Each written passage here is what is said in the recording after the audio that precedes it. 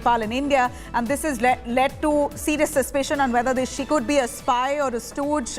Seema, on her part, has denied these allegations. We believe that she said if at all it was, then she wouldn't bring her 4 innocent children. This is what she said initially, but now the ATS, while they probe her, thank you very much, Santosh, I'm going to come back to you. We believe this love affair between Seema and Sachin, an Indian, has really come under scanner of probe agencies. At this point, Uttar Pradesh's anti-terrorist squad has set up a unit to probe the reality and background of Seema Haider. Agencies also to investigate her several phone numbers and social media accounts. Who is she? Is there a suspicious background to Seema? Here's more on that.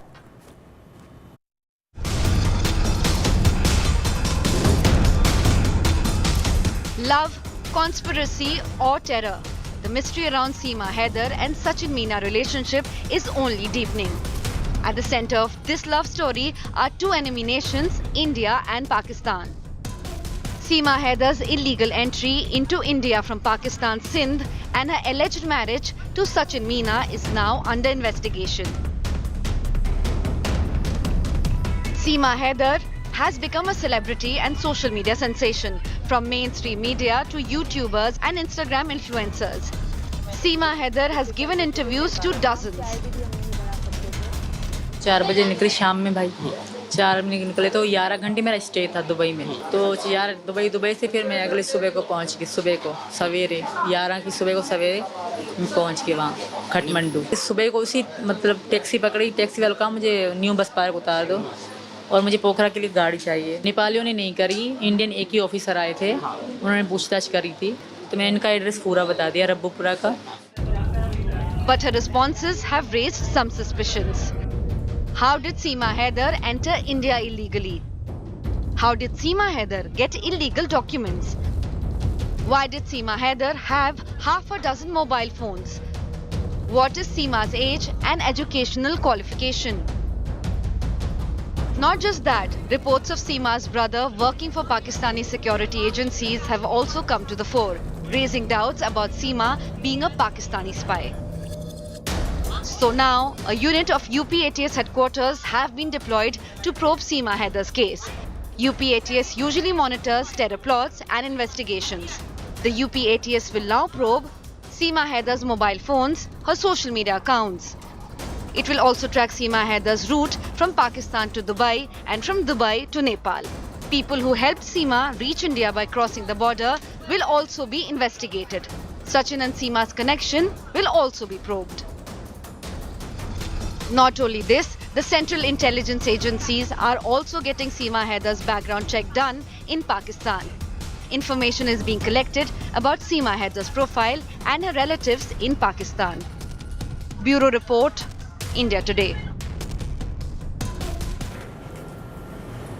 All right, let me break this down for you, how exactly Seema has managed to enter India. The most seasoned criminals find it so hard to enter Indian borders, but this so-called innocent lady from Pakistan, Seema Haider, has managed to infiltrate into the borders with such ease. Like here, I'm going to break that down for you exactly on how the couple met. In fact, where they met. We believe that Pubg was the gaming app back in 2019, that they both got acquainted with one another and began a chat. And for the first time, they decided that Nepal would be a place where they would meet in person. And in 2023, earlier this year, we believe that both of them have met in Nepal just to see one another and establish their love. They stayed together in Nepal for at least 7 days, and this is where their courtship began officially in person.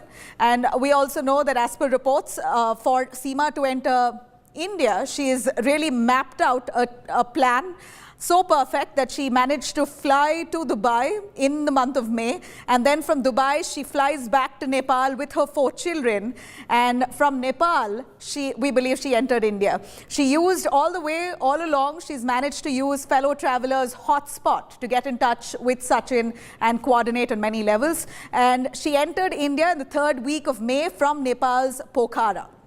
Reportedly, she spent about a whopping 12 lakh rupees for this entire journey of herself and her 4 kids. The couple finally was arrested from Haryana's Ballabgarh, and the couple currently living in Noida They were arrested as soon as they found out, as residents, of course, flagged off this suspicious woman coming into Greater Noida. And while the police arrested both of them, they were given bail by a court. Now the ATS probing into Seema Haider's links in Pakistan, and if at all she could be a spy. Seema Haider's entry in India has really led to the radicals in Pakistan completely red-faced. Her conversion to Hinduism and marrying a Hindu man has given fundamentalists sitting on the other side of the border an excuse to unleash violence on Pakistan's Hindu minorities. This is what we hear in the last week. Spate of violence reported on Hindu temples, basically vandalism of Hindu temples reported in Pakistan. And we believe that this episode of Seema Haider coming into India and being allowed to stay in Greater Noida with her Hindu lover has really instigated this attack.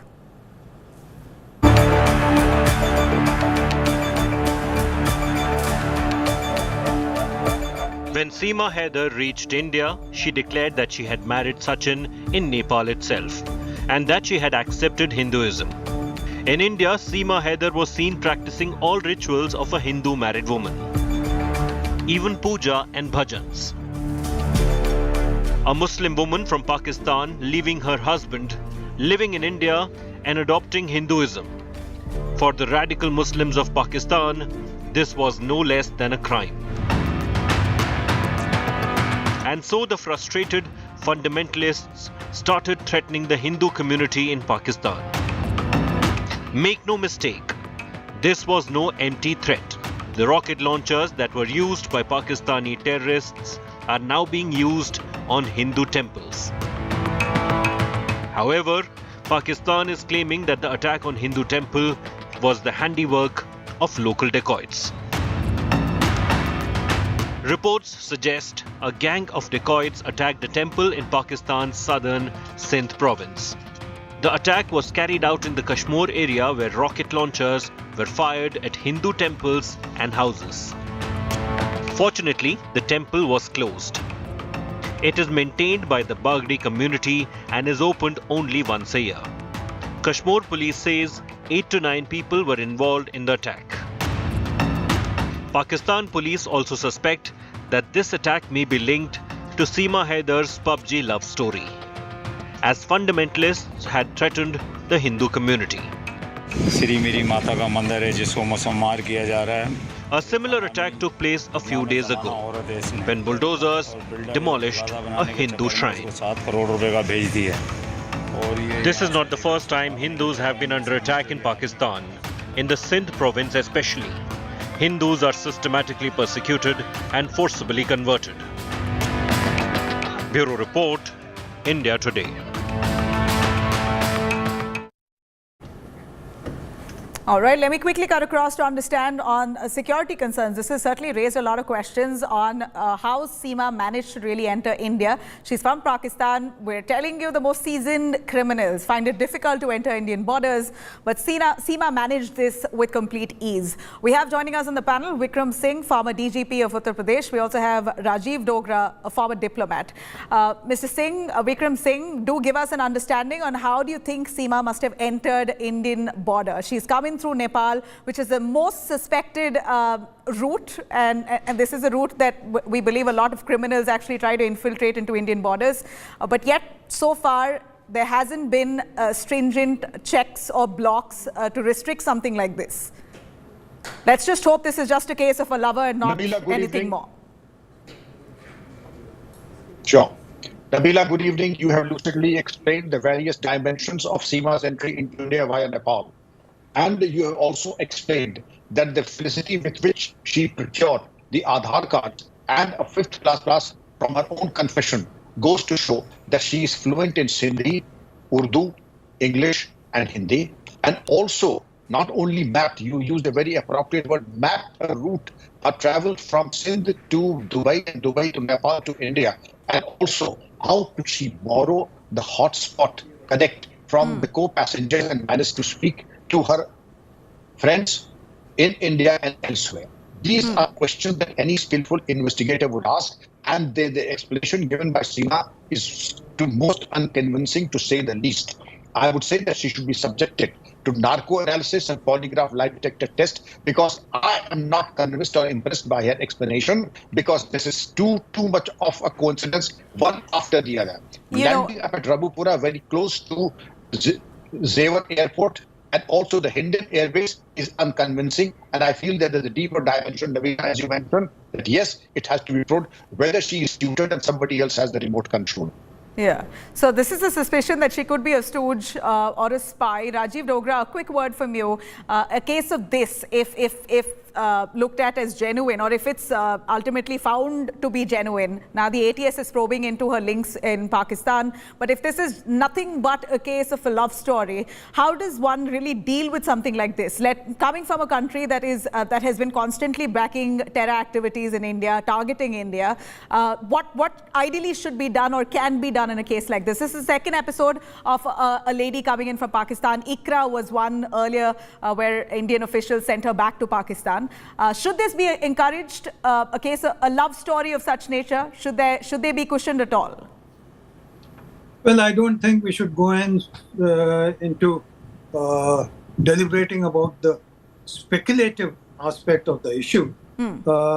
We should really be talking about what are the known facts. The first known fact is that this lady came with a well laid out plan on a route which is normally followed by ISI agents or people like Dawood Ibrahim and his colleagues. So that is suspicion number one. Second, if the man she was in love with had met her in Nepal, why did he not inform the Indian agencies or Indian police? After all, as you said, they stayed in Nepal for about 7 days. Now, did he not know that there is something called consorting with a person from not so friendly country? And did he not know the consequences of illegal passage? Maybe he knew the consequences, which is what restricted him. Of course, it's a security breach, but maybe the man was afraid that they would send Seema back to her country, just like what they did with Ikra. Well, as I said, Nabila, earlier, that let's not get into speculation and reading their minds. That's for intelligence agencies or police to do. Sure. But we have to really go by what is the evidence on ground. And the evidence on ground is that the man was collaborating with her in her eventual illegal passage, because her crossing over from Nepal into India was not innocent passage for a Pakistani citizen. It is, of course, sad that she brought along 4 children also. Yeah. But the law says that if she has illegally crossed into India, then she has to face the consequences, which means imprisonment. Because innocent passage, like the one you mentioned, we have a tradition of returning the person concerned as quickly as possible back to Pakistan. But this is no innocent passage. Got it. Mr. Dogra, just a quick question on her being given bail. Sachin and her, both of them were arrested on charges of on Seema illegally entering India, and he being the accomplice here. But the court gave her bail. Well, that is for court to make a judgment, and I don't think it'll be correct for me to make a judgment on court's judgment. But I do feel in matters such as this, especially when she's been in India for around 2 months, then I think caution should be the byword. The second and larger point which came to my mind when we were talking about it is that why is it that whenever there is a slight upturn possible in Indo-Pak relations, something like this happens? I mean, we were hoping that we'll have a trouble-free India-Pakistan match in Ahmedabad soon, and now this mismatch starts. So besides stars, I think there is some human folly at work, and this is a perfect example of it. Right. Mr. Dogra, stay with us. Vikram Singh, you know, as much as Mr. Dogra would say, let's go with facts and not emotion, I can't help but imagine if this is a true case of love, if this is a mere love story and the lady has really understood the actual design on how to move, how to enter India and which route to take, only to be with her lover, could there be any exemption in terms of legalities or legal action against her? Certainly, Nabila, this is too sensitive a matter to have conjectures around. But yes, there are facts are screaming so that the investigators can catch the valid points. Love and this kind of being smitten by one partner or the other has no place in jurisprudence. They are both accused under Section 14 of the Indian Foreigners Act, which does not have a punishment of 7 years and more, and therefore they got the bail. But yes, there can be no consideration because they are in love. The fact of the matter is that they traveled illegally. Seema and her kids traveled illegally from Pakistan to Nepal and to India. Therefore, they will be treated within the ambit of law, Indian Foreigners Act. And the manner in which she has said and what she says is highly unconvincing. Therefore, the intelligence agencies, the UPATS, have a job to do. I still would not. I'm not convinced as to why the ATS took so long for them to probe into the origin of this girl, Seema. She's been living here in Greater Noida for nearly 2 months. She's enjoyed, in fact, if I could ask my producer to play up that video where Seema is seen dancing. If we have that, please play it up. That she was, caught on cameras by her own Sachin's family members dancing and enjoying. Her 2 months has been very, heart-filled. Yeah, there you have it. The video there of Seema really enjoying her time in India. 2 months that it took for the ATS to summon her and Sachin now to actually investigate and probe. This also came right after a Hindu right-wing group raised suspicion on whether she could be a spy, have demanded that she be sent back to Pakistan. Do you admit that there was a delay here? Absolutely, Nabila. I would thank the advocate Himanshu Parashar who informed and tipped off the police. The ATS is expected to be proactive with and never to be caught on the wrong foot. I would rather that apart from the ATS, even if the slightest evidence to prove that this is an incursion, an illegal attempt to compromise the border and cross the border illegally, I would strongly recommend that the NIA also be associated. I'm sure IB raw are, but I would rather that. All right, we seem to have lost Vikram Singh's connection. Mr. Rajiv Dogra, if you're with us, a quick word as the ATS now takes up this matter for investigation. They're going to check on the links that she has, her origin, the multiple phone numbers that she used.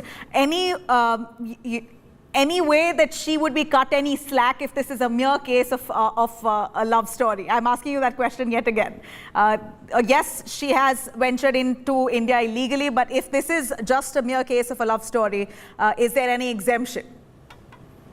Well, Nabila, as you know, besides writing non-fiction books about diplomacy and foreign policy, I also deal in fiction and I've written some novels. But even there, my imagination does not run as wild as the case of this particular lady, because she's the wife of a mason who's working somewhere in the Gulf, probably in Dubai or Saudi Arabia.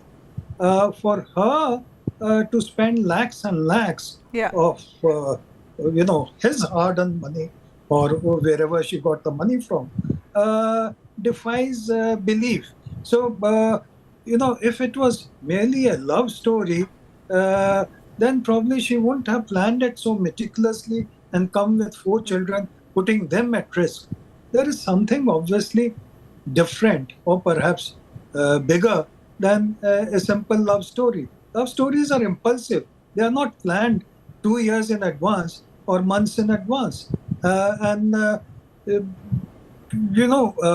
While one would always like to take a soft side, and Indians are known to take a soft side, but I think time has come for us to ask hard questions. Absolutely, and all the more, what's disturbing is that we see a spate of attacks on Hindu temples in Pakistan's Kashmir area that's been reported, and that this case, Seema Haider being in India, living in with her Hindu lover, and that the family is sheltering her, and that she's really welcomed in the country here and living happily, at least going by the videos here, has led to, or rather has allegedly instigated many of the attacks on Hindu temples. And that's what's shocking at this point. Please do stay with us. I'm going to quickly cut across Arvind Oja, who's brought us this story and has been tracking this very closely.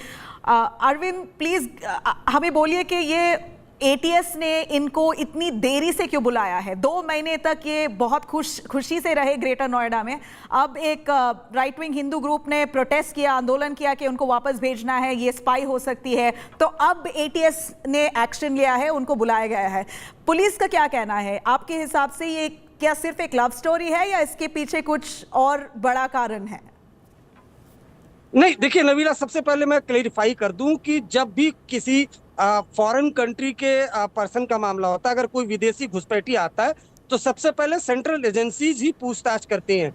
सीमा गुलाम हैदर से सबसे पहले intelligence bureau की team, उसके अलावा central agencies की अलग अलग टीमें और खुद उत्तर प्रदेश एटीएस की टीम ने पूछताछ की थी। उसके बाद ही नोएडा पुलिस को दिया और नोएडा पुलिस ने अरेस्ट किया था, जिसके बाद से ही सीमा और सचिन दोनों बेल पर हैं। अब उसके बाद नोएडा पुलिस ने एक बार फिर नोएडा एटीएस यूपी एटीएस को लिखा कि वो इस मामले की जांच करें, चूंकि मामला एक पाकिस्तानी महिला से जुड़ा हुआ है। जिसके बाद एटीएस की टीम आई है और एटीएस की टीम फिलहाल जब मैं आपसे बातचीत कर रहा हूँ उस वक्त सीमा गुलाम हैदर, सचिन और उसके फादर से एटीएस की टीम पूछताछ कर रही है। बाकायदा जो कोर्ट है उसने बिल दिया था, उसमें ये कहा था कि जो सीमा गुलाम हैदर है वो इंडिया छोड़कर अगर जाती है तो वो कंसर्न जो पुलिस ऑफिसर है उसको बताएगी, नंबर 1। नंबर 2, अगर वो अपना एड्रेस चेंज करती है तो वो कोर्ट को बताएगी। अभी तक बात की जाए जासूसी की, तो अभी तक कोई जासूसी का एंगल, जो पुलिस सोर्सेज है वो बताते हैं कि अभी तक कोई जासूसी का एंगल नहीं मिला है। अभी तक ये एक लव स्टोरी के तौर पर ही दिखाई दे रही है। लेकिन कई बार ऐसा होता है कि इस तरह की लव स्टोरी जासूसी के एंगल पर भी बदल जाती है। फोन जो लिया गया था सीमा हैदर का, 2 मोबाइल फोन, वो फॉरेंसिक एग्जामिनेशन के लिए भेज दिया गया है। सेंट्रल एजेंसी पहले ही पूछताछ कर चुकी है। अब दोबारा से जो एटीएस की टीम है वो पूछताछ करेगी, क्या इनके जो बयान है, जो इनके स्टेटमेंट जिन्होंने नोएडा पुलिस को दिए थे, क्या उसमें कन्फ्रंटेशन है, कहाँ कहाँ ये गए, नेपाल से कैसे पाकिस्तान है, ये तमाम चीजें एस्टैब्लिश करेगी एटीएस की टीम पूछताछ के बाद। और अभी भी जो सीमा गुलाम हैदर है, सचिन है, उससे पूछताछ कर रही है एटीएस की team. Arvind, thank you very much. From what we hear is that Seema Haider's husband, Ghulam Haider, has been requesting to send Seema back to the country along with the 4 kids, while Seema's family on the other end saying they don't want her, they just want the kids back. So she's really faced enough backlash from her own country. But is this more than just a mere love story? In fact, Seema Haider has spoken exclusively to India Today Sudhir Chaudhary, along with her husband Sachin Meena, who've spoken about their love story and all that went by, the things that led to uniting them. Listen in to this excerpt of the conversation.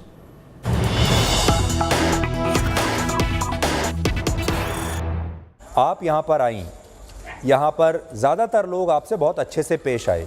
यहाँ media में भी देखिए रोज़ आपके बारे में बात हो रही है।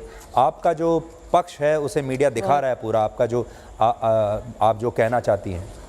मान लीजिए आप सब कुछ छोड़कर सचिन के लिए यहाँ आई, अगर मैं आपसे ये कहूँ कि अब आप वापस चली जाइए और सचिन को अपने साथ पाकिस्तान ले जाइए, या सचिन आपके लिए पाकिस्तान आ जाता, तो सचिन के साथ भी क्या ऐसा ही होता? इतने ही अच्छे से लोग पेश आते जितना आपके साथ हुआ? तब क्या होता? नहीं सर, ऐसा बिल्कुल भी नहीं होता। इसका उल्टा ही हो सकता था, क्योंकि हमारे यहाँ गैरत की बात ज़्यादा मानी जाती है।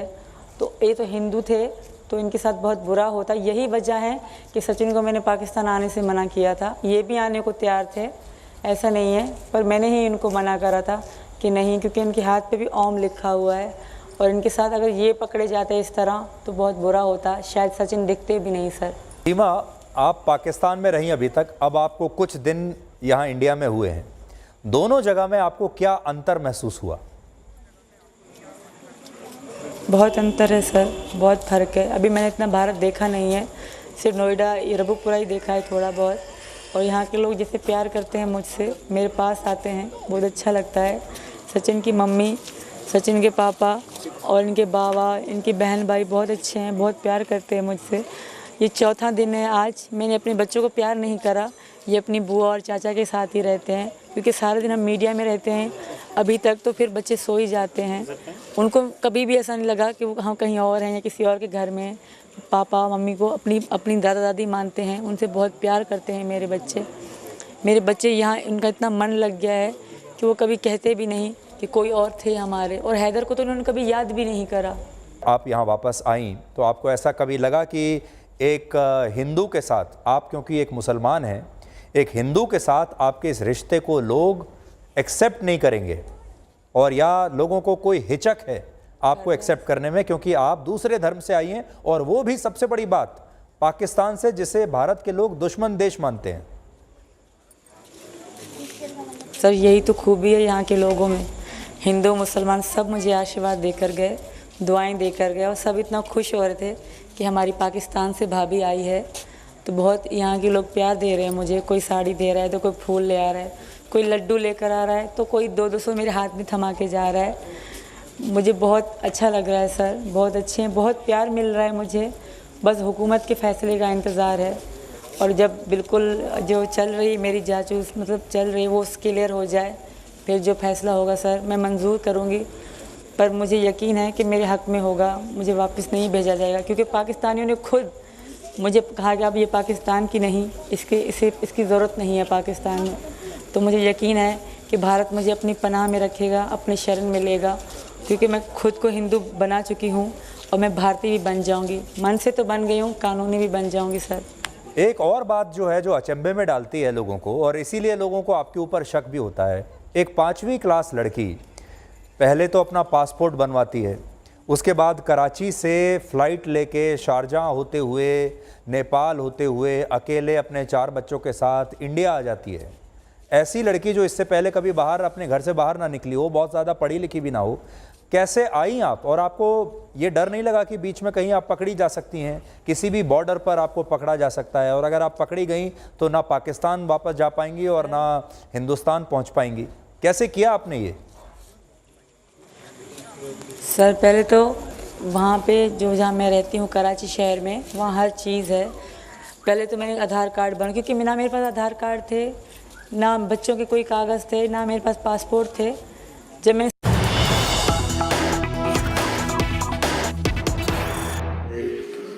एनडीए के पार्टनर्स हैं, उनकी कंफर्मेशन आ चुकी है, तो 38 पार्टनर्स कल इस मीटिंग में पार्टिसिपेट करेंगे, जिनकी कंफर्मेशन आई है। पिछले 9 सालों में एनडीए का जो एक व्याप है वो बढ़ा है, स्कोप भी बढ़ा है, और कुल मिलाकर के जो डेवलपमेंट का एजेंडा है, उस डेवलपमेंट के एजेंडे को परस्यू करने के लिए जो इंडियन पॉलिटी में, भारत के राजनीतिक परिदृश्य में जो लोगों की चाहत बढ़ी है, और हर देश के कोने कोने में पॉलिटिकल पार्टीज़ डेवलपमेंट के साथ अपने आप को समावेश कर रही हैं, उसके कारण से scope of the national democratic alliance has increased. और इसके साथ साथ जो स्कीम्स हैं, जो नीतियां हैं, जो प्रधानमंत्री मोदी जी के नेतृत्व में जो चल रही हैं, which is leading for the overall development of the country on all fronts, right from national security to international politics to the empowerment of the people, ये सब चीज़ों का एक असर पड़ा है, और इसलिए एक एनडीए के प्रति एक उत्साह के वातावरण के साथ कार्य को आगे बढ़ाने में सब लोगों ने अपनी रुचि दिखाई है। दूसरा विषय है गुड गवर्नेंस का। प्रधानमंत्री मोदी जी के नेतृत्व में 9 साल के अंदर गुड गवर्नेंस के कार्य को और नीतियों को और स्कीम्स को और उसके टूल्स को वो कैसे बढ़े और कैसे हम गुड गवर्नेंस दे सकें, इसके बहुत ही सफल प्रयास हुए हैं। और यह एक सतत प्रक्रिया है, it is a continuous process, और कंटिन्यूअस प्रोसेस के साथ साथ गुड गवर्नेंस के का जिसे हम कहते हैं कि फिनिश्ड प्रोडक्ट और अच्छा कैसे हो सकता है, और उसके लिए बेटरमेंट के लिए जो इंटरवेंशंस की ज़रूरत होती है, उसके प्रति एनडीए की गवर्नमेंट हमेशा सजग रही है। आज मैं आपके साथ ये शेयर कर सकता हूँ कि डायरेक्ट बेनिफिट ट्रांसफ़र में 28 लाख करोड़ रुपए have been directly transferred to the beneficiaries right into their accounts, and still we are trying to see to it. We have been able to block check the leakage of 4 to 5 lakh crore जो leakage का scope था। उसी तरीके से अगर हम देखें, digital tools का उपयोग बहुत बड़ी मात्रा में गवर्नेंस में बढ़ा है, जिसके कारण एक पारदर्शिता, ट्रांसपेरेंसी, उसको हम लोगों ने आगे बढ़ाया है। जब हम एम्पावरमेंट ऑफ द पीपल कहते हैं तो वह भी 9 साल के अंदर फोकस्ड हुई है और वो एक तरीके से तयशुदा तरीके से सभी सेक्शंस ऑफ द सोसाइटी को एड्रेस करने के लिए की गई है। गांव, गरीब, वंचित, पीड़ित, शोषित, दलित, युवा, महिला, किसान, इन सब के प्रति स्कीम्स को फोकस किया गया है और फोकस करने के कारण इनके एम्पावरमेंट में हम लोगों को बहुत ही सफलता मिली है और इसके कारण भी एनडीए और एनडीए के घटक दलों में एक उत्साह, एक वातावरण देखने को मिलता है और तीव्र गति से आगे चलने की आकांक्षा को हम आगे बढ़ा रहे हैं। उसी तरीके से ज़ीरो टॉलरेंस फॉर करप्शन और ज़ीरो टॉलरेंस की दृष्टि से, जैसे मैंने कहा कि सतत गवर्नमेंट के अंदर भी टूल्स का उपयोग करना, थर्ड पार्टी सपोर्ट लेना और कोई भी किसी भी तरीके का करप्शन बर्दाश्त न होना, इस बात को भी हम आगे लेकर के चले। एक मैं आपसे ज़रूर कहना चाहूँगा कि पिछले 9 सालों में strong leadership of prime minister Modi, यह हम सब लोगों को देखने को मिली है, जिसको देश ने भी सराहा है और एक बहुत ही पॉजिटिव वातावरण बना है। एक साधारण भारतीय भी गौरवान्वित महसूस करता है जब वो देखता है, बेचारा पढ़ा लिखा भी कम है, तब भी वो जानता है कि मोदी जी ने कोविड मैनेजमेंट में दुनिया में एक मिसाल पेश की है, जहां बड़े बड़े डेवलप्ड देश अपने आप को अनडिसाइसिवनेस के कारण, अनिर्णयता की स्थिति के कारण वह सफल नहीं हुए, वहीं प्रधानमंत्री मोदी जी के नेतृत्व में कोविड मैनेजमेंट में दुनिया में मिसाल दी है। और मिसाल सिर्फ इसमें ही नहीं है कि आपने लॉकडाउन लगाया, सिर्फ इसमें ही नहीं है कि लॉकडाउन के दौरान देश को तैयार किया, सिर्फ इसमें ही नहीं है कि आपने वैक्सीन बना ली 9 महीने के अंदर, सिर्फ इसमें ही नहीं है कि वैक्सीन बना करके इसके साथ साथ 220 crore dose, double dose with booster दे करके देश को निजात दिलाया। और सब जगह पर कोविड की लड़ाई गवर्नमेंट्स ने लड़ी, यहाँ मोदी जी ने कोविड की लड़ाई समाज के साथ और देश के साथ लड़ी और देश ने लड़ा उसको, उसका नेतृत्व मोदी जी ने किया, लेकिन उन्होंने देश को साथ अपने लेकर के चले। तो यह पीपल्स पार्टिसिपेशन, इसका भी एक इसमें हम लोगों को मिसाल देखने को मिलती है। अभी आर्थिक जगत की बात हो रही है, तो आर्थिक जगत की दृष्टि से भी देखा जाए तो जब दुनिया की आर्थिक स्थिति एक आर्थिक मंदी से गुजर रही है, जब दुनिया में भी यूक्रेन वॉर के सप्लाई चेन का असर पड़ रहा है, जब दुनिया में भी कोविड मैनेजमेंट के कारण तकलीफ़ें आई हैं, वहाँ इंटरनेशनल मॉनेटरी फंड बोलता है कि इंडिया की is one of the most stable economy and it is the bright future. Morgan Stanley बोलते हैं कि यह एक फास्टेस्ट ग्रोइंग इकोनॉमी है और ये की ड्राइवर है for Asia and for the global growth. हमारी गरीबी आज 22% से घट करके 10% से कम हो गई है अकॉर्डिंग टू IMF। हमारी अति गरीबी 1% से भी कम हो गई है। तो इसलिए एक NDA के प्रति लोगों का रुझान एक आइडियल अलायंस है। ये अलायंस सत्ता के लिए नहीं है, ये अलायंस सेवा के लिए है, ये अलायंस भारत को मजबूत करने के लिए है और भारत को मजबूती देने के लिए है। जहाँ तक UPA का सवाल है और ये जो ऑपोजिशन के अलायंस है, ये भानुमति का कुनबा है और कहीं का ईंट कहीं का रोड़ा, भानुमति ने कुनबा जोड़ा, इस तरीके का ये अलायंस है। न तो इनके पास नेता है, न ही नीयत है, न ही नीति है और न ही फैसला लेने की ताकत है। यह फोटो अपॉर्चुनिटी के लिए अच्छा है, लेकिन सच्चाई ये है कि न तो इनके पास कोई फैसला लेने की ताकत है और न ही वो नीयत है, न ही नेता है। स्वार्थ की राजनीति पर आधारित ये एकता की जो बुनियाद है वो बड़ी खोखली है और इसीलिए यह कोई डिलीवर करने के लिए नहीं है। यह 10 साल के यूपीए के सरकार के भ्रष्टाचार और घोटालों का टोला है। 10 years of non governance, corrupt government, corruption, उसका ये टोला है। और 20 लाख करोड़ रुपए के घोटाले को से बचने का और उस पर एक्शन न हो, उसके लिए यह एक जुड़ाव है, एक टोले का जुड़ाव है। इसको हमको स्पष्ट रूप में समझ लेना चाहिए, ये हमको ध्यान में रखना चाहिए। देश ने तय कर लिया है कि 2024 में प्रधानमंत्री मोदी जी के नेतृत्व में इस संकल्प के साथ कि हमारी एकता जो देश के हित के ऊपर आधारित है, अटूट है, अटल है, और हम फिर एक बार 2024 में एनडीए रिजॉल्व करेगा कि हम मोदी जी के नेतृत्व में देश फिर से एक बार एनडीए की सरकार बनाएगा। तो ये कल हमारी एनडीए की मीटिंग के एक तरीके का विचार है, उसको हम लोग आगे बढ़ाने वाले हैं। मैं अपनी बात यहीं समाप्त करता हूँ। मित्रों, बहुत सारे लोग देख रहा हूँ, मैं सवाल पूछना चाहते हैं। हम कोशिश करेंगे कुछ सवालों को ले पाने की। विकास भदौरिया। जी, मेरा सवाल ये है, आपने कहा कि एनडीए पिछले 9 साल में और व्यापक हुआ है, लेकिन कुछ दल छोड़ के भी गए। क्या ऐसे दलों से बातचीत चल रही है?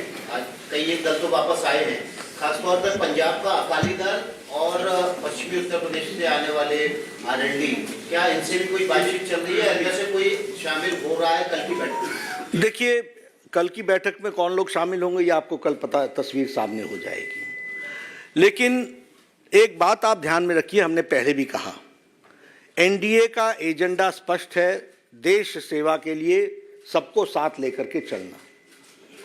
हमने किसी को कभी भी किसी मोड़ पर नहीं छोड़ा है।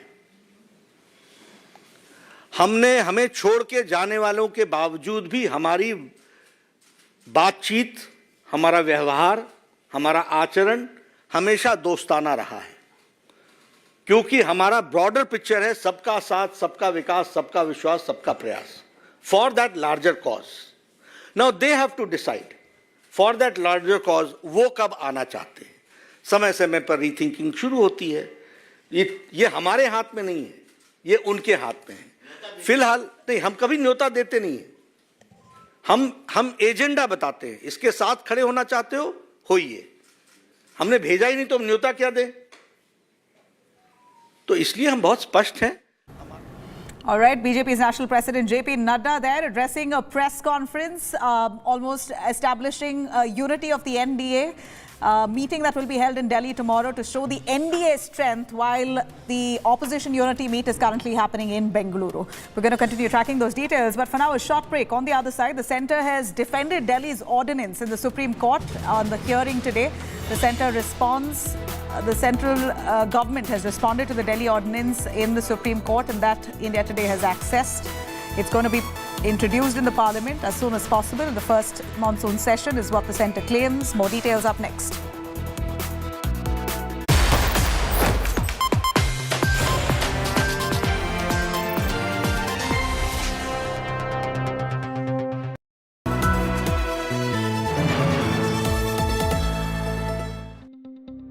News is about putting people first. Just look at the queues right across. About asking the right questions to those in power. Is money power being used to bring down elected governments? Who will be held accountable for ministerial corruption? It takes no sides. माँ का दर्द एक दर्द कोई नहीं समझ सकता उस दर्द को. It reveals. It heals. Angry people came out on the streets. Is this the kind of justice system we want in this country? News is all heart and no hatred. Bilkis Bano आज क्या कहना चाहेंगी आप? हमारे साथ जो हुआ है किसी के साथ भी नहीं होना चाहिए. Experience the news. With me, Rajdeep Sardesai, only on India Today.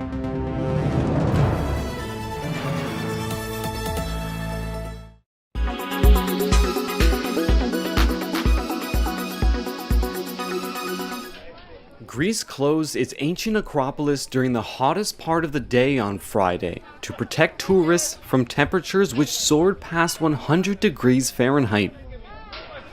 And in Italy, meteorologists are calling the next phase of the heat wave Charon, a reference to the ferryman of the souls of the dead in Greek mythology. So, just how bad is it? The European Space Agency, whose satellites monitor land and sea temperatures, warned that Italy, Spain, France, Germany, and Poland all face extreme conditions. Temperatures could break Europe's current record, 119 degrees Fahrenheit, recorded in Sicily in August 2021. The impact from extreme summer heat has been brought into focus by a new study. It says as many as 61,000 people may have died from the sweltering heat across Europe last summer. Record temperatures are expected in parts of southern Europe next week. Johan Ballister is a professor at the Barcelona Institute for Global Health. He says France has learned lessons from a deadly 2003 heat wave that others should follow. Hi ha mesures que són relativament barates, com per exemple coordinar. There are measures that are relatively cheap, like, for example, coordinating public entities. Also, doing a census of vulnerable populations and coordinating them through public services can be relatively cheap. Però hi ha mesures molt més cares, com per exemple el redisseny de les ciutats. But there are much more expensive measures, like, for example, the redesign of cities to improve housing conditions. Doctors say poorer elderly people with existing health problems are most at risk. Angel Abad is from the Office of Sustainable Development at Madrid's La Paz Hospital. Most have a low socioeconomic background, and we know that in these cases, people who don't have air conditioning are more vulnerable. They face a higher risk and higher mortality upon arriving at an emergency ward.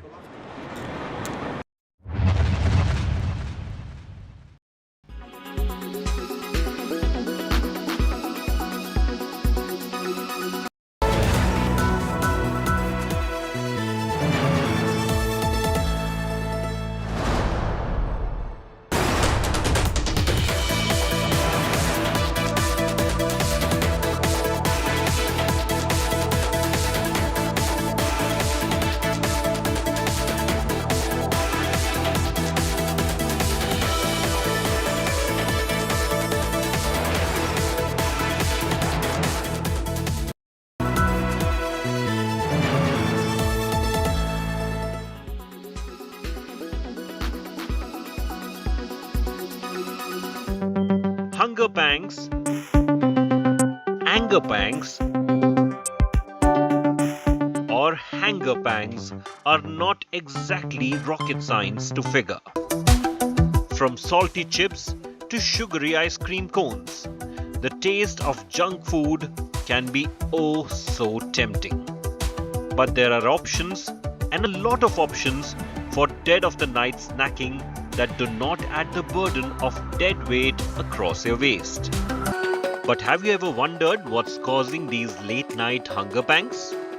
Well, food cravings have been linked to deficiencies in the body. The seemingly harmless need for that one bite of tasty snack could actually be alarm bells that your body is ringing in a bid to tell you that something is amiss. Nutritionists believe that cravings are linked to deficiencies in the body, and the type of food you just have to eat right now points exactly to what your body thinks it is deprived of. For example, people who can't give up on sweets because I have a sweet tooth may actually be suffering from magnesium deficiency. Magnesium helps convert food to energy in our body. So how often should one get tested for nutrition deficiencies? And are any age groups more vulnerable to nutrition deficiencies? It is actually a myth that healthy food isn't tasty. It might not give you that insane dopamine fix, but a lot of these healthy food items, like fox nuts for example, are very tasty alternatives to the junk we crave for. In case you're feeling that you've got to eat something sweet right now, then you may be experiencing fluctuations in your blood sugar level, and this may be symptomatic of having low fiber or protein in your diet. But do not worry, we here at Health 360 have you covered and will provide you with some easy to make snacks for your midnight cravings. First, we have bananas with unsweetened peanut butter. This will take care of your protein needs. Second, a desi favorite, almond milk with walnut, with soaked walnut and a date. This is a rich source of fat, magnesium and protein. And last but not the least, desi classic curd along with berries and kishmish or raisins.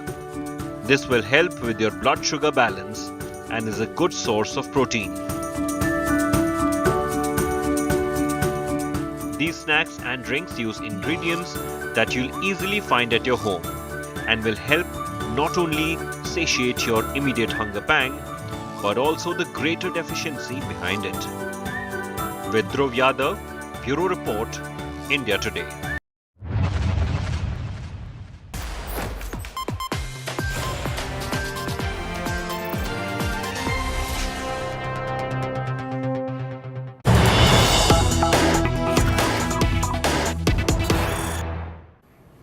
Now, the centre has responded to Delhi's ordinance in the Supreme Court, and that has been accessed by India Today. The centre defends the Delhi ordinance at the Supreme Court, says, and I quote, excise scam files illegally taken by the Delhi government. Vigilance officers have been harassed and targeted. The centre claims that there was administrative chaos.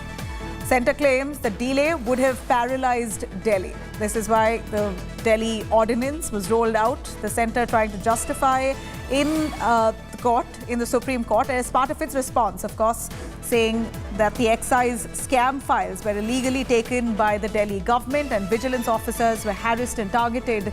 The centre claims there was administrative chaos. The delay would have paralysed Delhi.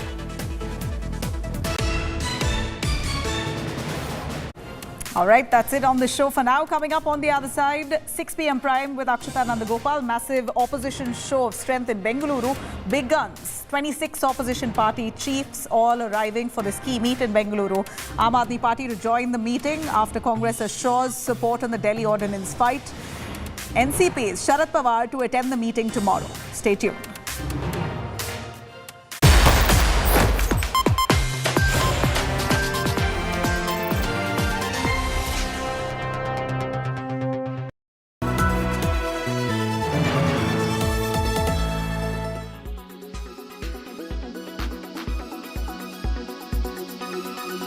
Is the rally overdone or are we just starting? Actually, in March, if you look at my Twitter feed, I had tweeted on March 28th that this was the perfect time to get into the markets, that I did not know whether it was the exact bottom, but it was certainly somewhere around the bottom. And also that, we all understand the risk of being in the market. But this was a time when the risk was more in not being invested and therefore missing out on an up move. So at that time, the index was in the 16,900 range. I mean, the Nifty. Of course, it has had a run since then. But even so, my assessment still is that the risk is still of missing out on an up move relative to a crash. I do not see a risk of a crash very imminent. And I still think we are closer to the beginning rather than the end of the run-up. For the first 6 months, which ended on June 30th, the two portfolios that Devina manages have outperformed both the Nifty as also by their peers very handsomely. So it's a 10.5% gain on First Global IS 50 in the past 6 months compared with the 6.5% index appreciation that you've seen. And the First Global IMAP, which has an overlay of a lot of gilt as well as gold, is still up 9.5%. Devina, as I was scrolling through your portfolio, amongst the top 10 odd stocks, you have three IT companies, of course, two very well known, Infosys as well as TCS, and one mid-cap that has done wonders, which is Nucleus Software. Overall, the software sector hasn't done much. The index just up about 2% year to date. What do you think is going wrong? Do we have to wait much longer, or is the Indian software story now getting a little jaded? Actually, Shell, the thing is this, that if you looked at it last year, first half also, IT did not do very well, IT services. And at that time, the logic for it not doing well was supposed to be that the whole world is digitizing and there is so much demand for people with technology backgrounds that they will not get enough employees. The employees will be too expensive and therefore costs will go up and margins will get squeezed. This year, the story is supposed to be something the entirely opposite. If you go to the base of it, saying that there will not be demand. So, both cannot be true.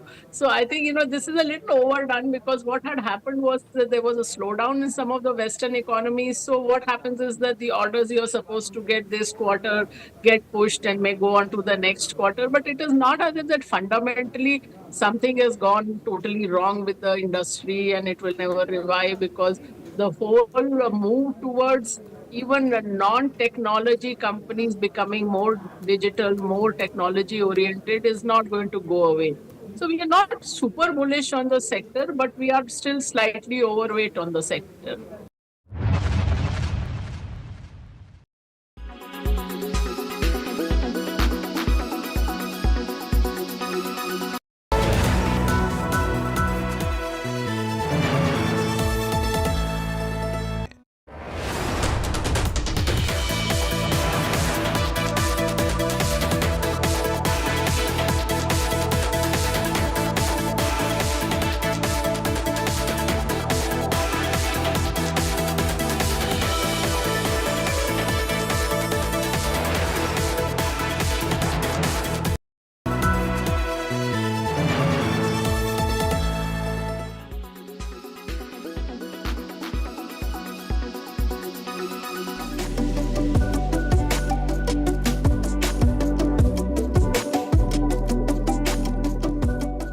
A breakthrough FDA-approved technology now enables you to do 11,200 pelvic contractions in a span of just 28 minutes. Something that a human body just cannot otherwise achieve. Enter Cellar, and the world of wellness and fitness offers hope to women with weak pelvic floor muscles, either due to aging, childbirth, menopause, or even men who face sexual issues. I tried 6 sessions of Cellar, which is the only FDA-approved machine. It's popularly called as Kegel Throne. From 6 sessions before to today, I'm here to assess what my pelvic floor looks like and how well it is strengthened. Any men or women who are looking for pelvic floor strengthening at any age above the age of 18, this is an ideal device. Cellar strengthens the pelvic floor, treats urinary incontinence, and improves intimate wellness.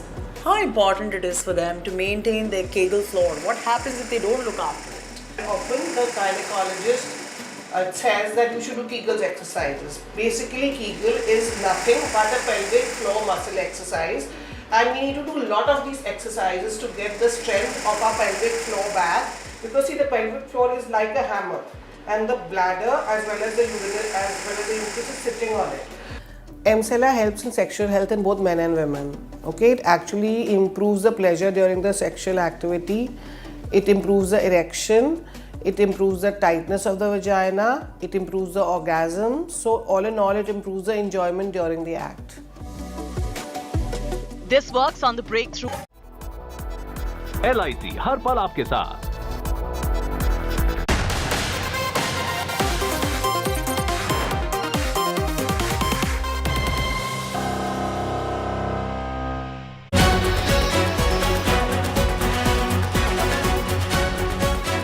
"26 parties, one Modi Hatao agenda."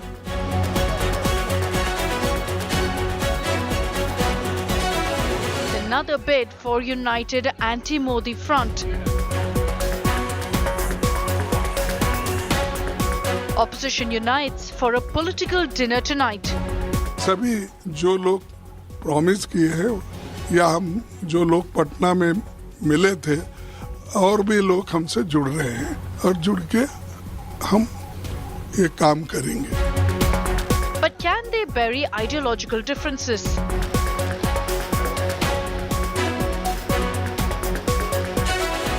Decoding the opposition unity made 2.0.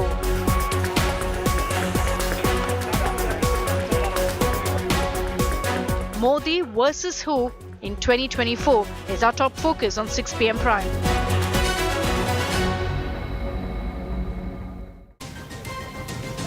Good evening. You're watching 6 p.m. Prime here on India Today. I'm Akshita Nandagopal.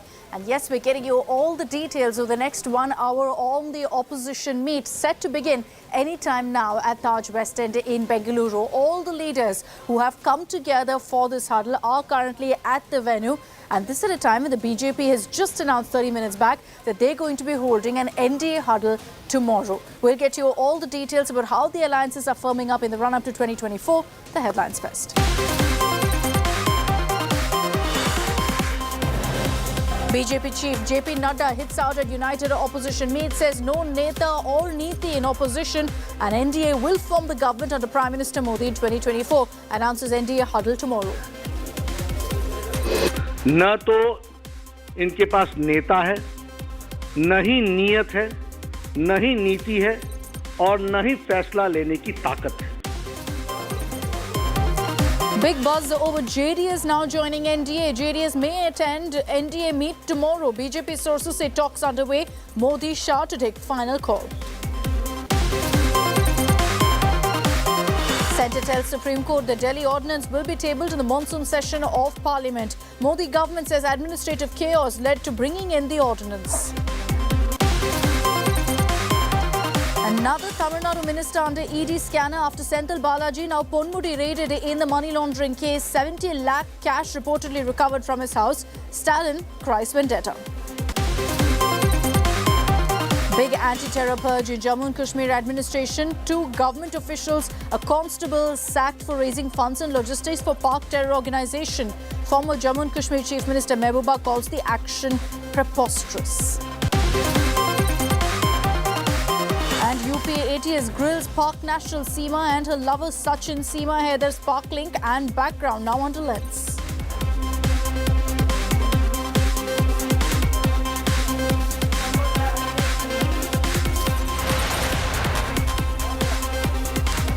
And let's begin by getting you a curtain raiser to the opposition meeting in Bengaluru. A 2-day huddle. Tomorrow is when all of the crucial strategy talk and all issues will essentially be ironed out.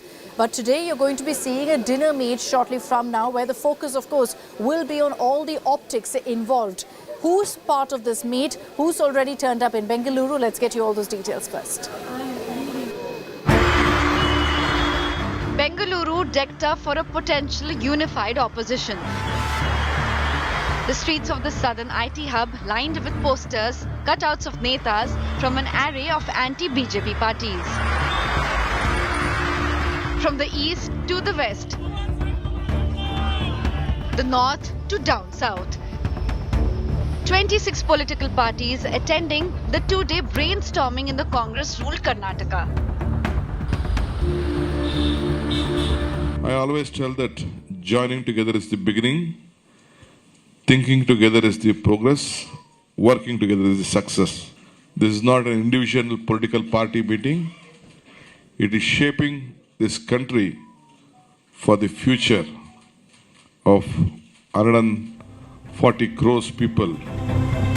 The Bengaluru huddle comes almost 2 months after the opposition parties came together for their first big meeting at Patna. Speculations put to rest about Aam Aadmi Party chief Arvind Kejriwal's participation, with Congress pledging support to his party over the Delhi ordinance, the Delhi chief minister responding in kind with his attendance at the Bengaluru meeting. NCP leaders Sharad Pawar and Supriya Sule joining the formal opposition deliberations in Bengaluru scheduled for Tuesday. Insiders tell India Today the meeting will discuss plans to work out a common minimum program for the proposed opposition alliance in the 2024 Lok Sabha elections. Subcommittees likely to be set up for drafting the CMP and joint campaign plans. Discussions expected over seat sharing on a state-to-state basis. A new name for the proposed unified alliance may also be considered. नेताओं से भी बड़ी बात यह है कि लोग साथ आए और लोग साथ आ रहे हैं। दिल्ली के 2 करोड़ लोग साथ आ गए, पंजाब की 3 करोड़ आबादी साथ आ गई। अब लोग जुड़ते जा रहे हैं और कहीं ना कहीं मुझे लगता है कि आज भारतीय जनता पार्टी को ये दृश्य सताता है।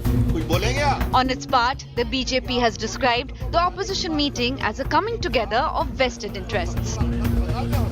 तुम ऑर्डिनेंस दोगे तो मैं दिल्ली से निकलूंगा। दिल्ली भले डूबी रहे, ममता जी कुछ भी करें, लोकतंत्र की हत्या हम खामोश रहेंगे। इसे गिव एंड टेक कहते हैं।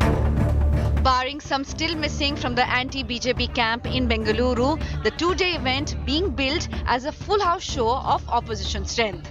An informal gathering on Monday evening, followed by dinner at the hotel venue in Bengaluru. The formal discussion began Tuesday with an address by Congress President Mallikarjun Kharge. A joint press conference is scheduled after the conclusion of the meeting. Once fractious and in mutual competition for political space, the opposition parties seems to have closed ranks for a pre-poll pact, at least for now. Bureau Report, India Today.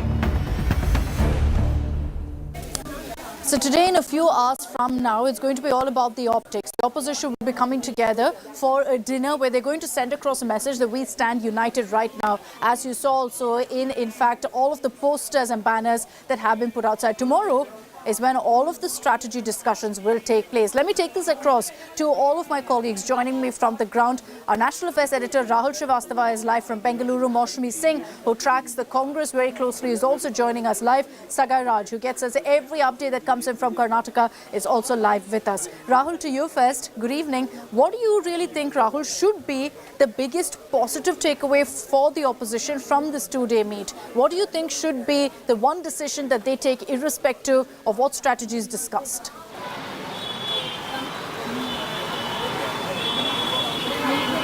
Good evening, Akshita. I think the second meeting with a larger number of parties participating is a sign of political determination and perhaps the pressure these political parties are facing because of the BJP juggernaut.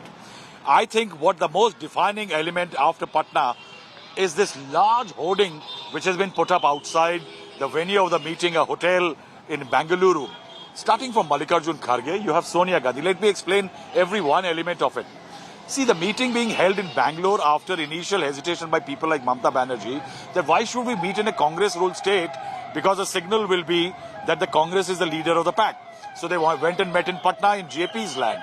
But now they are meeting in Congress-ruled Bangalore, which is being showcased. Now that's a positive.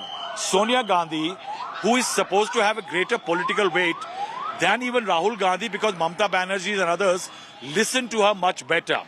Then you have Nitish Kumar and Lalu Prasad Yadav, one-time rivals, now allies together on the same page. Mamata Banerjee is there, and if the camera can pan across, you have across the opposition parties meet, United We Stand, we have Sitaram Yechuri of the CPM and D. Raja of the CPI. These are rivals in Bengal. They are rivals in Congress, and left are rivals in Kerala. The fact is that they may be different and against each other locally, but for a national level, they are planning to come together. You have got PDP and you have got Omar Abdullah and Farooq Abdullah together. I think this banner is a telling sign. Now, beyond that, I think the very idea to get what I call the low-hanging fruit, a template that's United We Stand, is very critical. There are differences, but they can't be sorted out in one day. The broad contours could well be on how to fight the BJP and what issues to fight the BJP. The second could be a forward movement in terms of creating certain subcommittees to show that the public that we are together, and also to thrash out the differences instead of being out in big meetings like this. people who can meet behind the scenes, trash out distances on, say, for example, where to hold the next meetings, what should the campaign material be, how to campaign in which specific state. I think the bigger elements will come later, but the low-hanging fruit, a template of unity, can be constructed from here, and I think that's one big positive element. And second, I think Congress emerging as an unstated pivot of opposition unity index, I think that's one of the bigger takeaways of this meeting. And also, Congress being accommodative, moving back a little on the Delhi ordinance to accommodate Arvind Kejriwal and getting him on this hoarding behind me is another positive. All right, so those are some positives that they'll want to build on in today's meet as well as tomorrow's huddle. Rahul, stay with me. I want to take that aspect of what you mentioned about the Congress forward with Maushami as well. Has there been a step back, Maushami? Has the Congress realized that, look, there may be some regional parties who are apprehensive about our presence, who believe that the Congress is going to be the face of this united opposition, so they're kind of stepping back?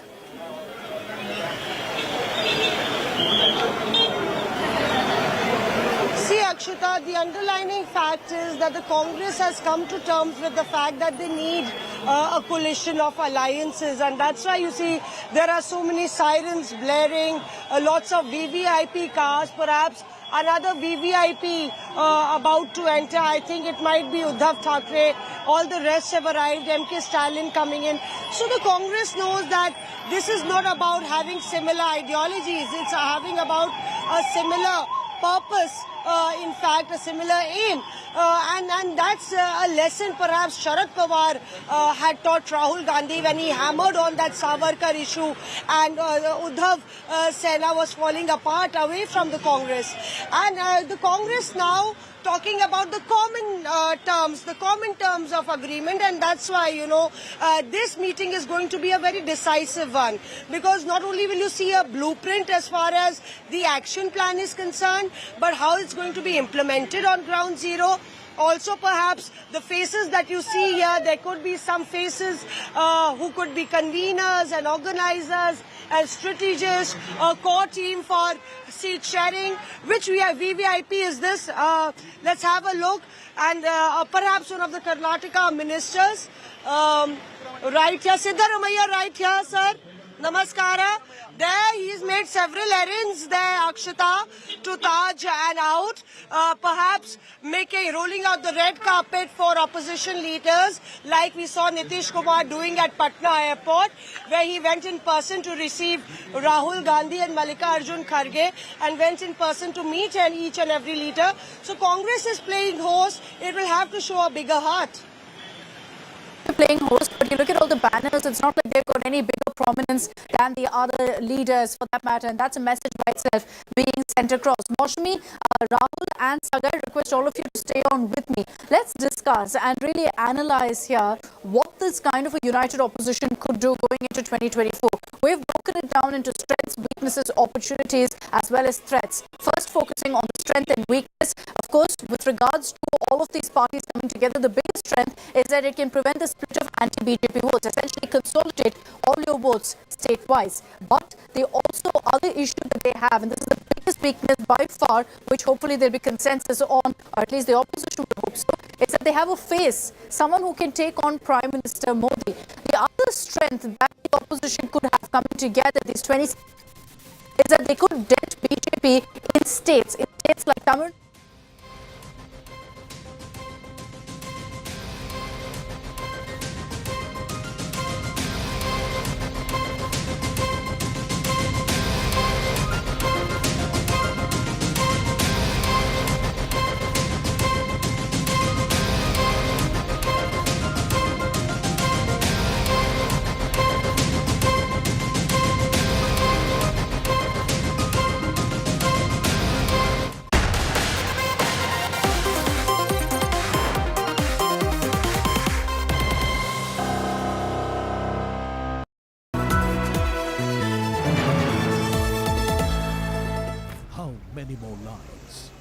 How many more houses?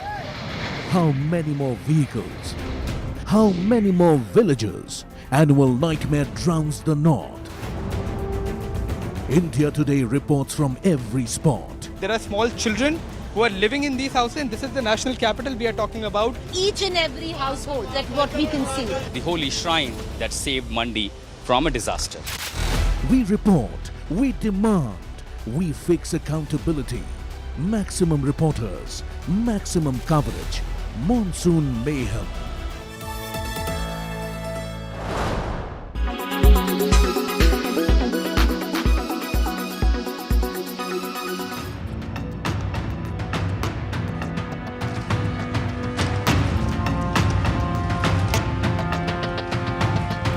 Waterlogging, submerged cars, residents wading through water. Dead body भी आप देख सकते हैं तकरीबन. Carcasses of dead animals strewn all around. Days after deluge, key areas in the national capital remain waterlogged, impairing normal life for the fourth day straight on Sunday. Waterlogging was witnessed at several key areas of the city, including ITO and Rajghat, with VVIP areas remaining submerged.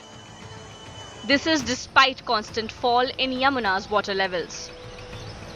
Yamuna का जल स्तर है उसमें लगातार गिरावट है. जो यमुना का जल स्तर है वो 206.14 है, यानी भारी गिरावट है. लेकिन ग्राउंड जीरो पर जमीनी हकीकत यही है कि सेंट्रल दिल्ली के ITO में अभी भी पानी भरा हुआ है. सड़कें दरिया में तब्दील हो चुकी हैं. Amid the deluge in Delhi, threat of epidemic rose after bodies of dead cattle were seen strewn around in areas still underwater.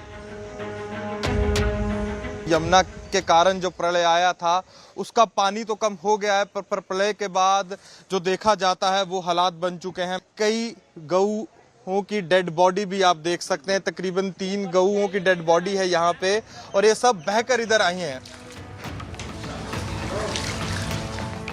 Popular for garments, souvenirs and food, the market is now submerged in knee-deep water. We can see that showcases have broken, the entire stuff have actually been destroyed. There is water still inside the market. This stands testimony to the devastation that the monastery market faced. Remember, as we are talking, this is one of the worst affected areas. दुकान setup करने में कितना लगता है? Setup करने में तो बहुत लगेगा ना मैडम, अब क्या बताऊँ आप. लाखों रुपए तो लगते ही होंगे. लाख से ऊपर भी लग सकते हैं ना. पूरा सेटल करना पड़ेगा, पूरा शोकेस बनाना पड़ेगा. 2 of the 3 water treatment plants were restarted by Sunday, but VVIP areas in Delhi face water crunch. As roads turned into little rivers, Chief Minister Kejriwal and ministers continued to take stock of rescue, relief and rehab work. Yamuna के आसपास के low lying areas थे, वहाँ पे पानी आ जाने की वजह से कई लोगों के घरों में पानी घुस गया. उन लोगों के लिए दिल्ली सरकार ने अलग अलग जगहों पे बहुत सारे रिलीफ कैंप्स लगाए हैं. 6 जिले प्रभावित हैं दिल्ली के अंदर. इन 6 जिलों में अलग अलग जगहों पे रिलीफ कैंप्स लगाए हुए हैं. यहाँ पे काफ़ी भारी संख्या में जो यमुना पुश्ता से लोग हैं उनको वहाँ से इवैक्यूएट करके यहाँ पे कैंप्स में लाया गया है. अब हम यहाँ के कैंप से उनको सबसे पास के गवर्नमेंट स्कूल में शिफ्ट कर रहे हैं, सो दैट यहाँ पे प्रॉपर पानी का अरेंजमेंट, खाने का अरेंजमेंट, बिजली का अरेंजमेंट, बाथरूम का अरेंजमेंट हो पाए. But with the India Meteorological Department having predicted more rainfall, Delhiites continue to remain on tenterhooks. Bureau Report, India Today.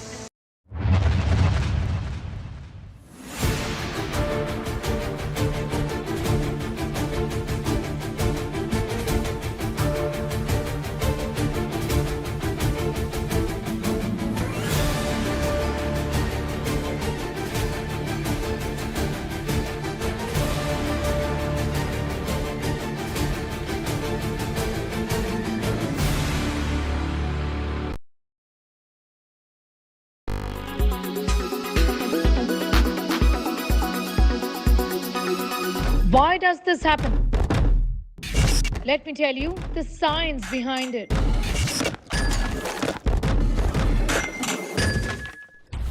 For more informative videos like this, keep watching India Today News Mode.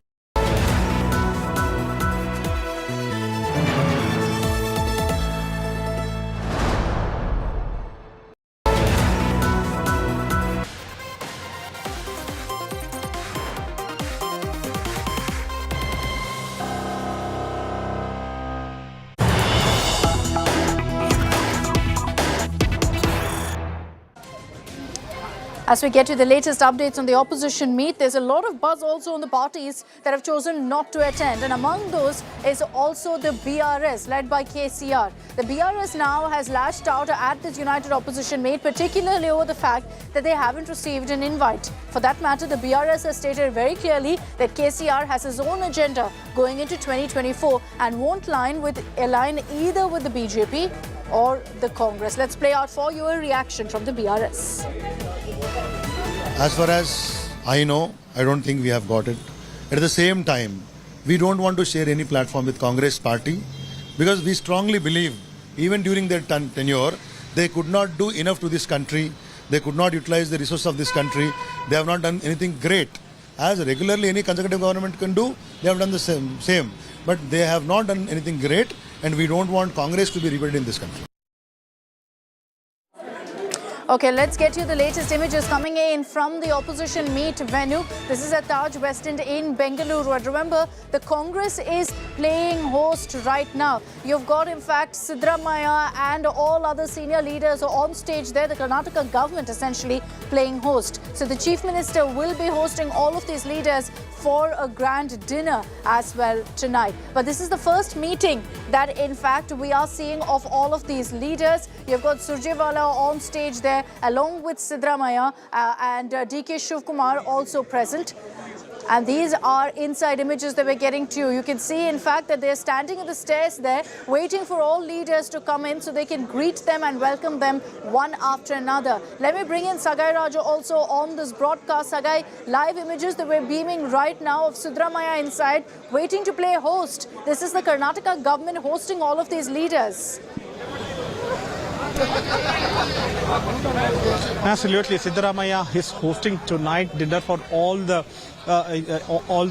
leaders who have reached Bengaluru, and Siddaramaiah went inside, and tomorrow afternoon it will be DK Shivkumar, the KPCC president, who is the host of this particular meeting in Bengaluru, will also host lunch for them. As we speak now, there are VIP moments here where the leaders are going inside Taj West End Hotel, and the dinner will be hosted around 8 p.m. There will be an informal meeting with all top leaders. Remember, Karnataka has won with a huge margin in the state of Karnataka, and probably they might discuss the model, how they have won and what was the plans, and probably those things of plans might be implemented in the delegation which will be meeting tomorrow when they decide about the common minimum program as well as the next name to be decided on this particular alliance. Tomorrow DK Shivkumar will be hosting a lunch. Probably after that there will be one more session which will be held. As we speak now, there are several leaders who are reaching.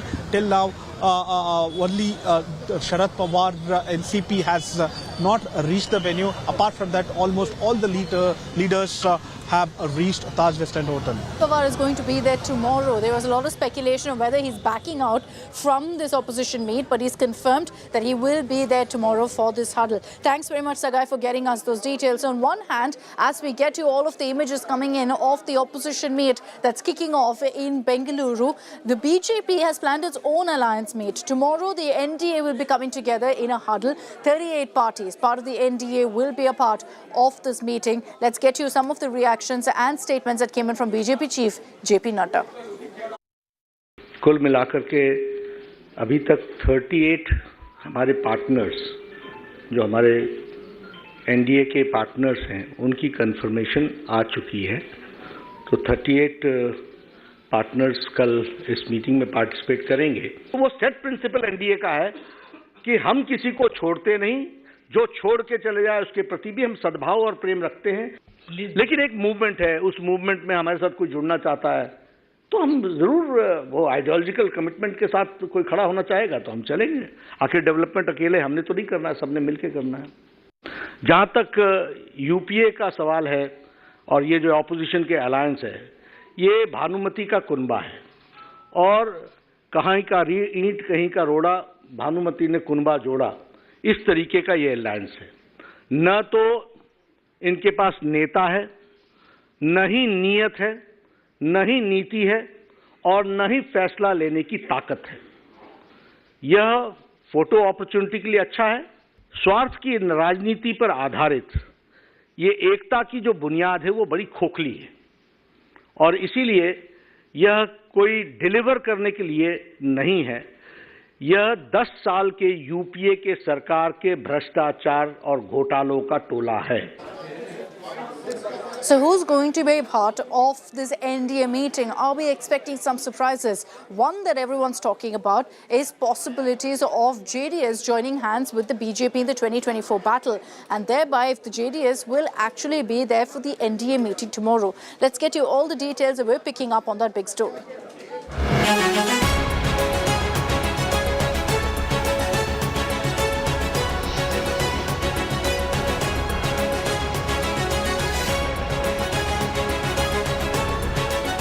26 opposition parties have gathered in Bengaluru for a second meeting aimed at uniting anti-BJP parties.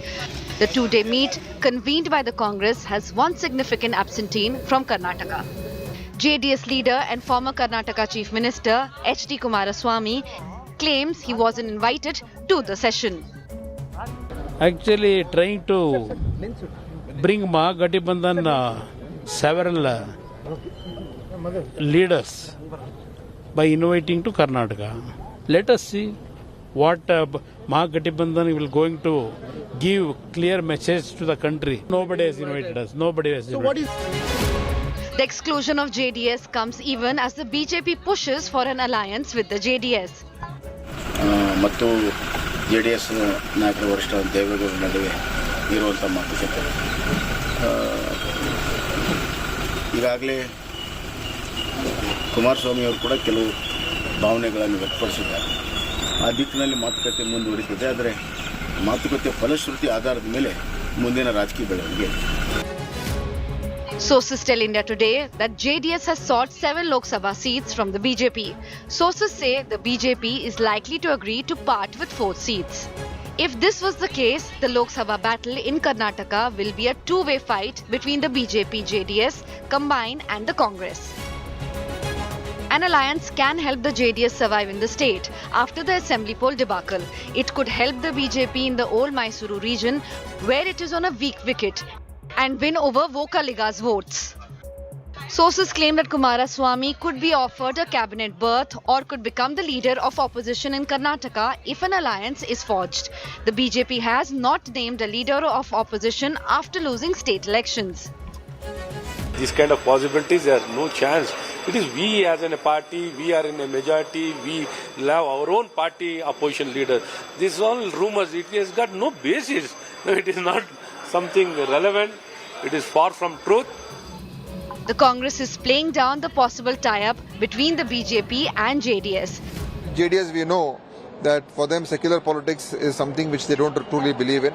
They've always had alliances with BJP even before. They have formed government with BJP before. So this is nothing new. And I think the very tag of Janata Dal secular needs to go. And I think they should accept the fact that today, for the sake of power, they will do anything. An indication on the alliance could come as early on Tuesday. Political pundits are watching whether the JDS attends the NDA alliance partners meet in Delhi. Bureau Report, India Today.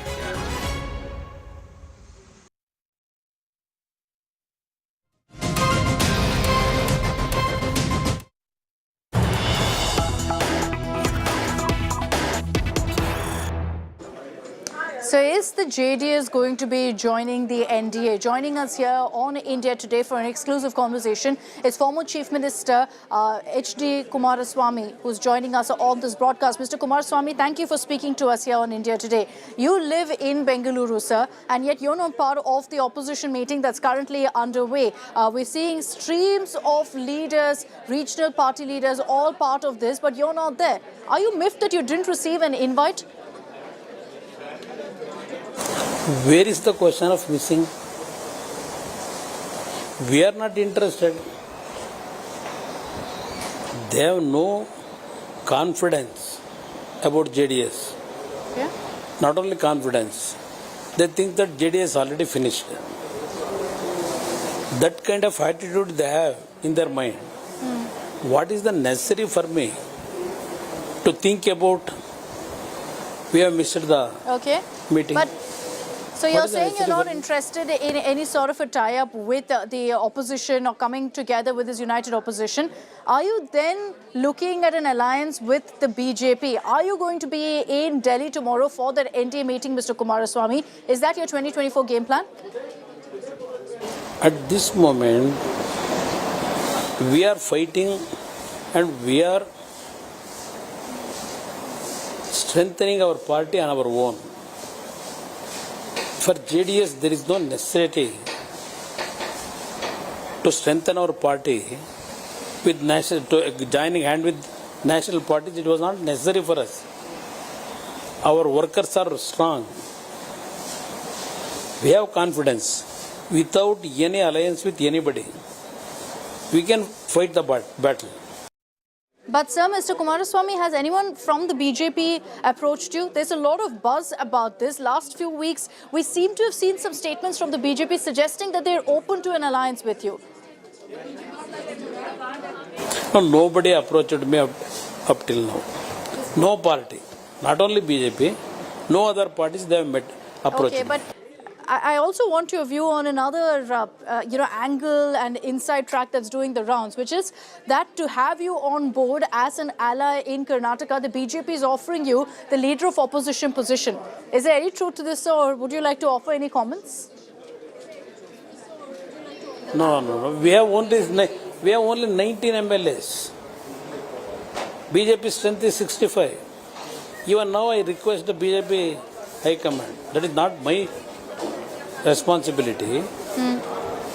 Even though I am a small man, I request BJP High Command, don't vacate that post. Immediately take decision. Even your MLAs also, they are in embarrassing position. Please bail out them. This is my personal request. Okay, all right. Mr. Kumaraswamy, thank you for joining us here on India Today. So at this point, you're clearly not divulging your cards, which we understand.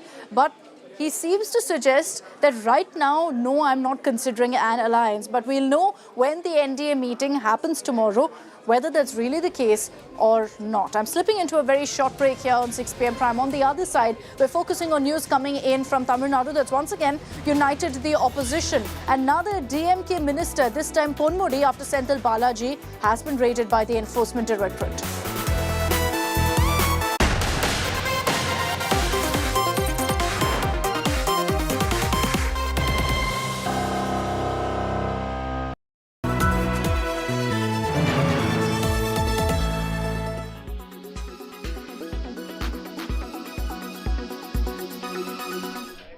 Greece closed its ancient Acropolis during the hottest part of the day on Friday to protect tourists from temperatures which soared past 100 degrees Fahrenheit.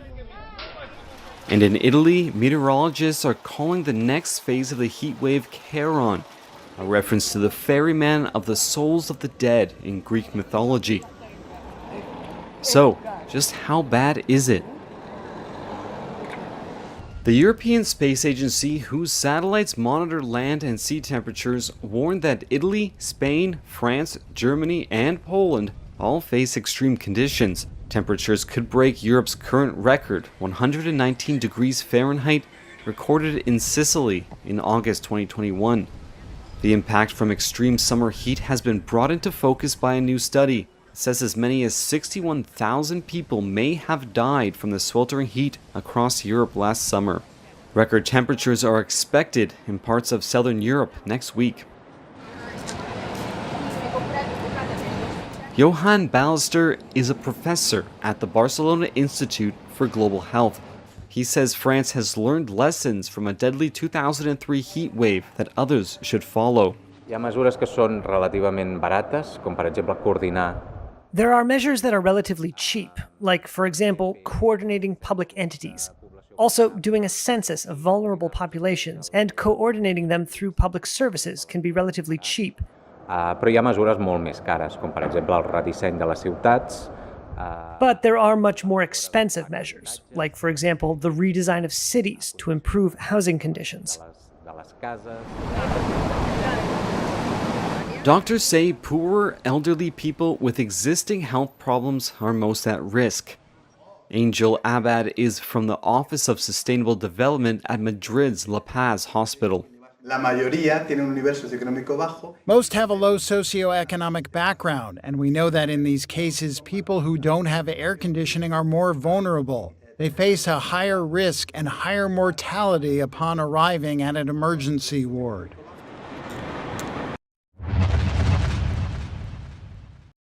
Gaming. That is what took the center stage at the launch of the new iQOO Neo 7 Pro 5G smartphone.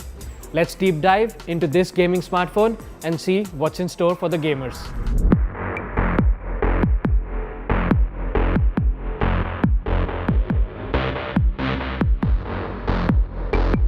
First things first, it is powered by the Qualcomm Snapdragon 8 Plus Gen 1 processor from last year. Now, it may be last year's chip, but it benchmarked really well on all the phones. Now, the iQOO Neo 7 Pro 5G also has an independent gaming chip, which in conjunction with the Snapdragon 8 Plus Gen 1 is amazing for the gaming capabilities. With this powerful combination, I tried 3 games: Genshin Impact, New State, as well as Asphalt 9. Now all 3 games played pretty well. There were a few drop rates in Genshin Impact, but that's a pretty heavy game. So let's see how these games look on this device. With this powerful combination, I managed to achieve a consistent 90 frames per second on the new Pubg game at ultra graphics setting. Although the coveted 120 frames per second mark remained elusive, the iQOO Neo 7 Pro's cooling system played its part in maintaining stable thermals during extended gaming session. And here you can see Asphalt 9 racing game running without any hiccups. Also present is a dual speaker setup, which immerses you in any game or media consumption. And the 120Hz refresh rate keeps everything super snappy. Battery life, that's the next question that comes to mind when playing these heavy intensive games. And this phone comes with 5000 mAh battery, but it's the charging speed that might blow your socks off. Now I'll just take a quick coffee break, and until then my phone is charging with the 120-watt charger that will charge my phone 50% in just 8 minutes. Let's see what happens.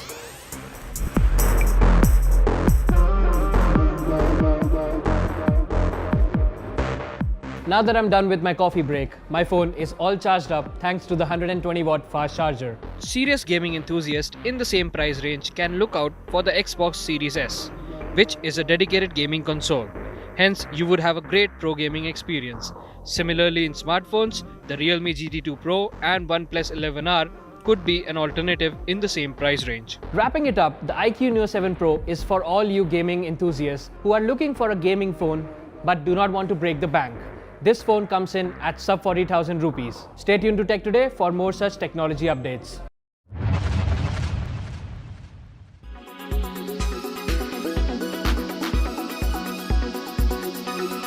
Why does this happen? Let me tell you the science behind it.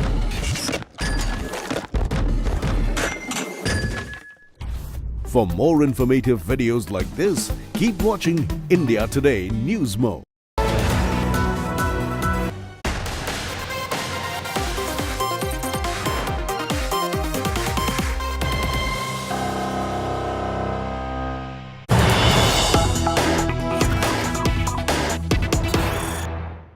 We've got breaking news coming in right now on 6 p.m. Prime. On a day when you've got another DMK minister being raided by the Enforcement Directorate, what's happened to Senthil Balaji?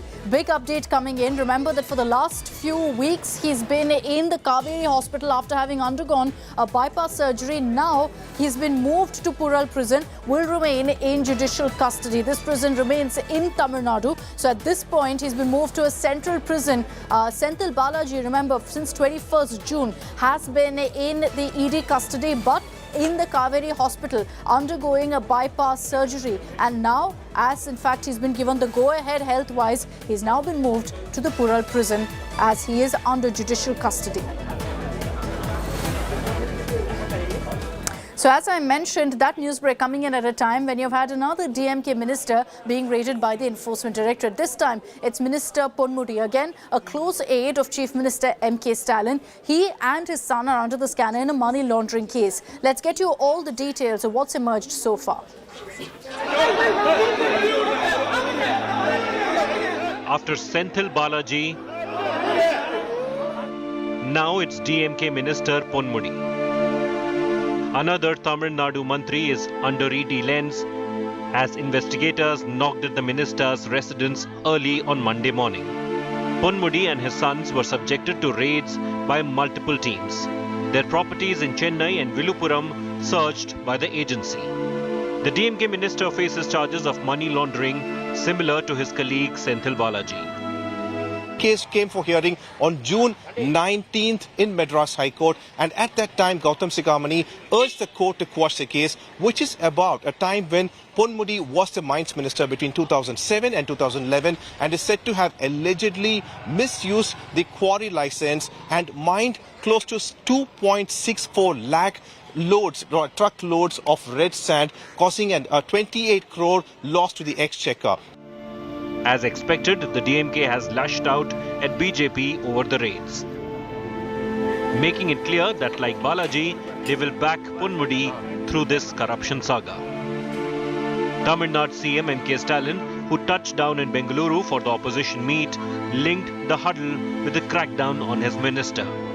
மேலே கூட பொன்முடி அவர்கள் மீது சுமத்தப்பட்டிருந்த கடந்த கால ஆட்சியால் சுமத்தப்பட்டிருந்த 2 வழக்குகளிலிருந்து அவர் விடுதலை செய்யப்பட்டிருக்கிறார். ஏன் உங்களுக்கே தெரியாதா? நீங்க மனசாட்சியில கை வச்சு சொல்லி கேட்டு பாருங்க. உங்களுக்கே இது நியாயமா?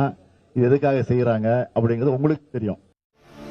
These raids by ED promptly kicked off a political storm in Tamil Nadu as the DMK and BJP sniped at each other. The opposition has meanwhile come together to once again call ED a political tool of the BJP. From Aam Aadmi Party to Congress, parties part of the opposition huddle expressed their solidarity with the DMK.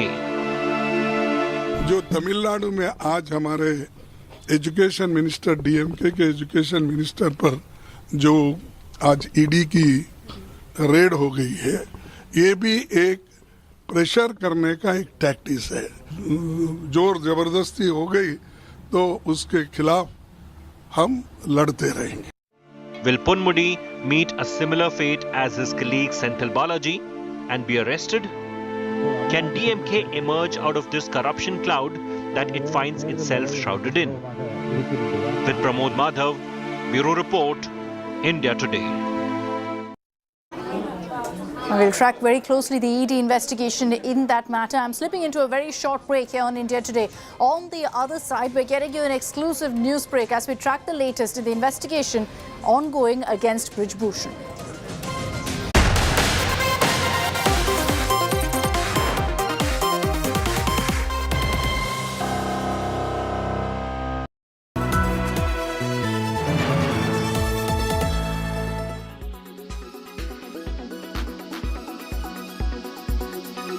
iPad. Get yourself an iPad. Well, you want to get an iPad Air maybe? iPad. I think you should get an iPad. I think you should get the iPad Pro if you're being really luxurious.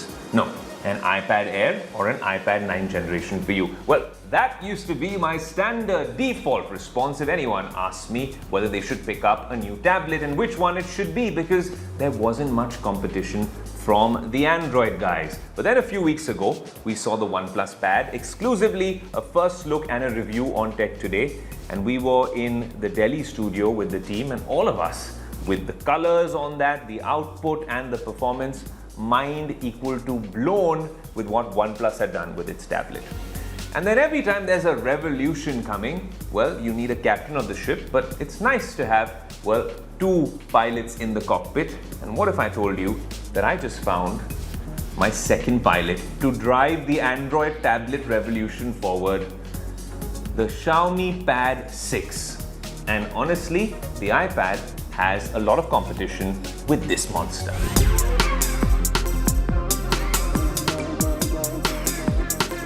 Look, taking on the iPad is not an easy task. When it comes to software, iPadOS is spot on. Can it get better? Maybe become more like macOS?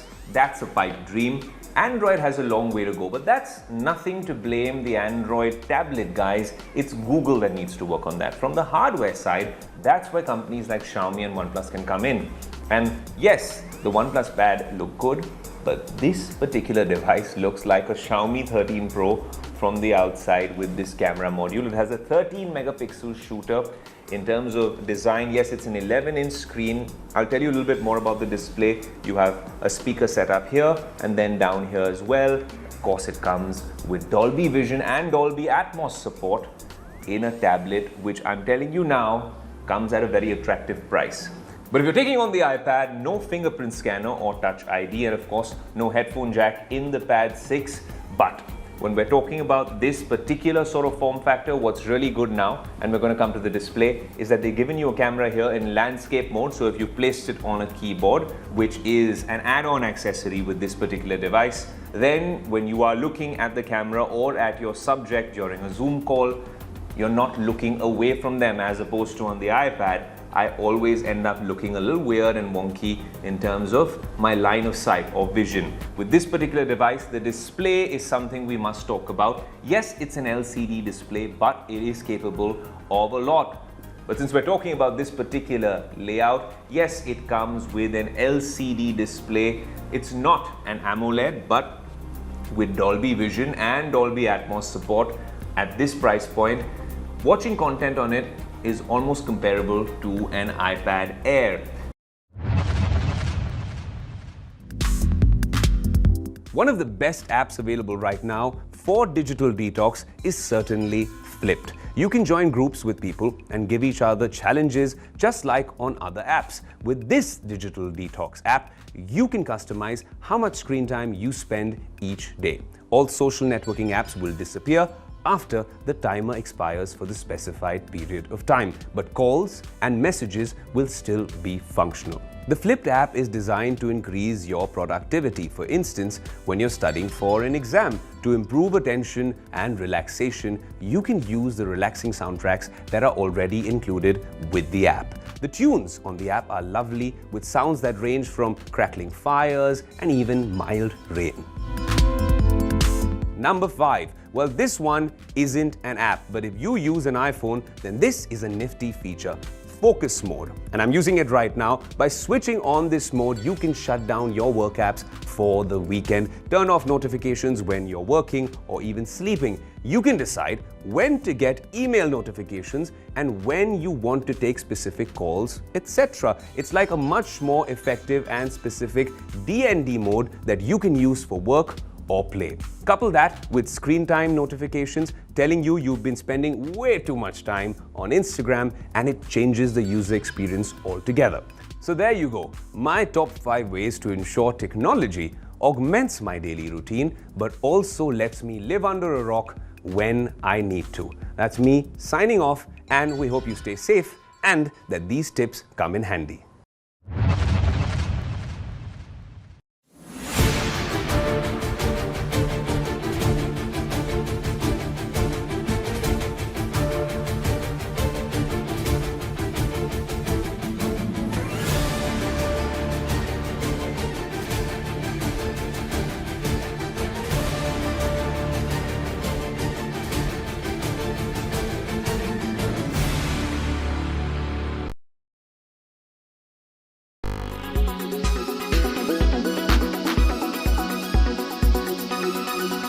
Make your media plan smarter with India Today Live TV on your connected devices.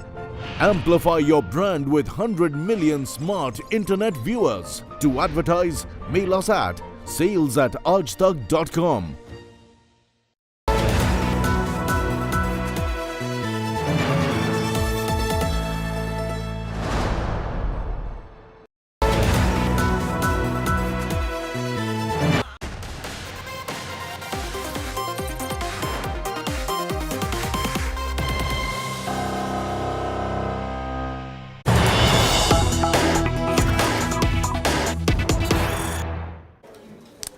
Let's get you breaking news that's coming in right now. India Today has accessed details of the charge sheet being filed against Brij Bhushan. And clearly, as we highlighted for you a few days ago here on India Today, the Delhi police is making out a case here for sexual harassment. We have accessed parts of the charge sheet that refer to one of the victims talking about what kind of harassment she underwent at the hands of the former Wrestling Federation of India chief. Nitin Srivastava is joining us live with more details on this. Nitin, good evening. I can see a copy of the charge sheet with you. Can you highlight some of the bits here, particularly of the statement that's been given by the woman wrestler? Well, it's almost 1600-page charge sheet which actually police submitted in the court on 15th of June, and there are actually 6 women wrestlers who have mentioned about their statements and whatever they've gone through since. Actually, you can mention that about it actually started 12 years back when Brijbhushan Saran Singh assumed the office as president, and from then there are several mentions about sexual harassment cases in this charge sheet, but specifically the complainant number 1 has mentioned a deep case explaining about whatever she gone through in a overseas tournament. She has mentioned that the accused number 1 sitting slightly far away from me, and however in the next few minutes he walked and sat right next to me on the sofa, and next time his tone changed and he began to reassure me that nothing will harm me, and he started touching me inappropriately on my palm, knee, thighs, shoulders without my consent. So and that's this is just one part. That's just one part that we've read out for our viewers right now of a detailed testimony. We will continue tracking those details and getting those updates for our viewers. Thanks very much, Nitin, for joining us here on India Today. That's all we have time for in this edition of 6 p.m. Prime. Thank you for tuning in. Coming up on the other side, Preeti Chaudhary joins you on Mission 2024, where she's going to be putting the focus on the mega opposition meet that's underway in Bengaluru.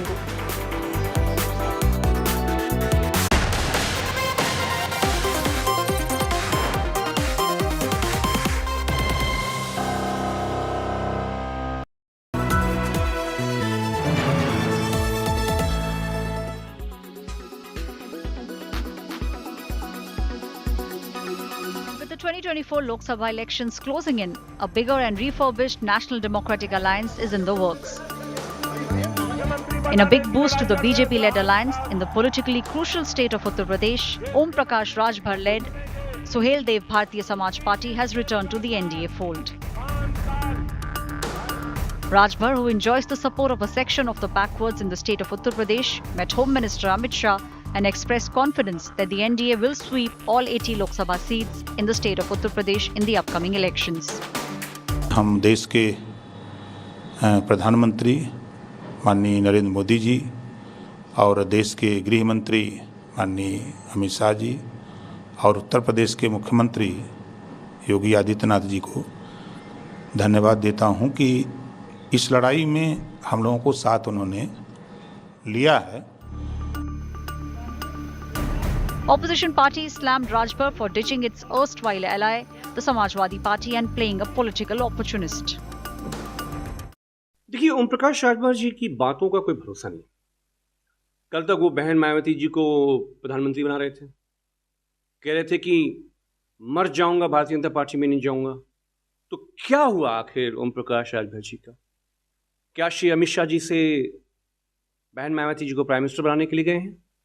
5 दिन पहले वो भोपाल में बोलते हैं कि ये 70,000 के घोटालेबाज jail जाएंगे, और 5-6 दिन बाद वही प्रधानमंत्री मोदी की भाजपा उनको जेल की जगह मंत्रिमंडल में भेज देती. तो ये सत्ता का दुरुपयोग नहीं हुआ. The development comes 2 days ahead of a key NDA meet of all the alliance partners in the national capital on Tuesday. Meghalaya and Nagaland Chief Ministers Conrad Sagma and Nifui Rio, Maharashtra Chief Minister Eknath Shinde, his deputy Ajit Pawar, alongside the other heads of the NDA parties, all have confirmed their presence. BJP Chief JP Nadda has also invited Chirag Paswan to attend the NDA meeting, calling his LJP party an important part of the NDA. The development is seen as BJP outreach to Chirag Paswan to bring him back into the NDA fold after he left the alliance in Bihar in 2020. Bharatiya Janata party के राष्ट्रीय अध्यक्ष आदरणीय JP Nadda ji का पत्र जरूर हम लोग को प्राप्त हुआ है. आज पार्टी के तमाम वरिष्ठ नेताओं के साथ बैठक कर अंतिम निर्णय उसी में लिया जाएगा कि इस बैठक में लोक जनशक्ति पार्टी रामविलास जाएगी नहीं जाएगी. पर हाँ, समय समय पर हम लोगों ने हमेशा भारतीय जनता पार्टी का साथ दिया है. Meanwhile, in the state of Karnataka, BJP also reached out to the former MP H.D. Devegowda to seek support of his party for the NDA. ಮತ್ತು JDS ನಾಯಕರ ವರಿಷ್ಠ ದೇವೇಗೌಡರ ನಡುವೆ ಇರುವಂಥ ಮಾತುಕತೆ ಈಗಾಗಲೇ ಕುಮಾರಸ್ವಾಮಿ ಅವರು ಕೂಡ ಕೆಲವು ಭಾವನೆಗಳನ್ನು ವ್ಯಕ್ತಪಡಿಸಿದ್ದಾರೆ. ಆ ದಿಕ್ಕಿನಲ್ಲಿ ಮಾತುಕತೆ ಮುಂದುವರಿತಿದೆ. ಆದರೆ ಮಾತುಕತೆ ಫಲಶ್ರುತಿ ಆಧಾರದ ಮೇಲೆ ಮುಂದಿನ ರಾಜಕೀಯ ಬೆಳವಣಿಗೆ. The BJP has also extended an olive branch to its erstwhile ally, the Akali Dal, to return to its fold. The upcoming NDA meet and the expansion plan comes amid the opposition's efforts to forge unity in a show of strength to take on Narendra Modi government in next year's Lok Sabha elections. Bureau Report, India Today.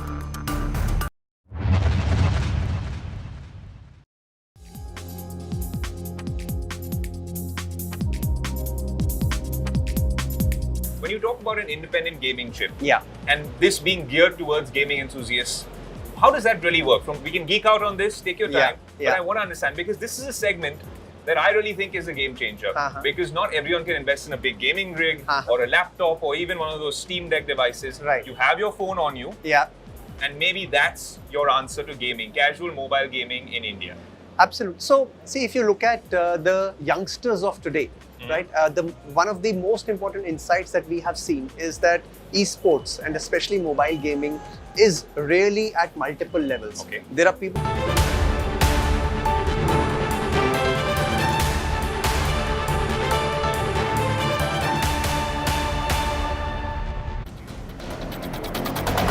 Good evening, you're watching Mission 2024. I'm Preeti Chaudhary. All eyes on Bengaluru. That is where the opposition meet is taking place the second time around.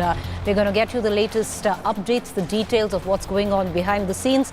Let me first quickly take you through the headlines. Massive opposition show of strength in Bengaluru. Big guns from 26 opposition parties arrive for key meet. Up to join meet after Congress assures support on Delhi ordinance fight. Big buzz over JDS joining NDA. JDS may attend July 18th NDA meet. BJP sources say talks underway. Modi Shah to take final call.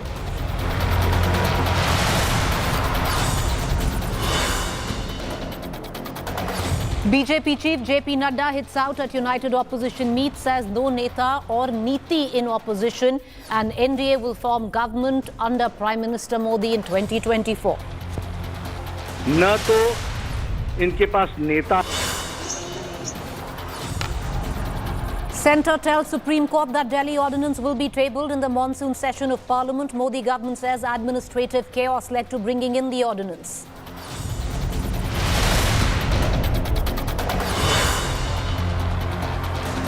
Another Tamil Nadu minister under ED scanner after Senthil. Now Ponmudi raided in money laundering case. 70 lakh cash recovered from his house.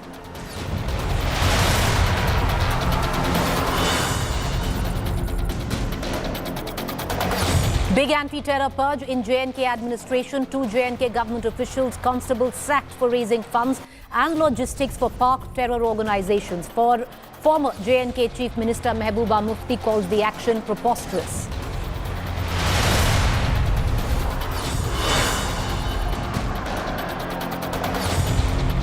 UP ATS grills Pakistan national Seema and her lover Sachin. Seema Haider, Pakistan link and background under lens.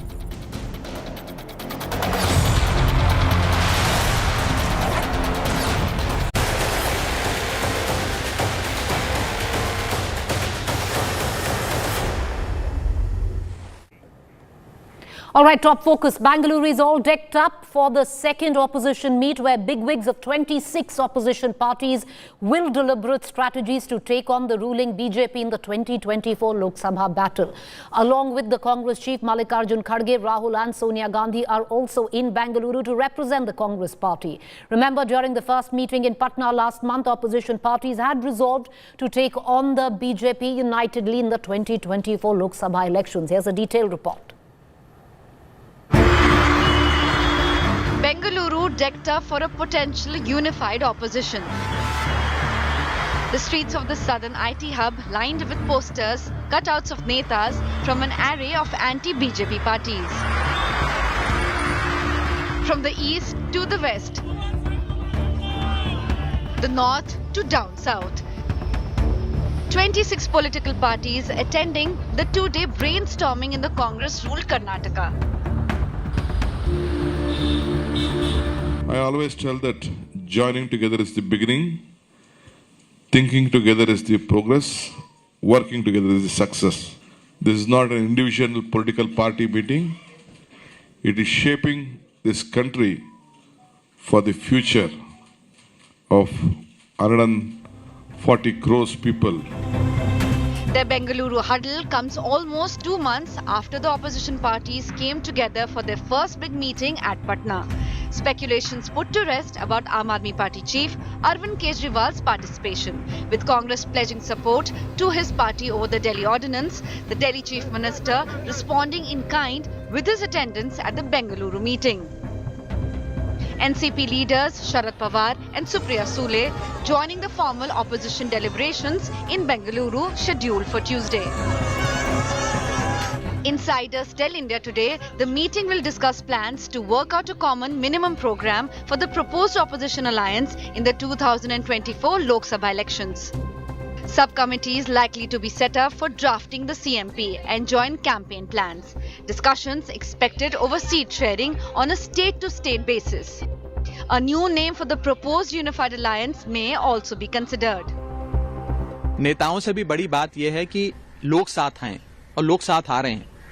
Delhi के 2 करोड़ लोग साथ आ गए, पंजाब की 3 करोड़ आबादी साथ आ गई। अब लोग जुड़ते जा रहे हैं और कहीं ना कहीं मुझे लगता है कि आज भारतीय जनता पार्टी को ये दृश्य सताता है।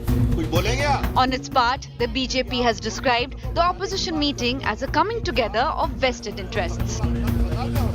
तुम ऑर्डिनेंस दोगे तो मैं दिल्ली से निकलूंगा, दिल्ली भले डूबी रहे, ममता जी कुछ भी करें, लोकतंत्र की हत्या हम खामोश रहेंगे, इसे गिव एंड टेक कहते हैं। Barring some still missing from the anti-BJP camp in Bengaluru, the two-day event being billed as a full house show of opposition strength. An informal gathering on Monday evening, followed by dinner at the hotel venue in Bengaluru. The formal discussion begin Tuesday with an address by Congress President Mallikarjun Kharge. A joint press conference is scheduled after the conclusion of the meeting. Once fractious and in mutual competition for political space, the opposition parties seems to have closed ranks for a pre-poll pact, at least for now. Bureau Report, India Today. All right, let's quickly cut across to my colleagues Sagai Raj, Rahul Srivastav, both of them joining us. Sagai, take us through on what's expected. There is a dinner hosted by the Chief Minister of Karnataka, Mr. Siddaramaiah, but also indirectly hosted by Sonia Gandhi, who's also present there. Absolutely. This entire event or a conclave called by Congress is being hosted by Congress in the state of Karnataka. The in charge of this particular event is KPCC President D.K. Shivakumar, and tonight Karnataka Chief Minister Siddaramaiah is hosting a dinner to all the leaders in the state of Karnataka. Remember, Congress won with a thumping margin in the state of Karnataka, and Sonia Gandhi attending the first meeting of opposition party leaders in the state has more value added to this meeting. And probably in this meeting they might also discuss the blueprint of Congress much before the election, how it worked for the party and how they had got so much of seats in the state of Karnataka, and probably they might try to implement the similar kind of plan in 2024 election.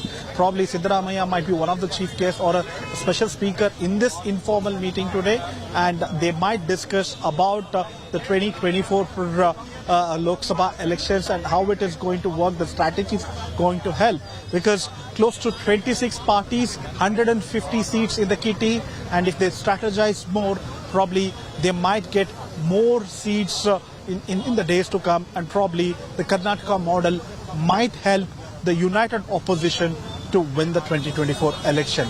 Probably this meeting, this crucial meeting, is all about that. All right, stay with us, Sagai. I want to quickly bring in Rahul Srivastav into this conversation. Rahul, The big question ultimately will come down to with how things are coming in together. Is the united opposition ready to possibly take Congress as somebody who's going to lead or be the pivot or the fulcrum on which rests opposition unity? Keeping in mind, Mr. Sharad Pawar not attending the dinner today, he has an excuse, monsoon session. On the other hand, you have a Mamata Banerjee who will not attend the dinner today.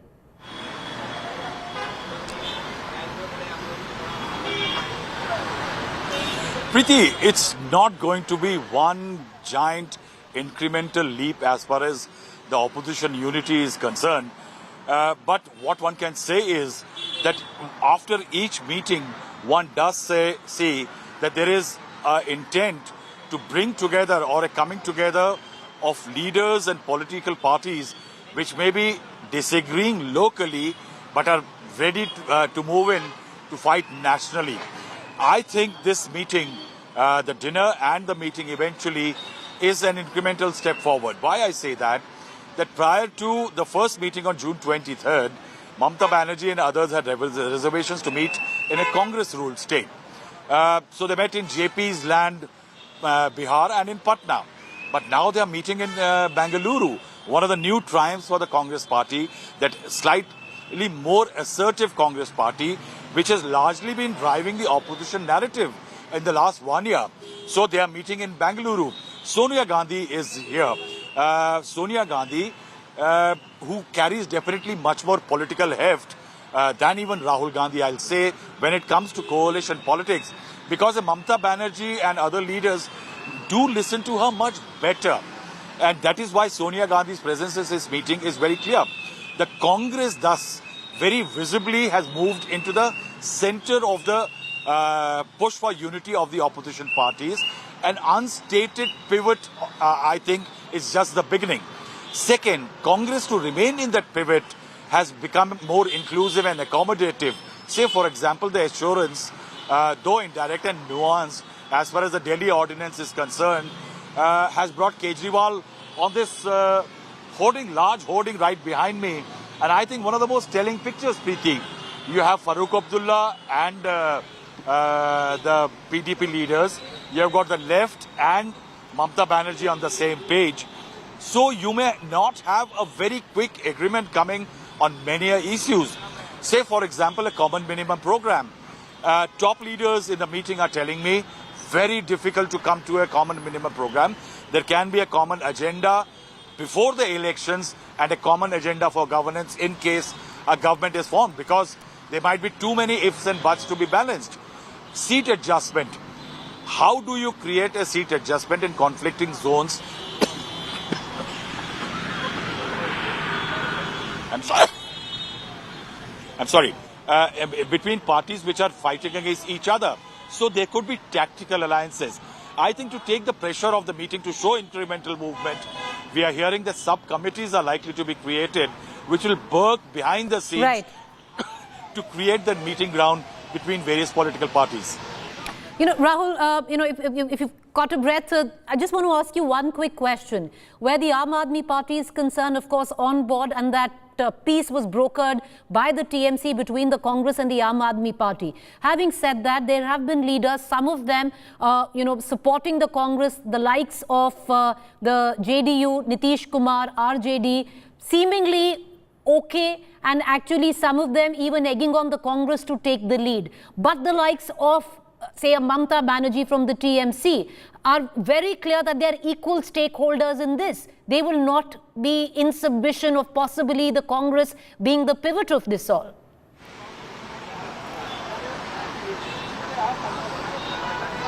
Preeti, in politics, numbers decide a lot of things. After the Congress won Himachal and then Karnataka, there are very clear signs that the Congress is upbeat, and I think the opposition is also feeling that the Congress... Rahul, just catch a breath. We're going to come right back. Rahul Srivastav there reporting from Bengaluru, but we're going to continue to get you the latest. These are visuals that are coming in. Arvind Kejriwal, Sanjay Singh being welcomed there by Mr. Siddaramaiah and the Deputy Chief Minister DK Shivkumar. You have KC Venugopal as well there.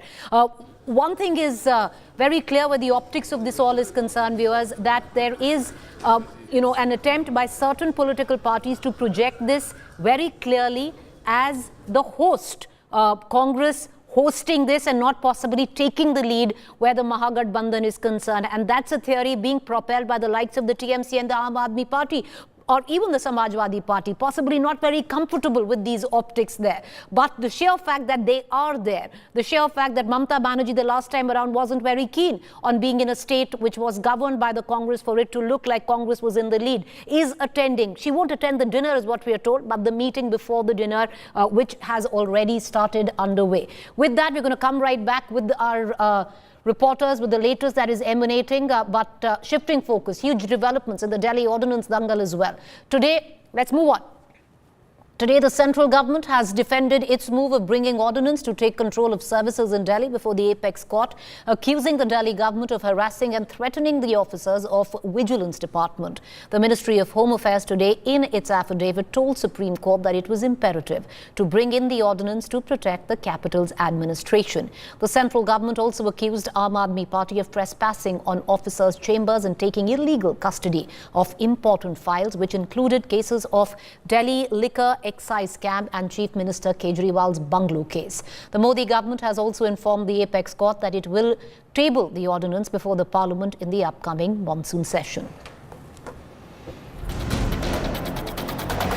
कि आम आदमी party की दृष्टि से अगर आप देखिए तो तात्कालिक मुद्दा हमारे लिए सबसे अहम और बड़ा मुद्दा था दिल्ली की 2 करोड़ जनता के ऊपर थोपा गया ये काला अध्यादेश, जो नरेंद्र मोदी जी की सरकार ने एक चुनी हुई सरकार के सारे अधिकार छीनने के लिए पास किया है।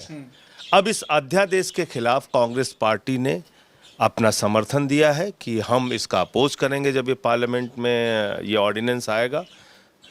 इसके लिए कांग्रेस पार्टी का बहुत बहुत धन्यवाद और आभार। इन लोगों का कोई भी स्टैंड ही नहीं है, ये आज कुछ और बात करते हैं, कल कुछ और बात करते हैं। आपको ध्यान होगा कि कांग्रेस ने आम आदमी पार्टी को समर्थन दिया था दिल्ली में और बाद में उन्होंने ही अपना गाली देना शुरू किया। आज तक भी वो कल रात तक गाली देते हैं, आज भी गाली देंगे। कुछ उनके नेताओं से पूछेंगे तो आज भी दिल्ली में कांग्रेस आम आदमी पार्टी को गाली देगी, मगर इनका कोई स्टैंड ही नहीं है। देश की जनता समझ नहीं पा रही कि ये आज क्या कहते हैं और कल क्या कहते हैं, तो कोई इनके ऊपर भी विश्वास कैसे करेगा? All right, so that is the politics playing out in the national capital over the ordinance hearing which is going on in the apex court. But having said that, what's really interesting is that, of course, the government submitted that they're going to table the bill in the monsoon session, and for the Aam Aadmi Party, it has the support of the Congress right now where the Rajya Sabha is concerned. How it all plays out, we'll only know in days to come. With that, I'm going to get into a quick break. To stay with us on the other side is To The Point.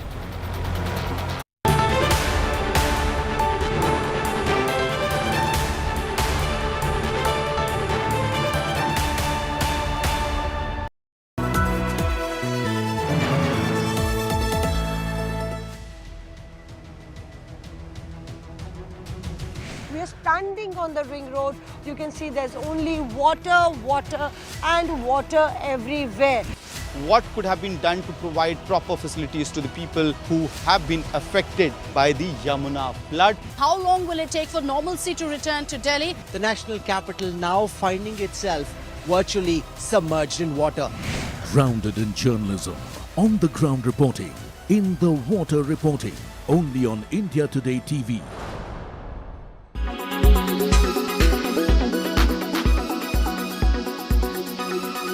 Jumping on a weighing machine, each time, do you feel bloated or fat?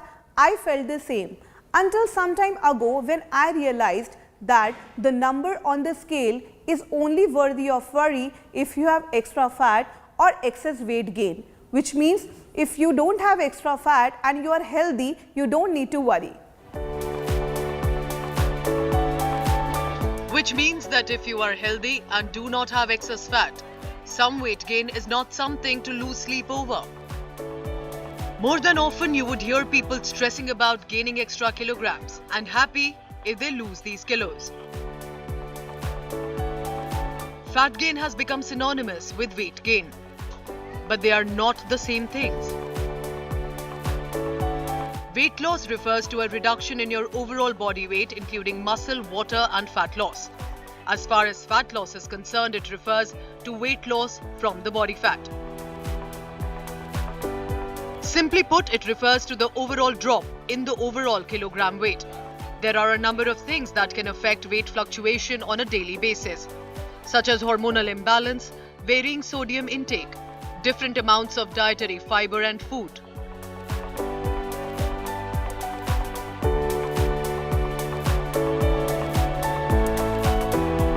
Fat loss refers to weight loss from the fat, and it is more specific and healthful goal than weight loss. In fact, fat loss consists of losing weight while maintaining as much muscle mass as possible, which will allow you to look more toned and get that fit look.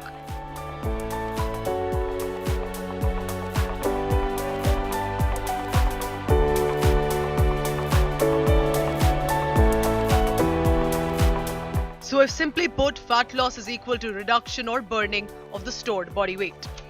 What is the difference between weight loss and fat loss? So what should you aim for? What is healthy? Fat loss or weight loss? Weight loss can be on the top of your goal, but for a healthier body composition, fat loss is the one you should be aiming for.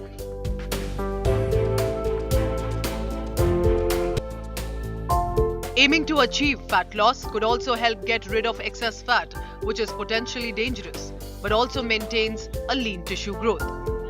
Muscle tissues additionally also help provide strength, agility, and burn more calories even at rest. Fat loss reduction could also aim at minimizing visceral fat levels in the body, which is the most harmful kind of fat. Relying on a weighing scale alone may not work as an accurate detector of how much fat you are really losing or determine the muscle mass you have. However, using a more accurate means of detection, such as a body fat scale. Make sure to consult a doctor before you go ahead with any hardcore exercise regime or a strict diet plan. With Sabah Ikram, Bureau Report, India Today.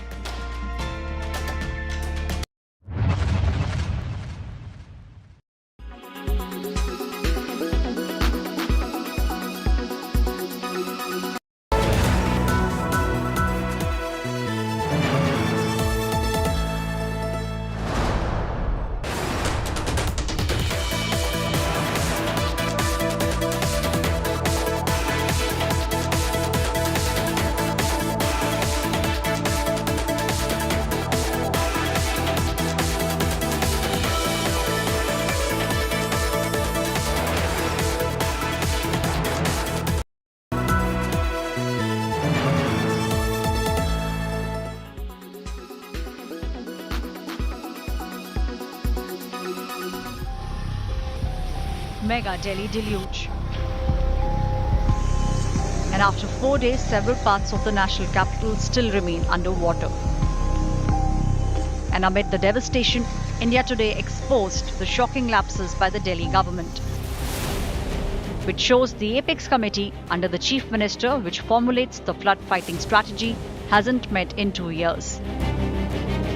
While Delhi Minister Atishi has denied the charges, documents by India Today show that the June 2023 meet was substituted for a short meeting and flood alerts were issued without any preparations. The deluge and the associated threat of an outbreak of epidemic has now sparked a furious blame game. The ruling Arvind Kejriwal government, which is facing a massive flack for failing to avert the worst floods in the national capital in 45 years, is now claiming a sinister flood conspiracy to target the capital by the BJP-ruled state of Haryana. इस बात पर तो Bharatiya Janata party को जवाब देना पड़ेगा कि क्या ये दिल्ली वालों के खिलाफ साजिश थी। लेकिन दिल्ली की सड़कें, दिल्ली में कॉलोनियां पानी से भरी पड़ी थी। हजारों लोग रिलीफ कैंप्स में रह रहे हैं, रिश्तेदारों को घर के घर रह रहे हैं, उनको अपने घर और अपना सामान छोड़ के जाना पड़ा। तो इसका जवाब तो भारतीय जनता पार्टी को देना पड़ेगा। The Haryana government has hit back, accusing the Arvind Kejriwal government of passing the buck to hide its own flood failure.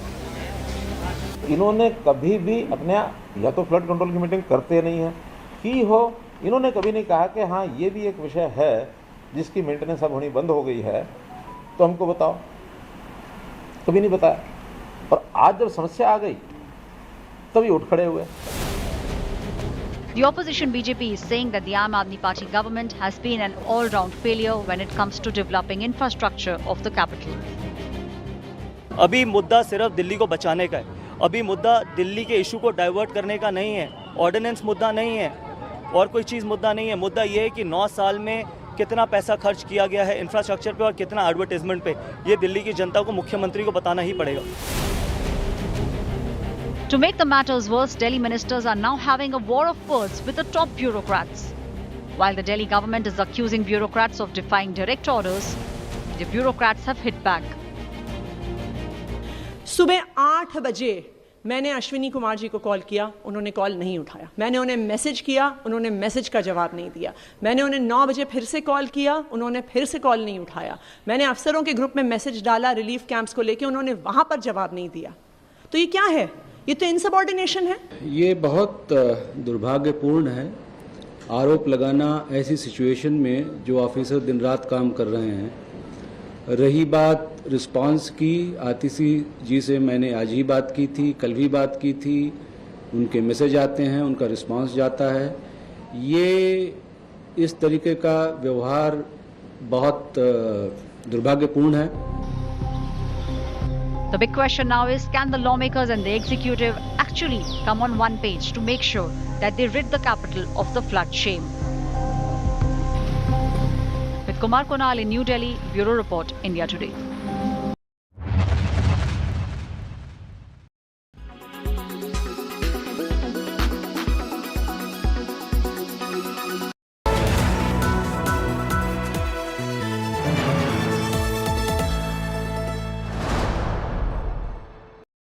UBI Mutual Fund, a partner for life.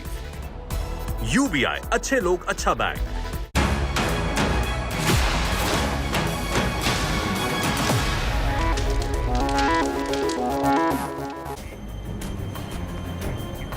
Good evening, viewers. You're watching To The Point. I'm Preeti Chaudhary. It's going to be the clash of the conclaves. Why do I say that? Well, while the opposition meets for a 2-day conclave in Bengaluru, in the national capital, tomorrow is a meet by the NDA. So it's the UPA, what it was, and possibly the NDA of what it was, in search of new alliances coming together. While the opposition meet says that they have 26 parties on board, the Bharatiya Janata Party says they have 38 parties on board.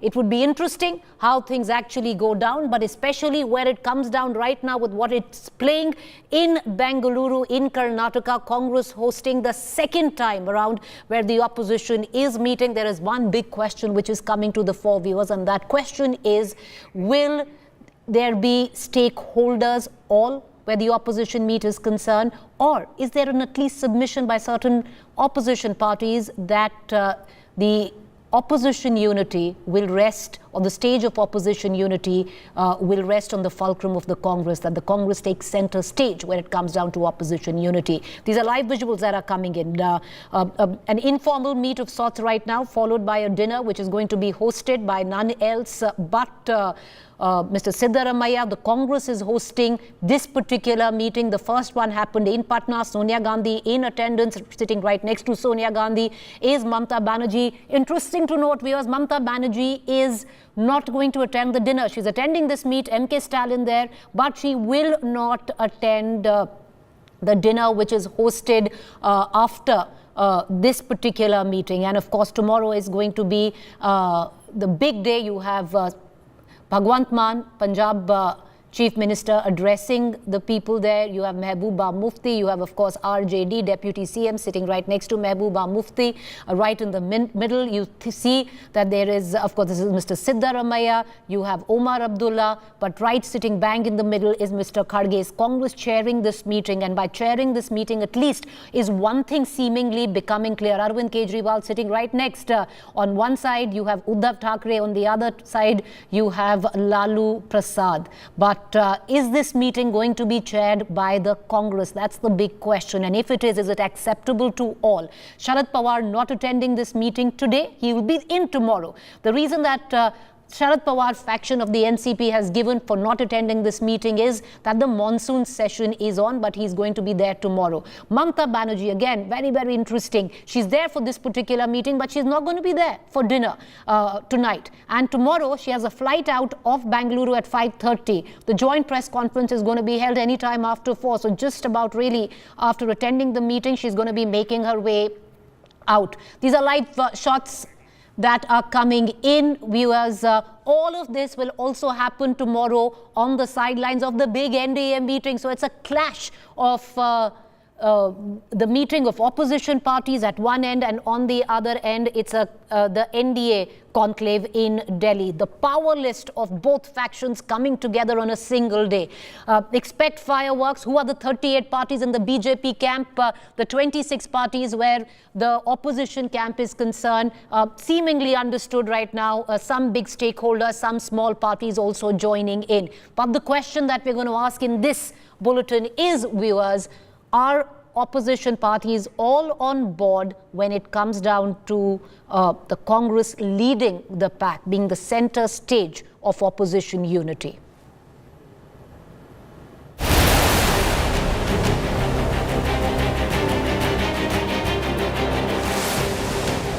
The big opposition meet round 2.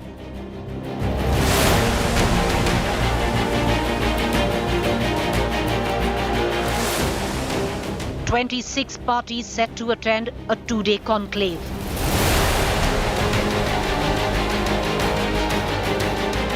Venue, Bengaluru. Host, Congress. Sonia Gandhi to attend mega meet.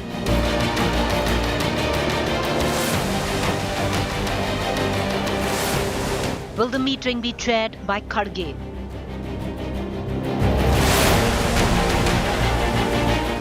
Aam Aadmi Party to attend after Congress ordered its support.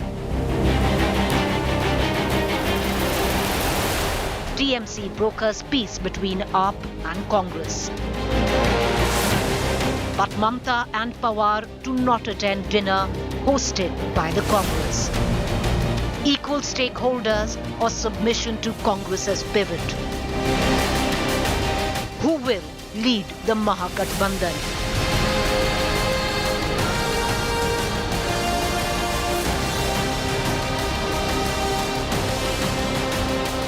Can Congress be the fulcrum on which rests opposition unity? Will united opposition agree to be led by the Congress? Top focus to the point this evening.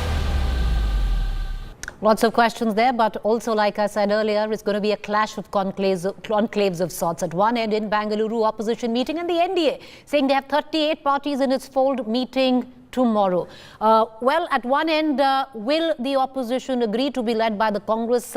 On the other hand, the matter is settled. It's Narendra Modi, very clearly, who is going to be leading the united pack of the NDA, depending on what those 38 parties are. Let's take those questions to our panelists this evening. Joining me is Dr. Guru Prakash Paswan, National Spokesperson, Bharatiya Janata Party, Dr. Shama Mohammed, National Spokesperson, Congress. Joining me shortly would be Mr. Ghanshyam Tiwari, Spokesperson, Samajwadi Party, as well as Khaliqur Rahman, Senior Leader of the BRS. The BRS is not attending either of the meets. Cutting across to Dr. Shama Mohammed first. Dr. Mohammed, at one end, I would reckon that the Congress would have something to smile about. A lot of political parties and leaders that did not want to come to a Congress-run state the first time around agreed to do so this time. Will there be an attempt of sorts to find a common minimum program which seems exceedingly difficult to reach? Preeti, we have organized this in Bangalore, and as you see, Mrs. Sonia Gandhi is attending it. And of course, we really want to have a united opposition. We see what's happening in this country. I mean, cooperative federalism is gone. Things like, they get so petty. When Anna Bhagya scheme, we were promised rice at 34 kgs, 34 rupees per kg by the FCI, and we were about to give it on 12 June, we were promised. 13 June, the government of India says no, and then they auction that rice and say Karnataka's private players cannot buy it. I mean, what is happening in this country? And then you can hear the Prime Minister of India saying NCP is very corrupt, Ajit Pawar is very corrupt, Kirit Somaiya is the one who brought about the case against Ajit Pawar, 70,000 crore irrigation scam, according to them. And Mr. Devendra Fadnavis says he will put Mr. Ajit Pawar behind bars. I still remember in 2014. Now that same Ajit Pawar, after 2 weeks, is with them. There's an AD investigation happening. So what we are seeing is that, look at Manipur. Manipur is burning. The Prime Minister of India is not saying even the word. Yesterday, 3 trucks burnt. 2 firing incidents. Still Manipur is burning, but the Prime Minister of India is very busy in France, America, UAE. He doesn't go there. He doesn't even say Manipur. He doesn't call out and say, you know what, my dear people, we want peace there. Nothing. So what is happening? This country is getting destabilized by a Prime Minister who just doesn't care. I remember one particular, this is a party with a difference. And now this BJP has become party with differences because a lot of their second-run leaders are upset. You know, they have a lot of lateral entry coming in, cadre-based party, not able to reach where they want to reach. So I am telling you that the opposition is very united. You can see it today. Many other opposition parties will not attend Patna. But Dr. Mohammed, you know, like you made a point, okay, you talk about Ajit Pawar, where you had the BJP calling them corrupt. Of course, Ajit Pawar faction is going to be tomorrow in Delhi, but it cuts both ways, madam. And Dr. Mohammed, you also know your Delhi unit has been calling Arvind Kejriwal, Aam Aadmi Party corrupt, especially where the liquor scam is concerned. You've been holding them responsible. You are now breaking bread with Arvind Kejriwal, who's sitting right there. But having said, okay, can I just, no, what we're going to do is, ma'am, we're going to just open the debate out. So in a lot of ways, it cuts both ways. Where a united opposition is concerned, we still do not know whether there is going to be a united opposition. You have a Mamata Banerjee who's attending the meet right now, but she's skipping the dinner, which is being hosted by Mr. Siddaramaiah. But I want to bring in Guru Paswan into this conversation. Dr. Paswan, interesting that the BJP chooses to have the NDA meet the same time that the Congress has, or the opposition, united opposition hosted by the Congress in Bengaluru is having their meet tomorrow. A tad bit insecure, Dr. Paswan? Preeti, a very warm good evening to you and all my fellow panelists. I was patiently listening to my friend from the Congress party who made a comment on cooperative federalism, which is a bit rich coming from Congress party that has suspended more than 50 duly elected state governments. In the entire constitutional history of our country, we have seen emergency only once by the same Congress party. We have seen the same Congress party that has feared to go beyond one family. Point number one. Point number two about NDA, let me make this very clear. We are out there on a positive and constructive note. In 2014, India was the 10th largest economy. In our 9 years of governance, India is the 5th largest economy. You look at every single indicator. The IMF has said that the poverty has gone down. The World Bank is constantly praising India. IMF is saying that India is going to be the bright spot in the future. Right. But coming back to NDA, I consider NDA, the making of NDA, Preeti, was an important event in the political history of our country. And I'm sure you would remember Gadbandhan Dharma.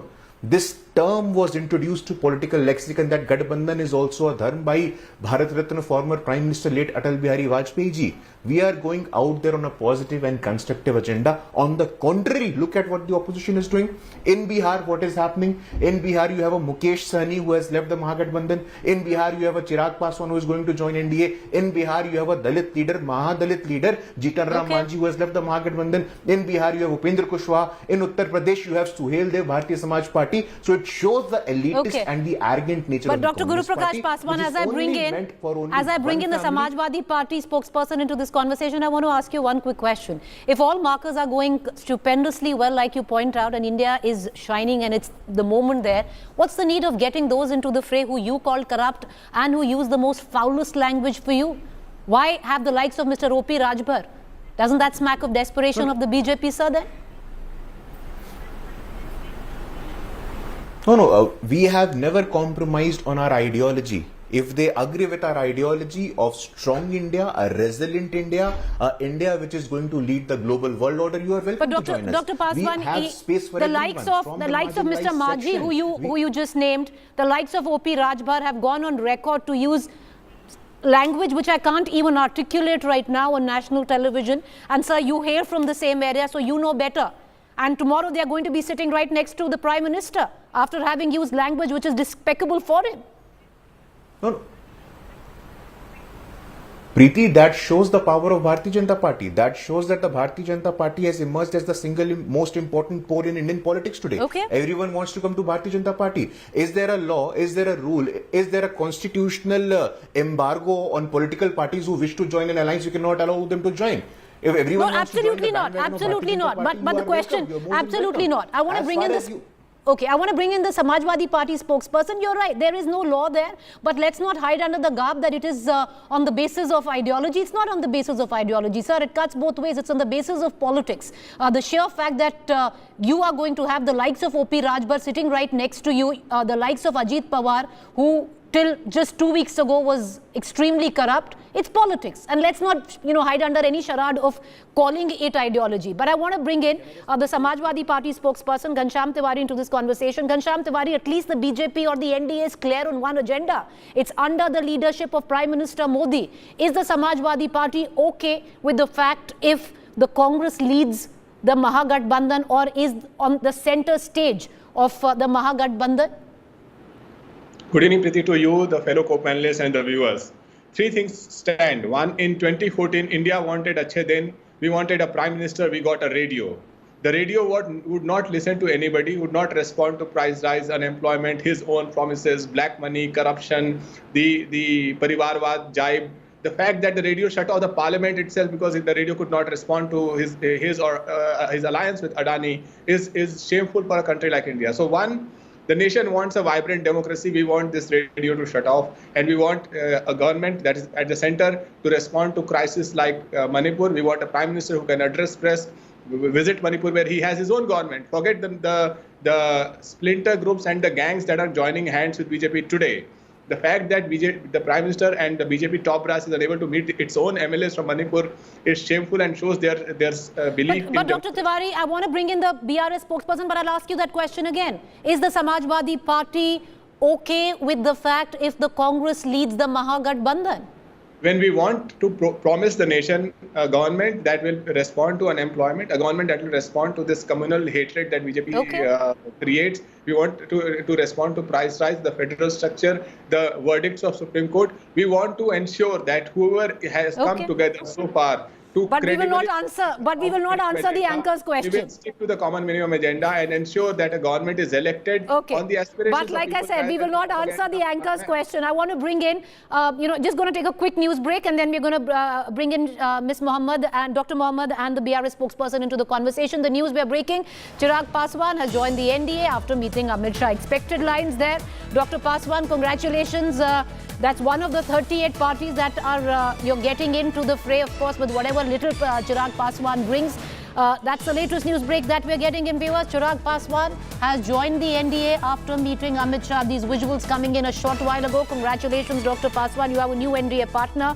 But I want to cut across right now as we go into this news break to Mr. Rahman from the BRS. Mr. Rahman, where is it that the BRS stands? Tomorrow, you're not going to be there.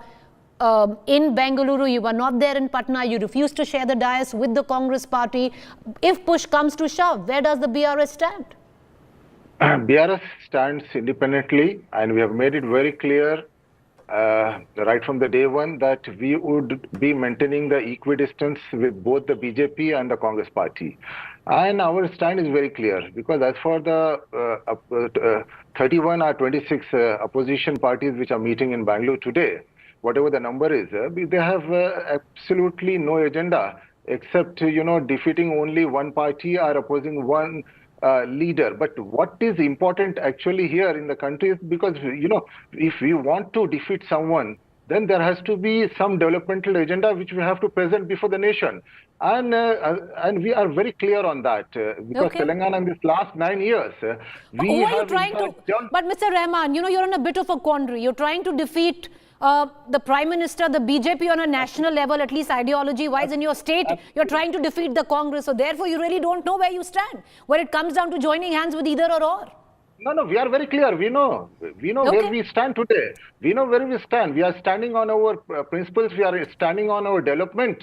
And that's what we want to present it before the Dr. Mohammed, people how of do the you country. see... Okay. Dr. Mohammed, how do you see, your whole entire, the optics are coming in. The poster at the back right now says, United we stand. We'll play those visuals out. But having said that, you have a Mamata Banerjee present in the meet, not attending the dinner hosted by you, which is Mr. Siddaramaiah, because you're the host. De facto, also Miss Sonia Gandhi. You don't have a Sharad Pawar there. You have an Aam Aadmi Party extremely cagey of being on the same dais. Of course, they're there right now because you gave them support where the ordinance is in question. So lots of loose ends, especially where your leadership is concerned. Preeti, they are there in the meeting. You can see them. Now, somebody might not want to attend a dinner. Maybe they want to have a soup and sleep, or they're tired or whatever. So there could be a number of reasons why people don't attend dinners. I mean, you're there in the meeting. I understand if you said they're not there in the meeting. Now, I might not sometimes attend dinners because I want to have a soup and I don't want to eat something heavy or have some other excuse or some other reasons. So there can be reasons for not happening. Now, having said that, the point about AAP and NCP, which he took up, that is the Manish Sisodia is in jail.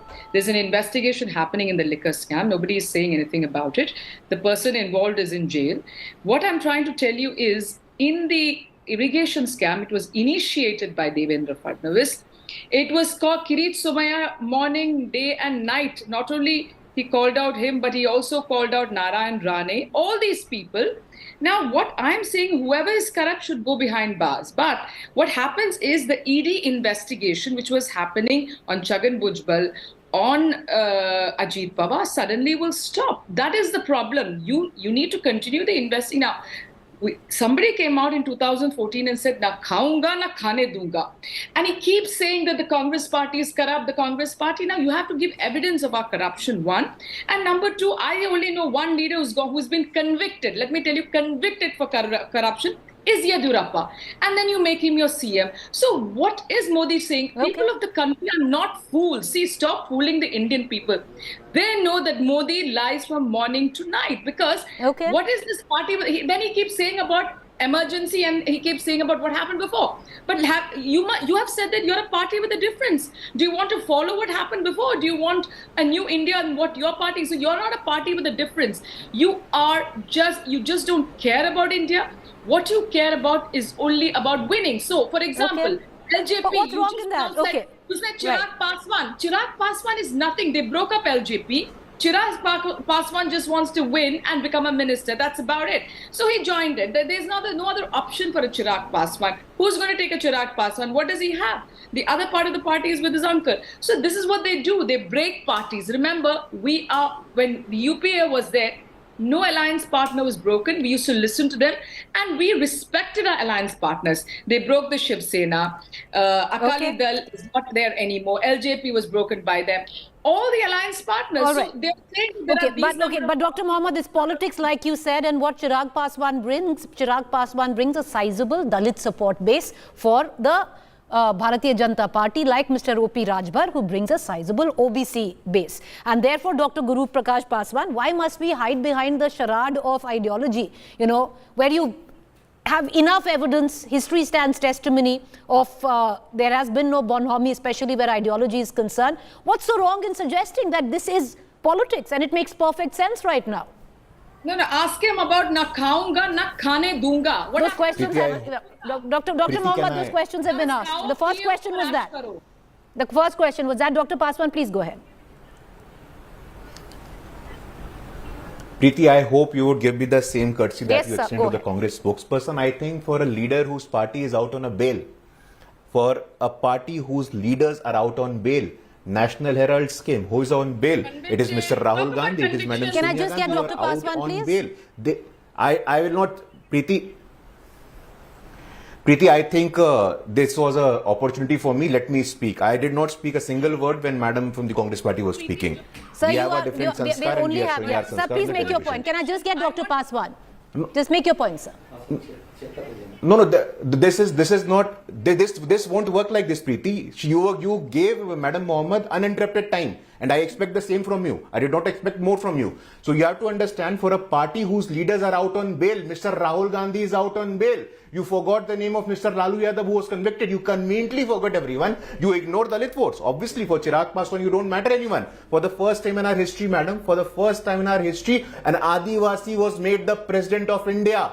An Adivasi ki beti was sent to the highest constitutional position in the country for the first time, and you oppose tooth and nail. This shows the real feudal character of the Congress party. India is the 5th largest economy. We don't care. We are hosting G20. We don't care. We are hosting Shanghai Cooperation Organization. We don't care. The IMF says that the extreme poverty is down to 1%. We don't care. This is the real arrogant and the feudal mindset of the Congress party. But the people of India, you have this mindset, you have this attitude that anyone can fool the people of India. The people of India are far more intelligent than all of us combined on this panel. And they have made it very clear in 2014. They have made it very clear in 2019 in all the state elections. Even from Amethi, your clown prince was ousted. But what happened to them? You have to understand the real feudal and arrogance characteristic of the Congress party is out in the open. All right, okay. Miss Dr. Mohammed, 10 seconds to respond and then I'm going to close the show. Go ahead. You know, what he keeps on saying about, I've asked him a number of times, who is the convicted politician in the Congress party? You cannot keep saying we're corrupt. Who is Mr. Lalu? You have a convicted leader, Yedurappa. He was convicted in 2011. All right, we're going to keep getting into this debate. With your permission, may I please bow out? I appreciate all our panelists for joining us. I hope to have you back soon tomorrow. We're going to keep a keen eye on all developments as they take place because, like I said, it's going to be a clash of conclaves. At one, what is happening in Bengaluru already started. The other, the NDA is meeting tomorrow. 26 parties where the opposition is concerned, 38. 38 very clear about the fact who's leading them, who's Prime Minister Modi. The 26th there, will they let Congress take the lead? We don't know. And we're going to keep you informed. A quick break. Up next, Rahul Gandhi.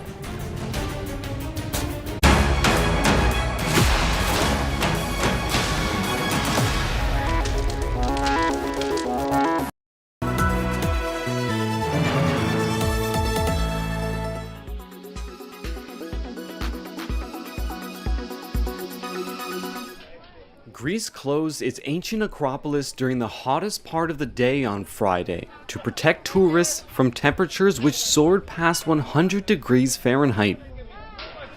And in Italy, meteorologists are calling the next phase of the heat wave Charon, a reference to the ferryman of the souls of the dead in Greek mythology.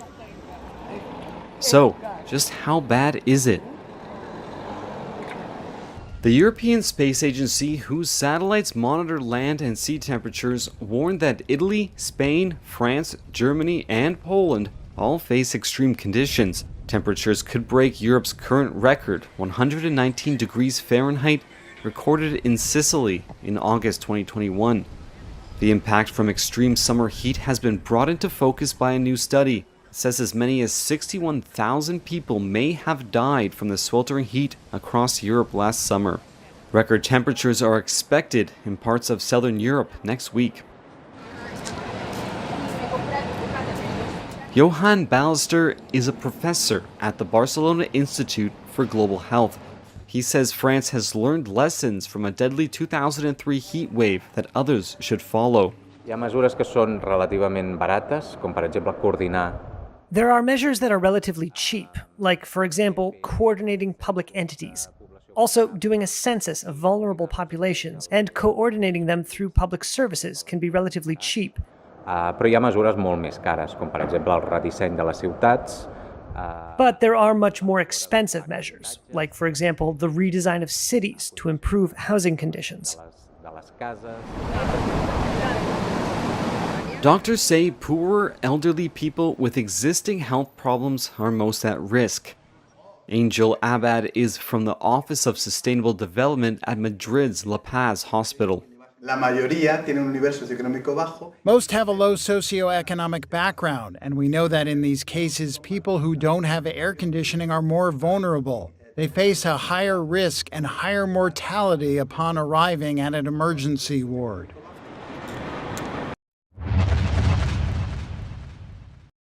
India's largest pharmaceutical company, is making a strong comeback after a significant decline in profit in 2018. With an impressive turnaround, Sun Pharma has achieved its highest ever consolidated revenue of Rs 43,279 crores in the financial year 2023. I have a very special guest joining us today, Mr. Dilip Shangvi, the Managing Director of Sun Pharma. Remarkable turnaround, Mr. Shangvi. I would like to ask you how the company is experiencing growth and which areas you are currently focusing on. Our focus in the business always has been that each of our business should focus on improving its performance over what it did last year. So if I look at our major businesses, that would be our business in India, our business, branded business in the US, generic business, both in US, also in Europe, then our business in emerging markets, then our business in Japan and other countries. So I am expecting each of this business to be able to do better than what they did last year. And I think it's only because we keep on improving consistently year after year that we will continue to grow faster than the industry. At the same point of time, we also make R&D investments in such a way that some of them produce short-term returns, some of them produce mid-term return. And when long-term returns start, I think it is when the step change in terms of company's growth happens. So we've been making large investment in specialty business over last 5 years. So we have kind of at a position where it will start contributing to profitability and future growth of the company in a much more meaningful way. So I think I see a brighter future for Sun as well as the other pharmaceutical companies.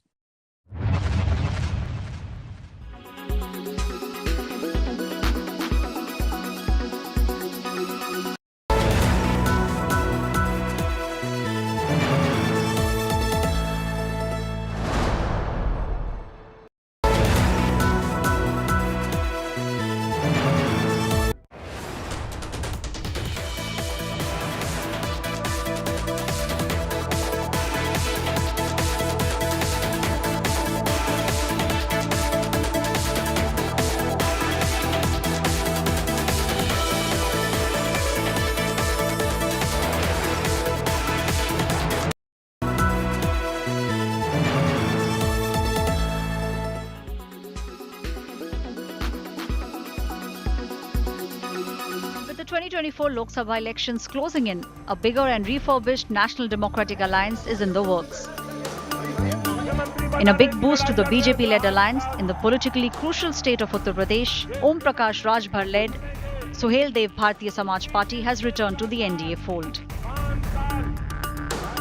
Rajbhar, who enjoys the support of a section of the backwards in the state of Uttar Pradesh, met Home Minister Amit Shah and expressed confidence that the NDA will sweep all 80 Lok Sabha seats in the state of Uttar Pradesh in the upcoming elections. हम देश के प्रधानमंत्री माननीय नरेंद्र मोदी जी और देश के गृह मंत्री माननीय अमित शाह जी और उत्तर प्रदेश के मुख्यमंत्री योगी आदित्यनाथ जी को धन्यवाद देता हूं कि इस लड़ाई में हम लोगों को साथ उन्होंने लिया है. Opposition parties slammed Rajbhar for ditching its erstwhile ally, the Samajwadi Party, and playing a political opportunist. देखिए, ओम प्रकाश राजभर जी की बातों का कोई भरोसा नहीं. कल तक वो बहन मायावती जी को प्रधानमंत्री बना रहे थे, कह रहे थे कि मर जाऊंगा, भारतीय जनता पार्टी में नहीं जाऊंगा. तो क्या हुआ आखिर ओम प्रकाश राजभर जी का? क्या श्री अमित शाह जी से बहन मायावती जी को प्राइम मिनिस्टर बनाने के लिए गए हैं? 5 दिन पहले वो भोपाल में बोलते हैं कि ये 70,000 के घोटालेबाज जेल जाएंगे, और 5-6 दिन बाद वही प्रधानमंत्री मोदी की भाजपा उनको जेल की जगह मंत्रिमंडल में भेज देती. तो ये सत्ता का दुरुपयोग नहीं हुआ. The development comes 2 days ahead of a key NDA meet of all the alliance partners in the national capital on Tuesday. Meghalaya and Nagaland Chief Ministers Konran Sagma and Nifui Rio.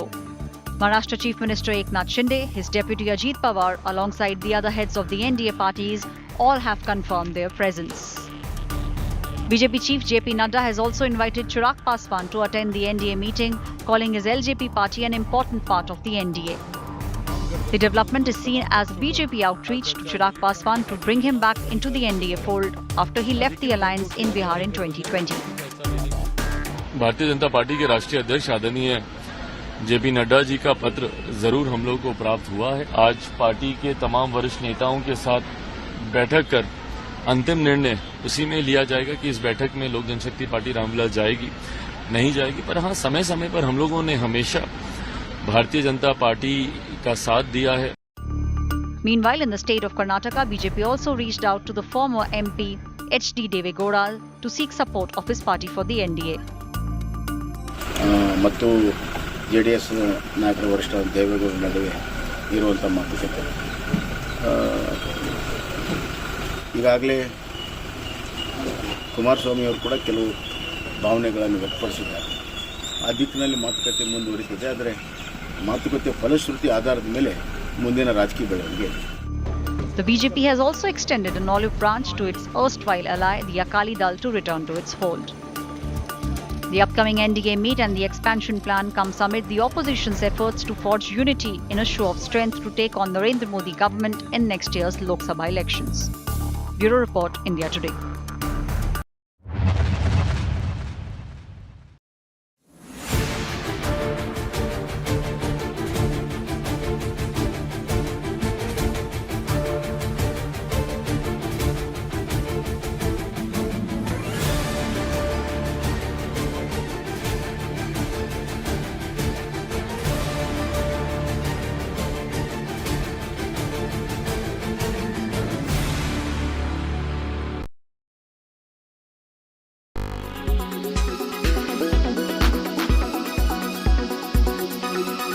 Forecast now.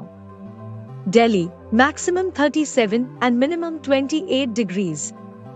Mumbai, maximum 28 and minimum 25 degrees. Kolkata, maximum 34 and minimum 26 degrees. Bengaluru, maximum 28 and minimum 21 degrees.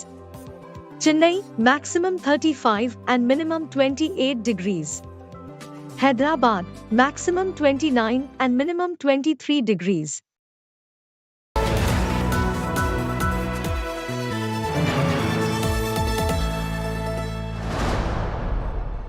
Presented by RP Sanjeev Goenka Group, Growing Legacies. Co-presented by Century Ply Club Prime, Raho Befikar.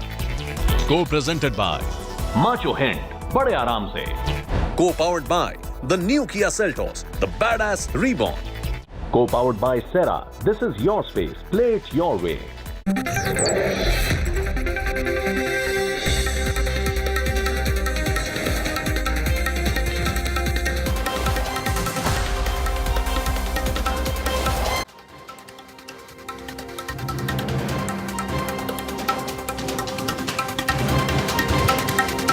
Good evening and welcome. You're watching the news track.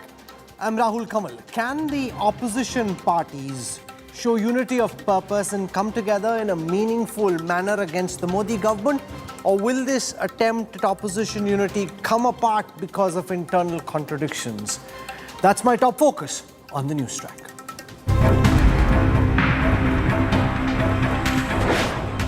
"26 parties.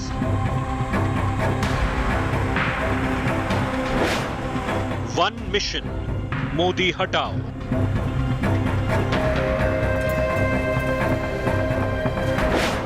Second big opposition meet in 2 months.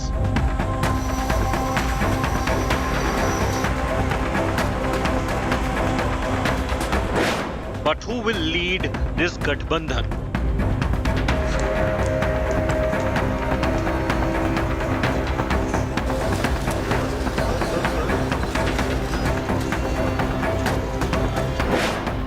Modi versus who in 2024? Big focus on News Track. In a moment from now, we'll go across live to Bengaluru, where this big opposition unity meeting is being held. Before that, here are the headlines. 38 NDA allies to meet in Delhi tomorrow. Chirag Paswan back with the BJP. JP Nadda hits out at the United Opposition meeting, calls it a coalition of the corrupt.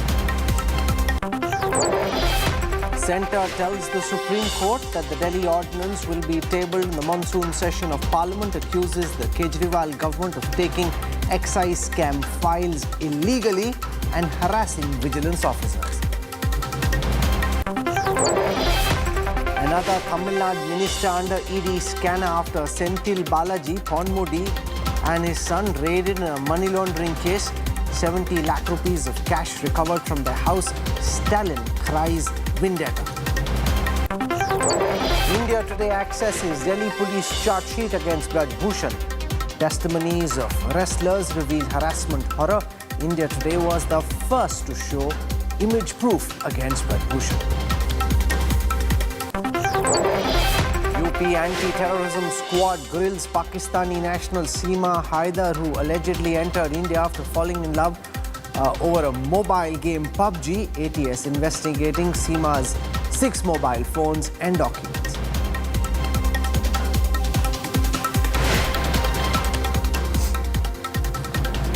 "26 opposition parties have gathered in Bengaluru with a mission to unite against the BJP in 2024.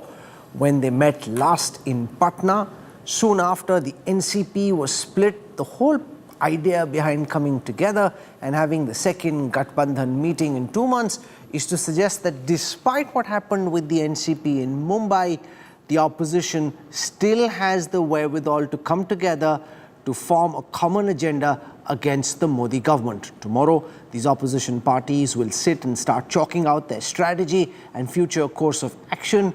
Right now, there's a dinner going on in Bengaluru at the Taj Westin Hotel. Tomorrow is also when 38 NDA allies will be meeting in the capital. India Today's political bureau decodes the mega power play. Bengaluru decked up for a potential unified opposition. The streets of the southern IT hub lined with posters, cutouts of netas from an array of anti-BJP parties. From the east to the west, the north to down south. 26 political parties attending the 2-day brainstorming in the Congress-ruled Karnataka. I always tell that joining together is the beginning, thinking together is the progress, working together is the success. This is not an individual political party meeting. It is shaping this country for the future of 140 crores people. The Bengaluru huddle comes almost 2 months after the opposition parties came together for their first big meeting at Patna. Speculations put to rest about Aam Aadmi Party chief Arvind Kejriwal's participation, with Congress pledging support to his party over the Delhi ordinance, the Delhi chief minister responding in kind with his attendance at the Bengaluru meeting.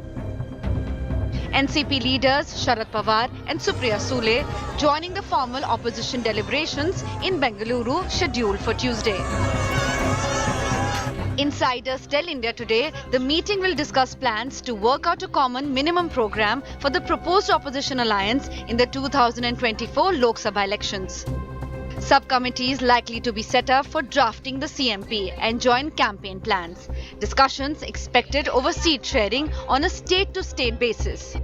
A new name for the proposed unified alliance may also be considered. नेताओं से भी बड़ी बात यह है कि लोग साथ आए और लोग साथ आ रहे हैं। दिल्ली के 2 करोड़ लोग साथ आ गए, पंजाब की 3 करोड़ आबादी साथ आ गई। अब लोग जुड़ते जा रहे हैं और कहीं ना कहीं मुझे लगता है कि आज भारतीय जनता पार्टी को ये दृश्य सताता है। On its part, the BJP has described the opposition meeting as a coming together of vested interests. न तो इनके पास नेता है, न ही नीयत है, न ही नीति है और न ही फैसला लेने की ताकत है। यह फोटो अपॉर्चुनिटी के लिए अच्छा है, स्वार्थ की राजनीति पर आधारित ये एकता की जो बुनियाद है वो बड़ी खोखली है। Barring some still missing from the anti-BJP camp in Bengaluru, the two-day event being billed as a full house show of opposition strength. An informal gathering on Monday evening followed by dinner at the hotel venue in Bengaluru. The formal discussion began Tuesday with an address by Congress President Mallikarjun Kharge. A joint press conference is scheduled after the conclusion of the meeting. Once fractious and in mutual competition for political space, the opposition parties seems to have closed ranks for a pre-poll pact, at least for now. Bureau Report, India Today. India Today's National Affairs Editor Rahul Srivastav is live in Bengaluru. He's reporting on this opposition unity meeting. Rahul, as somebody who's observed Indian politics for the better part of 3 decades now, what have you picked up from the Taj Hotel where this meeting is taking place? What are the big ticket takeaways likely from Bengaluru? Rahul, one very critical word came from one of the senior leaders in the meeting. He said कि अभी मिलना शुरू हो गया है, दिल मिलना बाकी है. Now then he went on to explain that what Narendra Modi today has and the BJP has chemistry and an established arithmetic. Whereas this meeting, the second in a row from Patna on June 23rd, could be a beginning of an arithmetic. Now what he explained is that the total number of leaders, 26 odd parties, the total number of MPs these parties command is close to 170, 175. That means more than 370 MPs, constituencies, are still out of this opposition unity index. That's where lies the catch. That they have to first scale up their arithmetic and then find something that creates the chemistry against Narendra Modi. But nevertheless, what they are counting are the pluses which have emerged. Mamata Banerjee and others who are not ready to meet in a Congress-ruled state are here in Bengaluru, which had hosted 1988 the meeting of the entire Janata Parivar, which came together to form the Janata Dal, which vanquished Rajiv Gandhi in 89. 1971, the slogan Indira Hatao Desh Bachao emerged from Bangalore. So it's got some pluses for the Congress. Congress at least has made people convinced that it needs to be at the center of any opposition unity effort. If you see the poster holding behind me, it's again a very interesting study. Mamata Banerjee and Sitaram Yechuri and D. Raja, NC and PDP leaders together. Now, these are people who fight locally but are ready to come together nationally. But the Congress is showing certain amount of flexibility to remain at the center of this opposition unity, saying, for example, a nuanced yes to supporting Aam Aadmi Party as far as the Delhi ordinance is concerned. But inside, I think a lot needs to be done, Rahul. I'm told very clearly by many leaders now, Rahul, that everybody is talking about a common minimum program. They are saying that's not happening.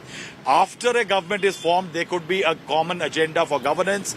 But till then, for the election, a subcommittee is likely to decide only, which is called common issues to raise against the Narendra Modi government. So a possibility of a common minimum program, say between a Mamata Banerjee and Sitaram Yechuri, is totally ruled out. So that's where lies the catch, that if a common minimum program is so difficult, a common leader will be very difficult, and a common candidate yet more difficult. In the midst of all of this, for the second time in 2 days, Ajit Pawar has met with Sharad Pawar in Mumbai. And I want to go across to Sahil Joshi, Maharashtra Bureau Chief. Yesterday, from what I heard from Jayant Patil and Praful Patel, Sharad Pawar heard this delegation but didn't say anything. Now he's meeting them again. Now here is the Machiavelli of Maharashtra politics. He's not in Bengaluru when that meeting started. And everyone's wondering what's going on, what's cooking in Mumbai right now, Sahil? Well, Sharad Pawar is going to go to Bangalore tomorrow. By 11 o'clock, he will be there in the meeting along with Supriya Sule, most probably. But he is going to go himself for sure. That has been cleared, by the Sharad Pawar, the people close to Sharad Pawar, as well as they have officially tweeted as well. Now, as far as these meetings are concerned, what Praful Patel said yesterday and what Praful Patel said today, there is not a difference of a word, because he said exactly the same thing, that the MLAs, the leaders wanted to meet Sharad Pawar, took his blessings, and they requested him that find out some sort of a solution by which the NCP, this split in the NCP can be stopped. Today, the other MLAs also, they joined Praful Patel and Ajit Pawar to meet Sharad Pawar. What I have heard is that yesterday, after the meeting with the ministers of NCP, Sharad Pawar made a speech to the NCP youth wing, and he made it very clear that he doesn't want to join BJP at all. He doesn't want to join hands with the BJP. Even today, after their meeting with the MLAs, he repeated himself that he doesn't want to join with BJP. Though Jayant Patil's press conference after this whole meeting was very, he didn't commit anything. He just said that what Sharad Pawar thinks only he can answer. He cannot answer on behalf of Sharad Pawar. But yes, he did say that these people have been approaching them that some way find a solution that they can reconcile again. Thanks, Sahil. I want to go across now to senior BJP leader Ravi Shankar Prasad. He joins us on this broadcast. 26 opposition parties meeting in Bengaluru, Ravi Shankar ji, a day before the big NDA meeting in the capital. As a top BJP strategist, what do you make of this meeting in Bengaluru? The second meeting in 2 months, an effort after the 23rd of June to try and bring the opposition on one plank against Team Modi.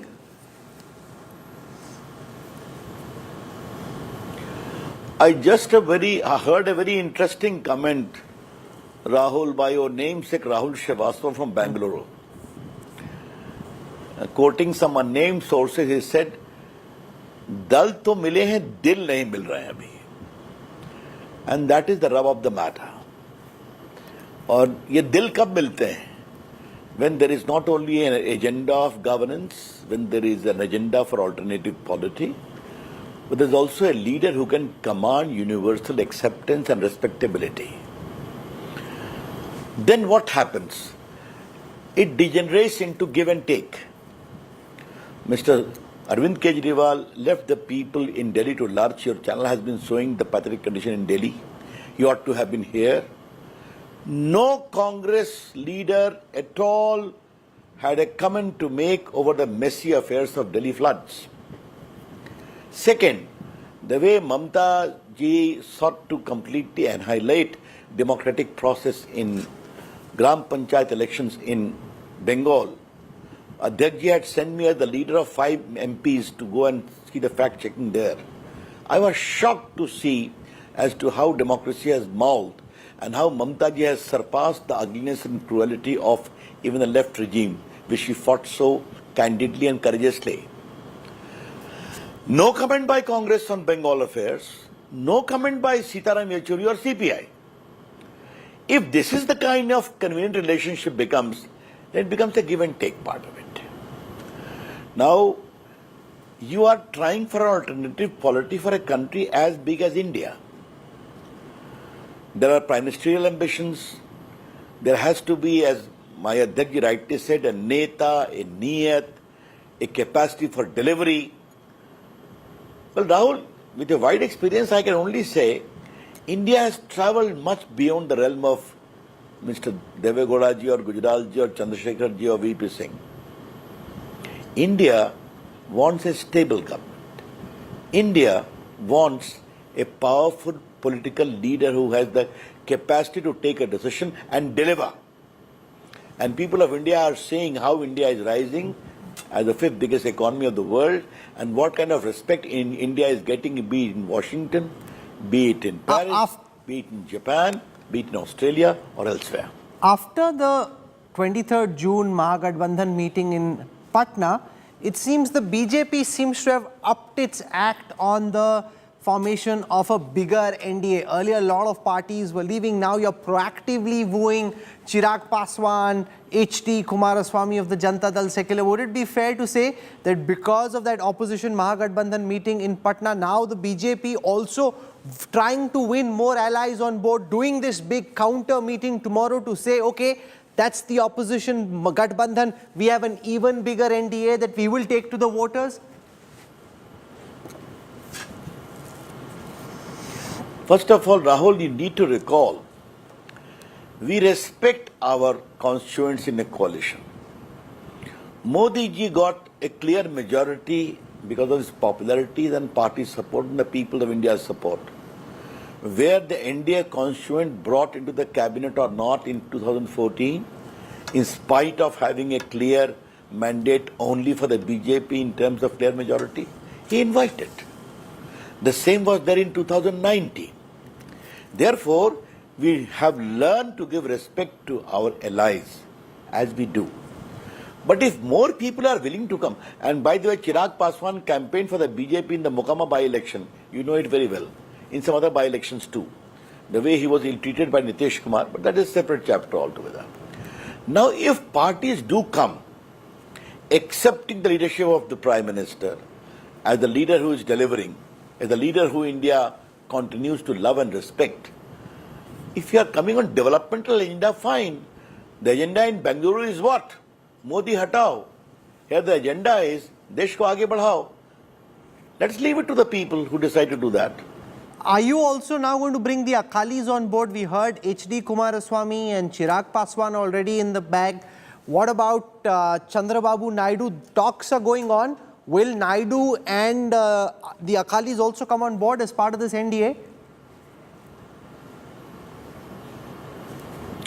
First of all, don't forget, Akali Dal has been a robust part of alliance with us for the last more than 40 years. They went because of the issue of farmers' protest, etc., because of compulsions of local politics. Chandrababu has also, Naidu has also been ally with us in the past. But what happens now? Yes, I believe they have met.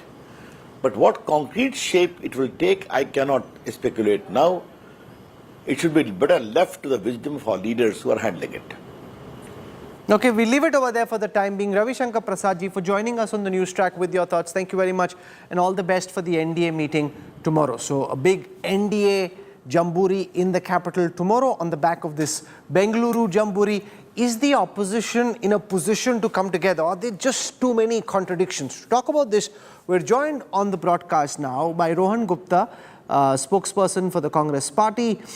We've got Sanju Verma, national spokesperson of the Bharatiya Janata Party. Jasmine Shah is with the Aam Aadmi Party as its chief spokesperson. Let me go across to Jasmine Shah first, because we've heard from the Congress, we've heard from the BJP. Now, after extracting a concession from the Congress that they would back the AAP position on the ordinance in Delhi, has now established its presence in Bengaluru. I see Bhagwant Mann in those pictures. I can see Delhi Chief Minister Arvind Kejriwal as well.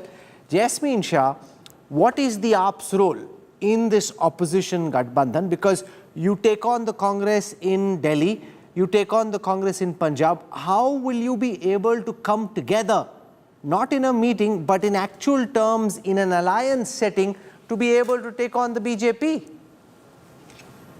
Rahul, the answer to your question is very simple. The reason why these very different parties, who may have different views on certain policy priorities, but they are yet together on the same platform, because we are united with the view that India is a constitutional democracy. It should be run by the word that is written in the constitution, and constitution should not be trampled upon day and night by the governors and the lieutenant governors of Delhi, of India, as well as, agencies like ED and CBI should not be unleashed to make a opposition Mukt Bharat, which is... No, that's fine. I understand the positional... Now, coming to your question. 7 seats in Delhi, 14 in Punjab. How do you split them, AAP and Congress?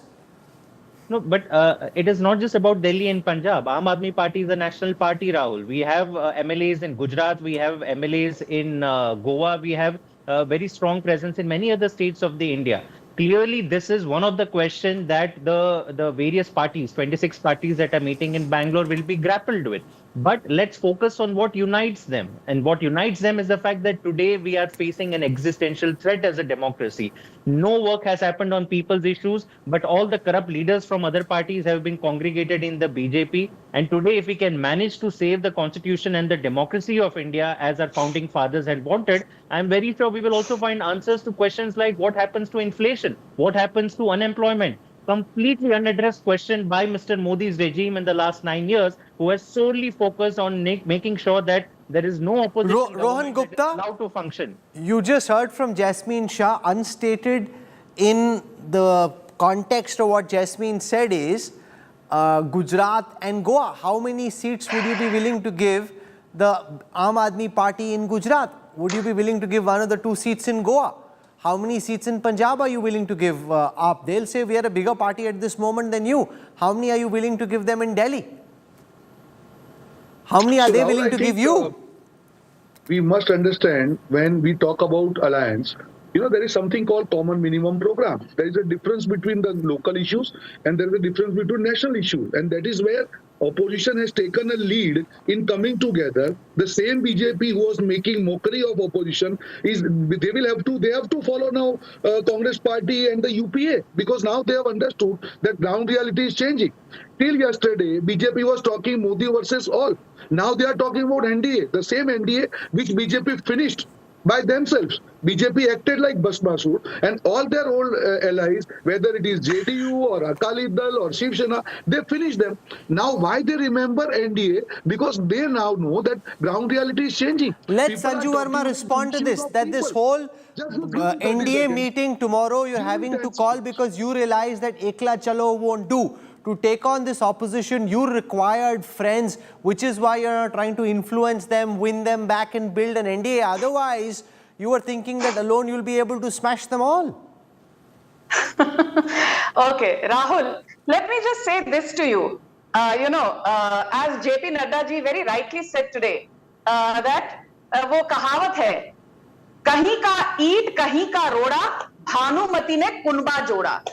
And I think that captures the essence of a debilitated, fractious and electorally vanquished opposition. Point number 1. Point number 2. I always say this sounds rhetorical, but it is so true. 0 plus 0 plus 0 is 0. 0 into 0 into 0 is 0. Look at Kejriwal first, because you had the Aam Aadmi Party spokesperson. Aam Aadmi Party spokesperson should know that Kejriwal, their party had a vote share. And Kejriwal himself had a personal standing in terms of positive affirmation to the tune of 33%. Come 2019, Kejriwal's personal standing came down from 33% to 18% amongst voters. So a lot changed. I want to just say this to you. Aam Aadmi Party fought on almost all the 224 seats in Karnataka Vidhan Sabha. They lost deposits in 93% of the seats in 208 seats. And guess what? Aam Aadmi Party contested the West Bengal Panchayat elections, and do you know how many votes they got? 5.67 crore people took part in the Panchayat elections, and Aam Aadmi Party got 1 vote. 1 vote. No, but they're not a force in West Bengal. See, one second, that's not the point. The point is, if the AAP and the Congress were to unite in Delhi, I don't know whether it will be 3-4, 4-3, 5-2, but if they were to unite in Delhi, if they were to unite in Delhi, ma'am, they'll make your life much tougher. This is a fact. You may still win quite a few of the seats, but if Jasmine Shah and Rohan Gupta's parties were to find a way of uniting in Delhi, it would make the BJP's life tougher than if they were split. Can I finish, Rahul? Yes, you must. What's wrong with you? Nothing's wrong with me. You are going off to Bengal. The AAP's not a factor in Bengal. Talk about where they are. Rahul, can I please? Yes, you must. Why are you giving me, arguments on behalf of the Aam Aadmi Party? Please do that for the BJP for a change, Rahul. Rahul, allow me to do that. Please allow me to do that. Let me finish. 1 second, Jasmine, we're coming back to you in a moment. Just 1 second. Let her complete. Okay. Let's now talk numbers. In terms of numbers, Congress is at 52. RJD 0 seats in Lok Sabha. JDU 16 seats in Lok Sabha, fought on the back of Narendra Modi on all their posters. TMC 22 seats.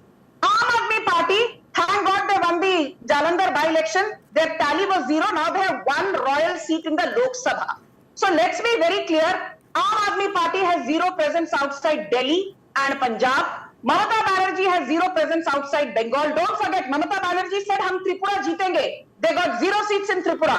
Mamata Banerjee said hum Goa jeetenge. They got 0 seats in Goa. Don't forget, Aam Aadmi Party said, what did Arvind Kejriwal say prior to Gujarat elections? हम किसी तरह 80-90 सीटें तो जीतेंगे, intelligence bureau से मुझे ये खबर मिली है, बट आप हमको 150 सीटें दिलवाइए.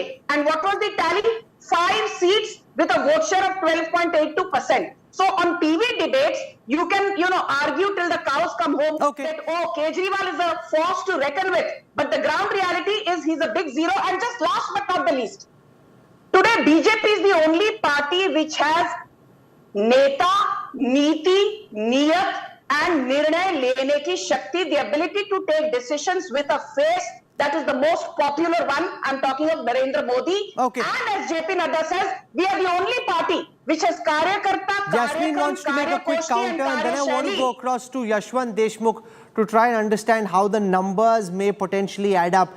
Jasmine, a marginal presence of the kind that you mentioned in Goa or even Gujarat will definitely not get you a seat over there. The Congress won't be willing to share either of the 2 Goa seats or even anything in Gujarat. So therefore, this whole idea of your aspiration and your reality, how do you match that?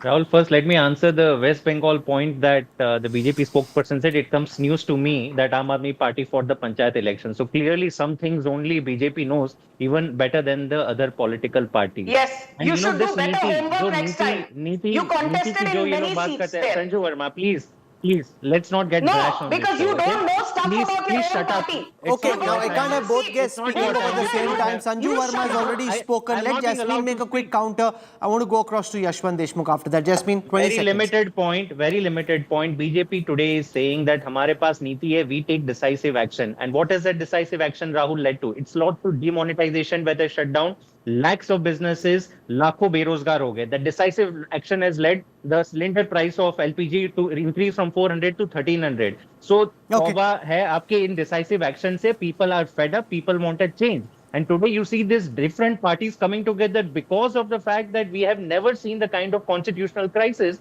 like you're seeing today in India, where governors and lieutenant governors have also become alliance partners of BJP. It is not just these 38 Inamina Dika parties that have come together. It are these governors, lieutenant governors, ED, CBI, IT, सारे मिलके आप चुनाव लड़ रहे हैं, फिर भी आप हारेंगे, ये हमारा दावा है. Let me go across to Yashwant Deshmukh. Political rhetoric aside, if you were looking at it purely from the numbers, how would you allocate seats?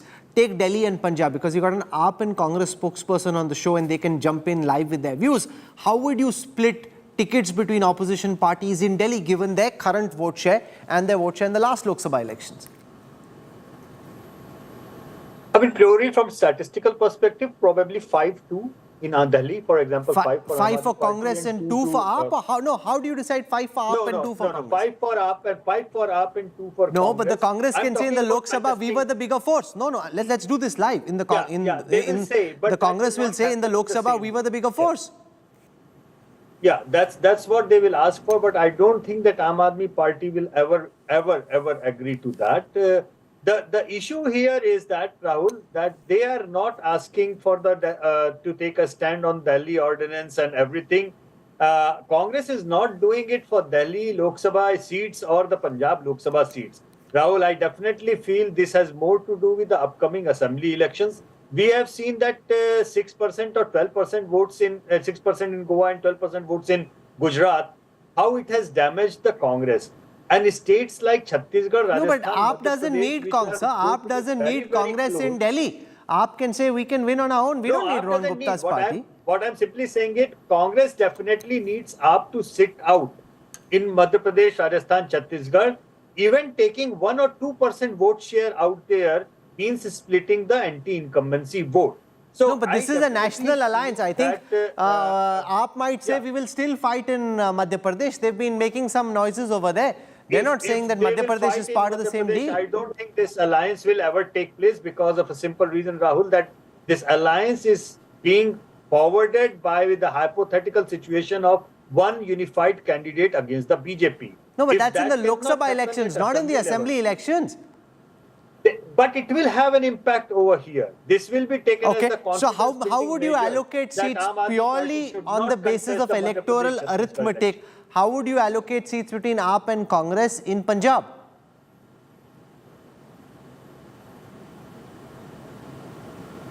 Well, Yashwant? in Punjab, it will be more like 50-50, maybe, because Congress was equally strong in Punjab. But as far as Delhi is considered, I don't think Congress is in a strong footing in Delhi anymore. And Aam Aadmi Party is not going to cede even an inch of ground. No, but these are real problems. See, Rohan Gupta, you can turn around and say in the Lok Sabha election, Congress came second, AAP is third. In the Lok Sabha, Congress is the natural challenger to BJP, not the AAP. Therefore, this 5-2 is not acceptable. It should be 4-3 in Congress's favor. Jasmine Shah will turn around and say, क्या बोल रहे हो? आप तो हो ही ना 3 में ना 13 में. Why will we give you 3 seats? To the Aam Aadmi Party.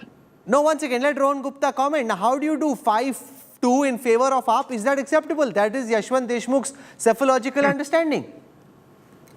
See, Rahul, I think the way opposition unity is going on, we had a first meeting, people were laughing, the analysts were questioning whether it will go further or not. And now we are today in second meeting where 26 parties are there.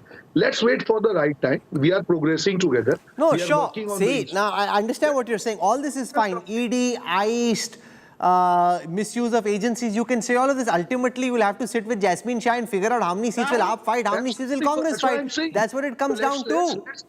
Let's cross the bridge when it comes. That's what I'm saying. You haven't heard me properly. 2 meetings have happened. Aam Aadmi Party has confirmed in Delhi, there's a lot of water under the bridge at this moment. The Yamuna is flooded. There's a lot of water in the bridge. You have to ask same question to, let me complete please, Rahul. Yes. You ask same question to BJP when they are saying 38 parties, the party which has trust all their allies in past, the party which finished NDA, the party which is fighting now in Maharashtra, where Ajit Pawar is saying that he is going to be CM. You ask these questions to BJP. We are very, very clear, Rahul. We are working on common minimum program. And after that, whatever maturity the parties needs to show, we will sit together and show. We will see which is the party which is... Now, this is the argument that let's put together an ideological framework.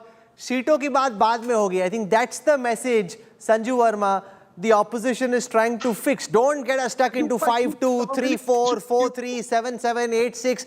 You'll get us tied up in knots. We'll deal with that later. Leave it to us. They're saying the BJP can't be trusted, Sanju Verma, because you eat up your allies. Let Sanju Verma speak, please. Rahul, first and foremost, I want to say that I did not use abusive language. But Jasmine Shah said, shut up. तो आपको बता दूं, बदतमीजी करोगे तो आपको बदतमीजी का जवाब मिलेगा मुझसे. Jasmine Shah, you are a party which has been not able to even deliver basic governance to Delhi. When 2016 dengue happened, your Kejriwal said, no Rahul, let me finish. When 2016 dengue happened, Kejriwal said, मैंने घुटने take दिए हैं जी, मुझसे कुछ नहीं होगा. Modi ji, please help Delhiites. When COVID second wave hit Delhi in 2020 and 21, Kejriwal said, मुझसे कुछ नहीं होगा जी. Modi ji, please Delhi की सहायता कीजिए. Wait a minute. Every year during Diwali, the AQI goes beyond 500. And what does Kejriwal say? मुझसे कुछ नहीं होगा जी. नरेंद्र मोदी, please मेरी मदद कीजिए. Now in 2023, when Delhi is reeling under floods, a shameless Kejriwal and a shameless Jasmine Shah, who's a personal assistant to Kejriwal, what did Kejriwal say? ये मेरी गलती नहीं है जी, ये तो हरियाणा के हथनी कुंड बराज की गलती है. So Jasmine Shah, you shut up and now listen to what I have to say. Let me say this to you, Rahul, that what did Congress get in 2019? They got 52 seats, 75%. 39 seats came from 2 states, Kerala and Tamil Nadu. But look at the tally of Congress in Kerala 2021 assembly elections. Their tally went down from 47 to 41. I'm talking of the Congress-UDF partnership. As for Kejriwal, he got 2 seats in Goa. He's been contesting Goa for the longest time. He did not, make a sizable dent there. He's limited to Delhi and Punjab. Gujarat, he managed to get only 5 royal seats. Kejriwal is not an important person in the overall scheme of things when you talk of national politics. India today is giving him more relevance than he deserves. He's the proverbial Nero who was fiddling when Rome was burning. Delhi is, Delhi is to a reeling under floods. And You this want to Kejriwal respond to that, chamcha Jasmine Shah? comes here and gives a bhashan to the BJP. That the people of Delhi dealing with a very serious water issue at this moment, dengue, malaria, real challenges. This is what the Chief Minister should really be focusing on, rather than trying to be part of some opposition unity meeting in Bengaluru. Jasmine.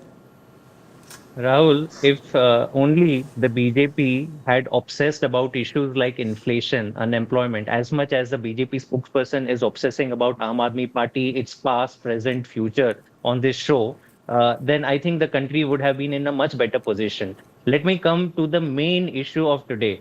The opposition parties are meeting together in Bangalore, not just because they want to save the constitution, but because the country is waiting for an alternate vision to be articulated. Let Jasmine Your Kejriwal is a fraud. This again shows who's this kind, this kind of brash behavior is very clear. And I think, Rahul, this has been going on in the country for the last 9 years. People are tired of this kind of arrogant, rowdy behavior that BJP netas and spokespersons show everywhere. They have been elected with a mandate. They have done nothing with their mandate.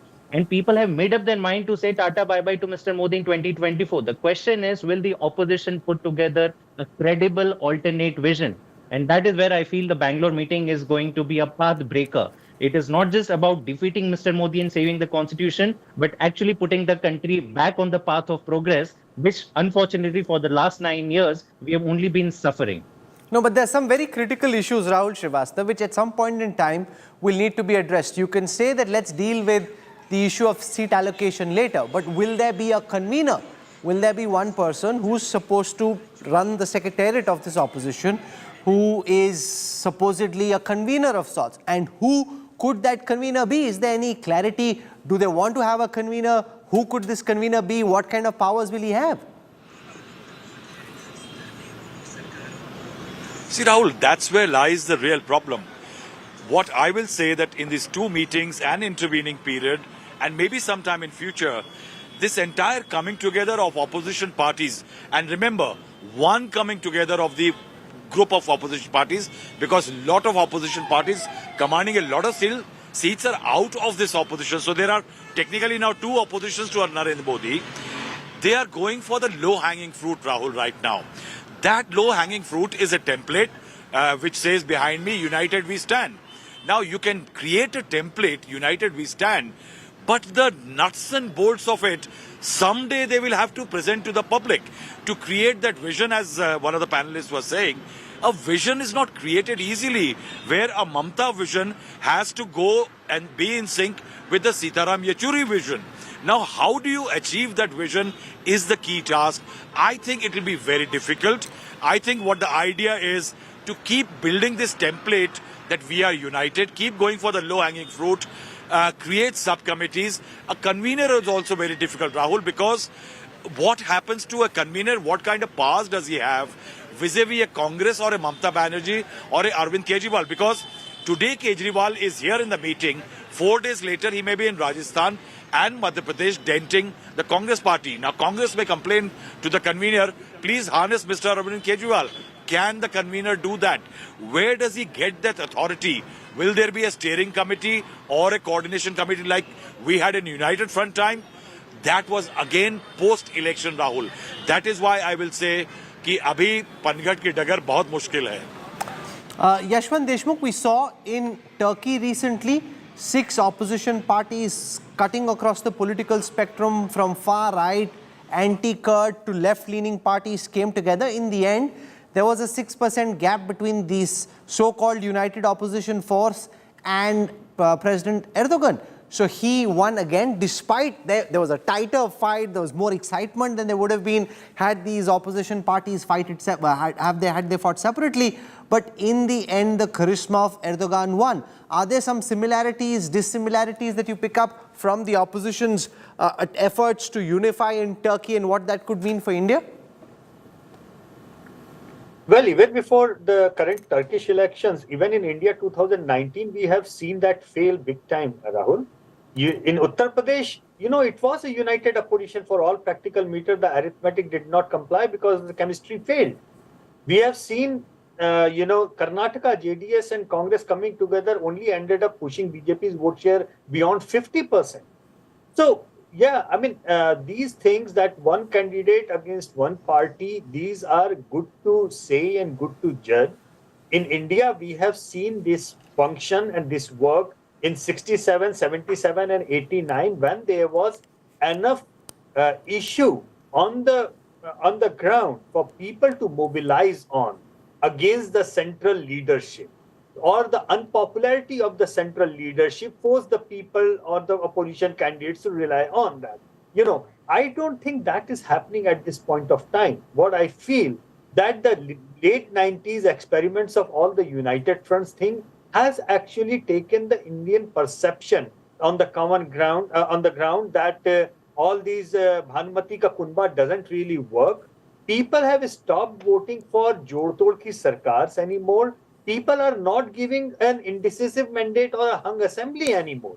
People are going for a sweeping verdict in whatever they are giving a precise mandate. Aam Aadmi Party won a huge mandate in both the states. Congress won a huge mandate in Karnataka right now. But I don't think people are going to confuse the ragtag coalition, and that too on the convenership. Rahul, it's so interesting to figure out who the convener is going to be. Who would you make the convener? Yashwant Deshmukh? Purely by logic, who do you think is the most logical convener?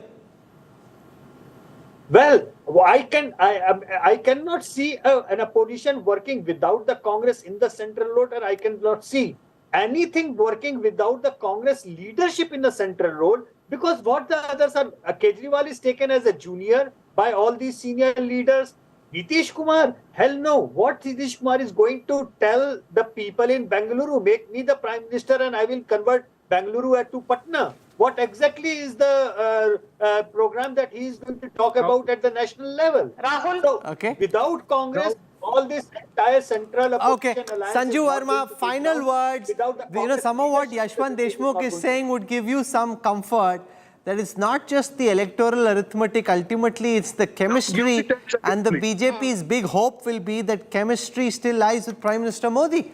But you also have now 10 years of anti-incumbency. You now have 10 years of anti-incumbency that you're up against. Sanju Verma, final words. Rahul, I need my uninterrupted time, because you've got panelists from parties which have barely one Lok Sabha seat and are sitting here and giving a gyan to the BJP. Let me just say this. There is this famous kahavat. हमको मालूम है जन्नत की हकीकत क्या है, हमको मालूम है जन्नत की हकीकत क्या है, लेकिन दिल को खुश करने के लिए गालिब ये ख्याल अच्छा है. So while the Aam Aadmi Party and the Congress can hallucinate, Mungeri लाल के सपने देखते रहिए, but let me tell you Rahul, the Aam Aadmi Party का अनपढ़ गवार spokesperson said मोदी जी ने क्या किया है? So ये किया है मोदी जी ने. Last 5-year inflation average 5.2% despite a debilitating COVID. 48 crore Jan Dhan accounts, the largest global financial inclusion scheme. Ayushman Bharat, 1 minute, the world's largest healthcare scheme. 11 crore plus toilets. No, this is not time for an election speech. This is not time for an election speech. The world's largest self-employment scheme. You are counting some of the achievements of the BJP government. Ultimately, it's the voters who need to weigh in on whether the Prime Minister has done more or they think the opposition holds more promise. Please. Okay, Rohan, I'm out of time, so I want to give you just 20 seconds to wrap up very quickly. Rahul, I totally disagree with what you said or what one of the psephologists say, because if that is the case, why BJP is trying to recreate NDA? Why 38 parties? Because they don't want to take a risk. They want to be doubly sure that they're winning. They want to win bigger than last time. They know the ground reality is changing. People are voting for issues now. They know that. And that's why they are shattered.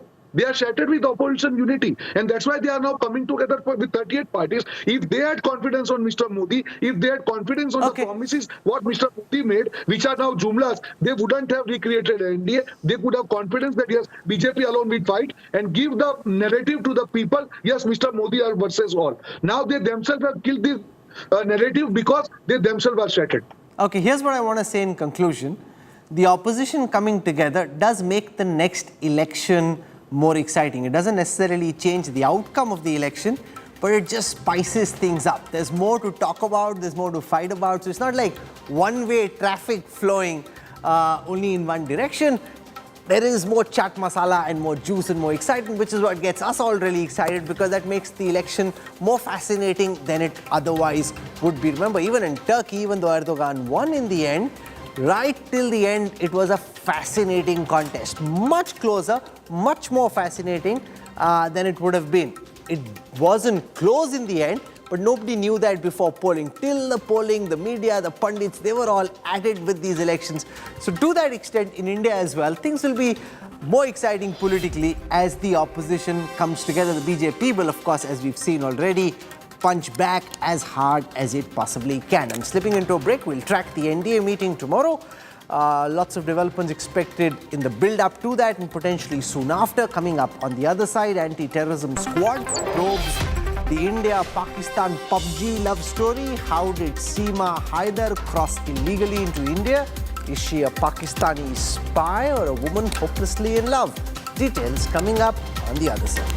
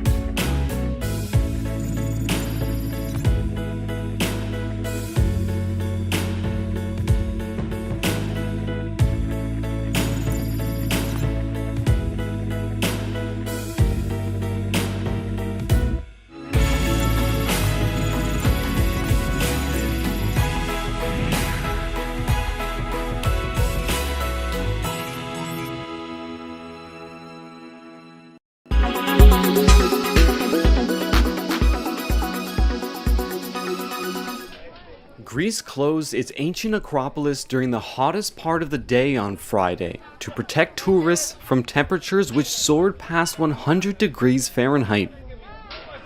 And in Italy, meteorologists are calling the next phase of the heat wave Charon, a reference to the ferryman of the souls of the dead in Greek mythology.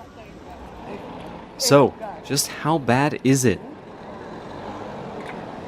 The European Space Agency, whose satellites monitor land and sea temperatures, warned that Italy, Spain, France, Germany, and Poland all face extreme conditions. Temperatures could break Europe's current record, 119 degrees Fahrenheit, recorded in Sicily in August 2021. The impact from extreme summer heat has been brought into focus by a new study. It says as many as 61,000 people may have died from the sweltering heat across Europe last summer. Record temperatures are expected in parts of southern Europe next week. Johan Ballister is a professor at the Barcelona Institute for Global Health. He says France has learned lessons from a deadly 2003 heat wave that others should follow. Hi ha mesures que són relativament barates, com per exemple coordinar. There are measures that are relatively cheap, like, for example, coordinating public entities. Also, doing a census of vulnerable populations and coordinating them through public services can be relatively cheap. Però hi ha mesures molt més cares, com per exemple el redisseny de les ciutats. But there are much more expensive measures, like, for example, the redesign of cities to improve housing conditions. Doctors say poorer elderly people with existing health problems are most at risk. Angel Abad is from the Office of Sustainable Development at Madrid's La Paz Hospital. Most have a low socioeconomic background, and we know that in these cases, people who don't have air conditioning are more vulnerable. They face a higher risk and higher mortality upon arriving at an emergency ward.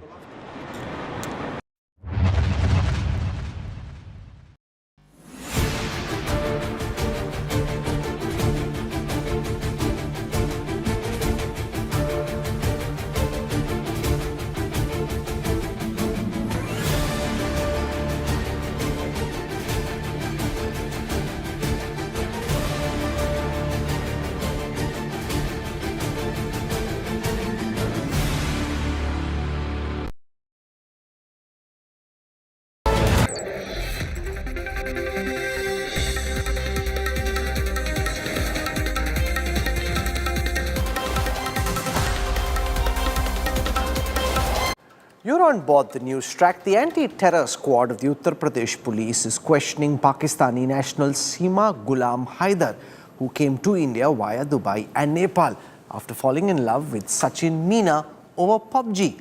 Under investigation are her multiple SIM cards, mobile phones and documents. Her Pakistani links are also being probed.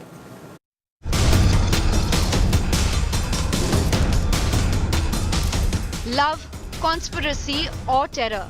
The mystery around Seema Haider and Sachin Meena relationship is only deepening. At the center of this love story are two enemy nations, India and Pakistan. Seema Haider's illegal entry into India from Pakistan's Sindh and her alleged marriage to Sachin Meena is now under investigation. Seema Haider has become a celebrity and social media sensation, from mainstream media to YouTubers and Instagram influencers. Seema Haider has given interviews to dozens.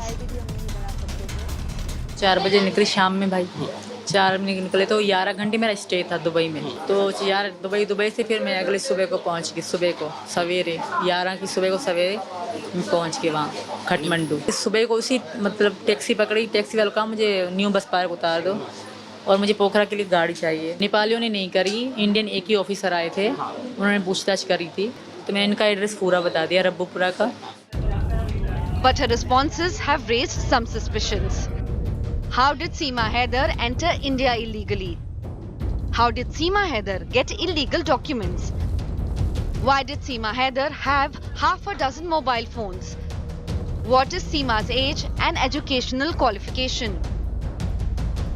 Not just that, reports of Seema's brother working for Pakistani security agencies have also come to the fore, raising doubts about Seema being a Pakistani spy. So now, a unit of UP-ATS headquarters have been deployed to probe Seema Haider's case. UP-ATS usually monitors terror plots and investigations. The UP-ATS will now probe Seema Haider's mobile phones, her social media accounts. It will also track Seema Haider's route from Pakistan to Dubai and from Dubai to Nepal. People who helped Seema reach India by crossing the border will also be investigated. Sachin and Seema's connection will also be probed. Not only this, the Central Intelligence Agencies are also getting Seema Haider's background check done in Pakistan. Information is being collected about Seema Haider's profile and her relatives in Pakistan. Bureau Report, India Today. This is a story that's got everyone tracking very closely. Is she a spy? Is she a woman in love? We will take no sides, just cover the story as factually, as objectively as we possibly can. I want to thank you for joining me on the news track. I look forward to seeing you 8 p.m. tomorrow evening as we track the NDA meeting at the Ashoka Hotel in Delhi. So do tune in for that. Rajdeep Sardesai comes up next with News Today. Goodbye. Good night.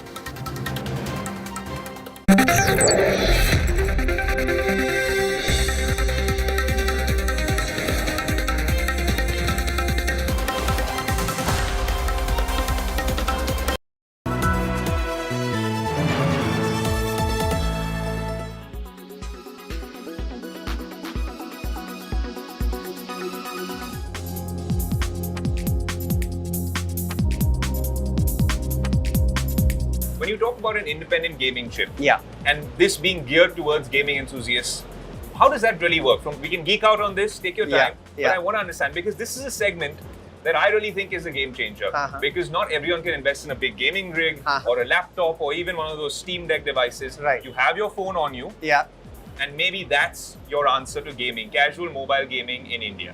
Absolutely. So, see, if you look at the youngsters of today, right, one of the most important insights that we have seen is that esports and especially mobile gaming is really at multiple levels. Okay. There are people who are absolutely casual about it. At the same time, there are people who want to build careers out of it. And this is really opening up as a new career opportunity as well. So in whichever way you want to look at it, if you're serious about mobile gaming or if you're interested in mobile gaming, iQOO can certainly be your go-to device with 2 chips in there, Snapdragon 8 Plus Gen 1, which is a very powerful chip. Then we have the independent gaming chip, which is the first in its category. So you can't go wrong with the iQOO Neo 7 Pro. Awesome, and we hope to see more devices like this with better charging, better battery life, peak performance, and of course, these bright orange colors like Nipul's t-shirt. Nipul, what a pleasure to have you on Tech Today. We hope to see you very soon, and maybe we can put each other up against each other for a quick gaming match at the end of this. Whenever. Yes, thank you.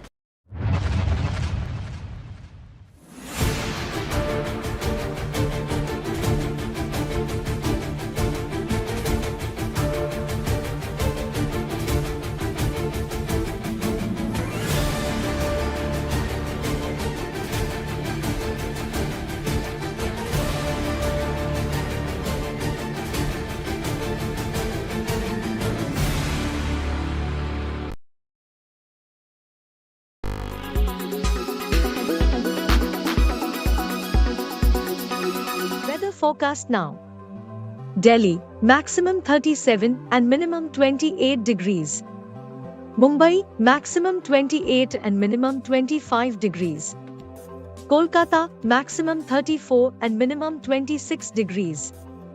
Bengaluru, maximum 28 and minimum 21 degrees. Chennai, maximum 35 and minimum 28 degrees. Hyderabad, maximum 29 and minimum 23 degrees. Make your media plan smarter with India Today Live TV on your connected devices. Amplify your brand with 100 million smart internet viewers. To advertise, mail us at sales@aajtak.com.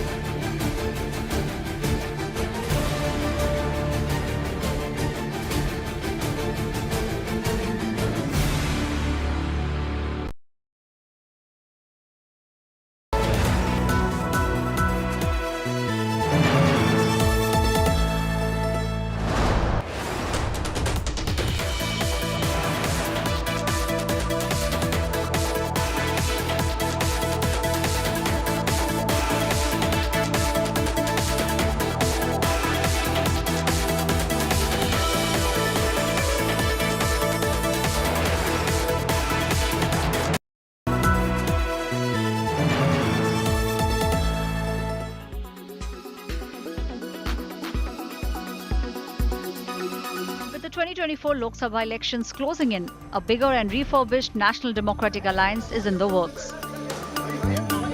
In a big boost to the BJP-led alliance in the politically crucial state of Uttar Pradesh, Om Prakash Rajbhar-led Sohail Dev Bharatiya Samaj Party has returned to the NDA fold.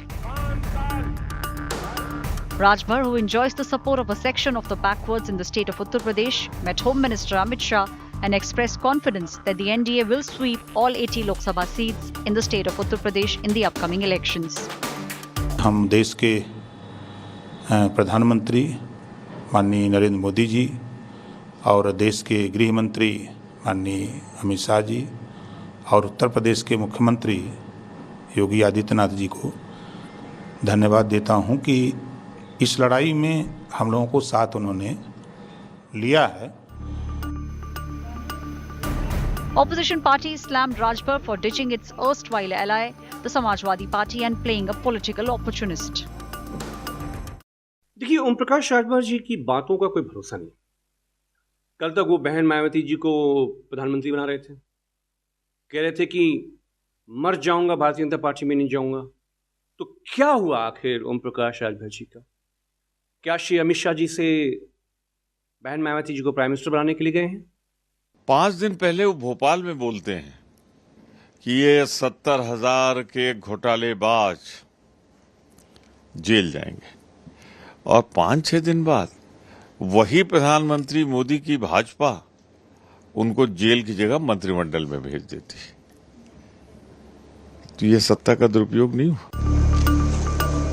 The development comes 2 days ahead of a key NDA meet of all the alliance partners in the national capital on Tuesday.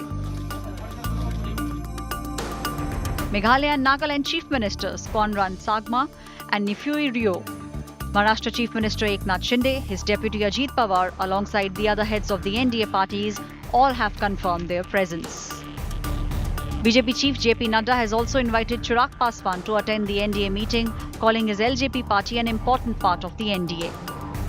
The development is seen as BJP outreach to Chirag Paswan to bring him back into the NDA fold after he left the alliance in Bihar in 2020. Bharatiya Janata party के राष्ट्रीय अध्यक्ष आदरणीय JP Nadda ji का पत्र जरूर हम लोग को प्राप्त हुआ है। आज पार्टी के तमाम वरिष्ठ नेताओं के साथ बैठक कर अंतिम निर्णय उसी में लिया जाएगा कि इस बैठक में लोक जनशक्ति पार्टी रामविलास जाएगी नहीं जाएगी। पर हाँ, समय समय पर हम लोगों ने हमेशा भारतीय जनता पार्टी का साथ दिया है। Meanwhile, in the state of Karnataka, BJP also reached out to the former MP H.D. Devegoda to seek support of his party for the NDA. ಮತ್ತು JDS ನಾಯಕರ ವರಿಷ್ಠ ದೇವೇಗೌಡರ ನಡುವೆ ಇರುವಂಥ ಮಾತುಕತೆ ಈಗಾಗಲೇ ಕುಮಾರಸ್ವಾಮಿ ಅವರು ಕೂಡ ಕೆಲವು ಭಾವನೆಗಳನ್ನು ವ್ಯಕ್ತಪಡಿಸಿದ್ದಾರೆ। ಆ ದಿಕ್ಕಿನಲ್ಲಿ ಮಾತುಕತೆ ಮುಂದುವರಿತಿದೆ, ಆದರೆ ಮಾತುಕತೆ ಫಲಶ್ರುತಿ ಆಧಾರದ ಮೇಲೆ ಮುಂದಿನ ರಾಜಕೀಯ ಬೆಳವಣಿಗೆ। The BJP has also extended an olive branch to its erstwhile ally, the Akali Dal, to return to its fold. The upcoming NDA meet and the expansion plan comes amid the opposition's efforts to forge unity in a show of strength to take on Narendra Modi. Co-presented by Star Health Insurance, the health insurance specialist. Co-presented by JK Tyre Ranger Series, stay wild at heart. Co-powered by Watcho OTT Super App. One hai to done hai. Co-powered by the new Kia Seltos, the badass reborn. Co-powered by Cellar. This is your space. Play it your way.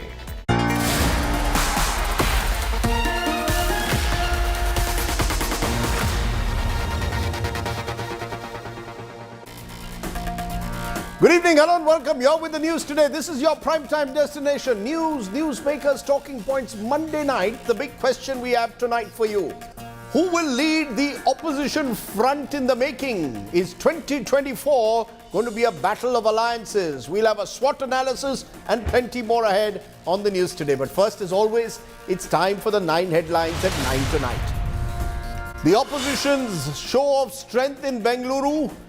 Leaders from 26 opposition parties attend meet hosted by the Congress. Alliance likely to get a new name and possibly even a common agenda tomorrow. 38 NDA allies to meet in Delhi tomorrow. Chirag Paswan is back with the BJP. JP Nadda hits out at the United Opposition meet, calls it a coalition of the corrupt. Centre tells Supreme Court that Delhi ordinance will be tabled in the monsoon session of Parliament, accuses the Kejriwal government of taking excise scam files illegally, harassing vigilance officers. Kejriwal says the centre is not letting them work. The water level of the Yamuna once again breaches the danger mark. Parts of the national capital remain waterlogged. Delhi government begins restoration work as several locations were flooded. Another Tamil Nadu minister under ED scanner after Senthil Balaji Ponmudi raided in a money laundering case. 70 lakh cash recovered from his house. Stalin cries vendetta.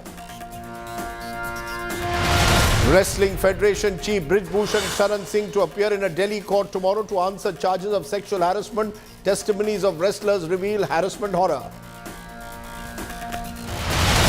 UP ATS grills a Pakistani national Seema Haider who illegally entered India after falling in love over a mobile game Pubg. ATS investigating 6 mobile phones and documents. Big anti-terror purge in the Jammu and Kashmir administration. 2 J&K government officials, constables sacked for raising funds and logistics for a Pak terror organization. Carlos Alcaraz wins his maiden Wimbledon title as he beats Novak Djokovic in a 5-set thriller. Has tennis finally found a new superstar?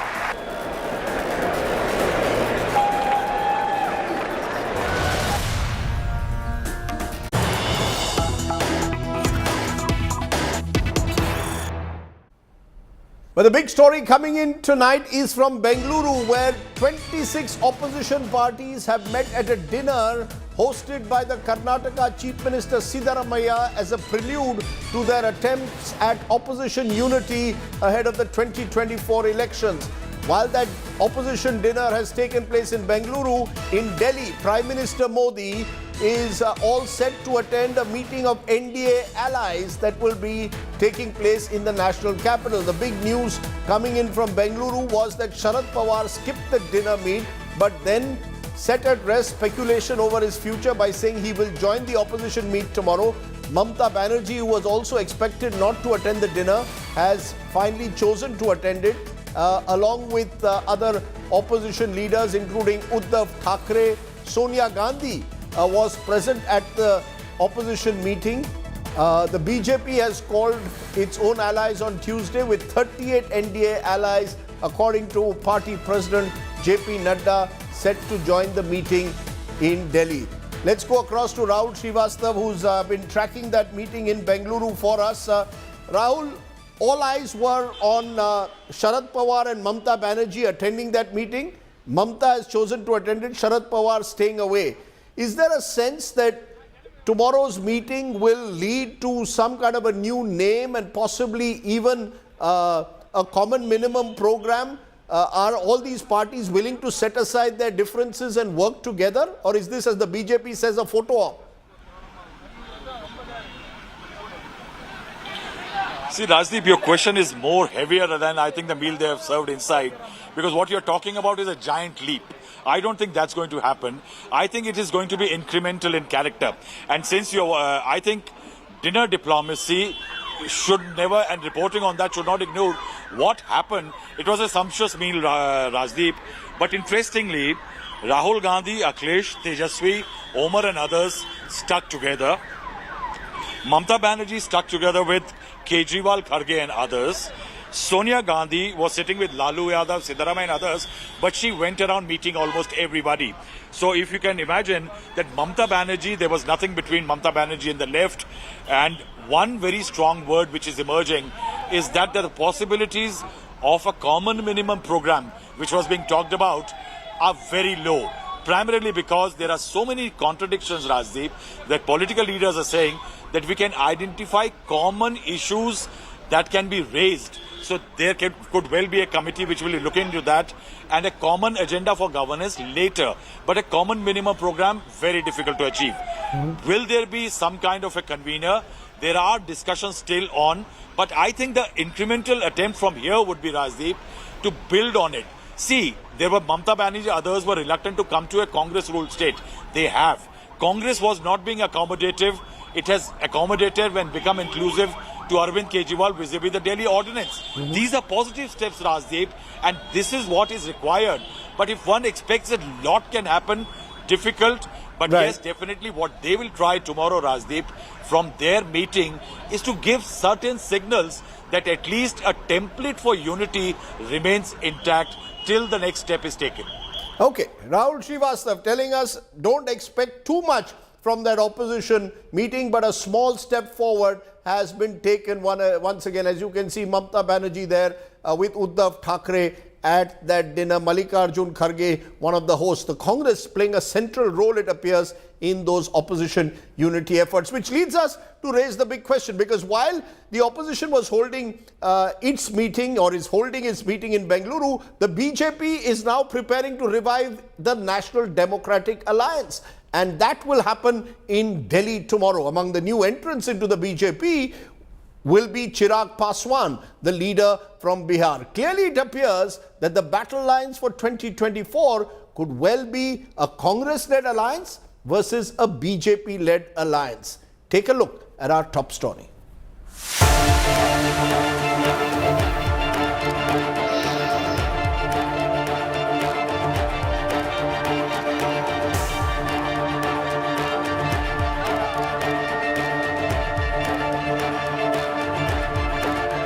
Sonia Gandhi makes a rare appearance at a political forum after she left the post of Congress president, with the main architect of the UPA attending the opposition unity meeting in Bengaluru. The Congress led by Mallikarjun Kharge has raised the stakes in the race for 2024. The Granule Party, on a high after the Karnataka election victory, is not just taking the lead in stitching together an opposition front, but also showing its intent to lead it. They want to silence the opposition voice. They are misusing entire agencies like Enforcement Directorate, CBI, to suppress the voice of the opposition. Nitish Kumar, Mamata Banerjee, Uddhav Thackeray, Akhilesh Yadav, all top opposition faces have reached the IT city. United by their fear of the BJP, but divided by their personal ambitions, the Unity project has many roadblocks. Even the Bengaluru meet was under a cloud, with Arvind Kejriwal refusing to play ball unless the Congress publicly announced it will oppose the centre's ordinance to take over services in Delhi. Aam Aadmi Party's decision to attend came Sunday night after it got what it asked for. We already took decision, not only Delhi ordinance, any attempt to sabotage the federal system of the country, to intervene in the state matter by using the governor, we are not going to support. Same way, Delhi ordinance also, we are not going to support. Very clear. यह जिस प्रकार से इस दिल्ली के काले अध्यादेश पे तमाम पॉलिटिकल पार्टी साथ आई, अरविंद केजरीवाल जी के आह्वान पे इस अध्यादेश को हराने के लिए एक एकजुटता जो नजर आ रही है, ये कोई साधारण डेवलपमेंट नहीं है. ये डेवलपमेंट ये दर्शाती है कि 2024 में मोदी जी वापस नहीं आ रहे. 2024 में भारतीय जनता पार्टी की सरकार वापस नहीं आ रही है. The agenda for the opposition meet includes setting up a subcommittee for drafting the common minimum program, forming another subcommittee for chalking out the joint program of parties like rallies, conventions and agitations, discussing the process for deciding a seat sharing deal on a state-to-state basis, deliberating on the use of EVMs and suggesting reforms to the Election Commission, suggesting a name for the alliance, and setting up a common secretariat for a proposed alliance. The BJP, which is also holding a meet of its allies in Delhi on Tuesday, has played down the prospect of a united opposition. जहाँ तक UPA का सवाल है और ये जो opposition के alliance है, ये भानुमति का कुनबा है और कहीं का ईंट कहीं का रोड़ा, भानुमति ने कुनबा जोड़ा, इस तरीके का ये अलायंस है. न तो इनके पास नेता है, न ही नीयत है, न ही नीति है और न ही फैसला लेने की ताकत है. Modi versus who? This is what Mission 2024 is boiling down to. The opposition meet in Bengaluru will give some indications to what the answer will be. Bureau Report, India Today. So let's look now, given the positions being taken by the two alliances, a quick SWOT alliance. I want to give you my SWOT alliance analysis of the two major alliances. First, the challenges for the opposition. A, how to recover in the Hindi heartland where BJP won 90% of the seats in 2019. Number two, can the Congress take on the BJP in direct fights in North and Central India? All these fights, almost all of them, were won by the BJP last time. AAP versus Congress, TMC versus left. Can the opposition think national and not local? Will that at all be possible? Can the opposition prevent more defections in its ranks in key states like Maharashtra? Will they be able to hold on to those numbers with them there? Can the opposition work out a minimum 350 seats, one-on-one fight with BJP? Is that possible? What happens to non-BJP, non-Congress players like Biju Janata Dal, YSRCP, BRS, BSP? They are not part of this. What are the opportunities then for the opposition? Here are the opportunities. Double-digit growth opportunities exist in Maharashtra, Bihar, MP, Karnataka, Bengal. Here they could get 10 MPs more each than they got in 2019. The Congress AAP tie-up could make a difference in around 25 seats in Punjab, in Delhi, in Goa, in Haryana. 130 seats in South India, BJP is not a player in most of these. Can the opposition capitalize on this? And finally, in states like Haryana, the opposition could bank on local anti-incumbency. And one last point. Dalit, Adivasi, Muslim, OBC social coalition as a counter to Hindutva. Could a Mallikarjun Kharge, for example, be projected as India's first Dalit Prime Minister? Is the opposition ready to look beyond the Gandhis? Is that possible at all? Let's now look at my analysis for the NDA. The challenges for the NDA. How to repeat the success in Northwest India. I call it the Northwest Monsoon. The BJP dominated Northwest India 2014 and 2019, won over 80% of the seats here. Number two, how does the NDA retain dominance in states like Maharashtra and Bihar? Two states where alliances have shifted in recent years is a big challenge. Number three, how does the NDA ensure that the 2024 election is Modi versus who? Can they do that again, make it presidential? Next, how does the NDA fight or opposition arithmetic in a large state like Bengal? Assume, for example, that there are seat adjustments between Mamta, the left, and the Congress. How does the NDA grow in South and East India against strong regional parties? Because if you've maxed your seats in North India and you're losing there, how do you gain in other parts of the country? States like Telangana, for example. The opportunities for the NDA. UP, Gujarat and Assam. Between them, about 120 seats are what I call the three potential sweep states, banker states for the NDA.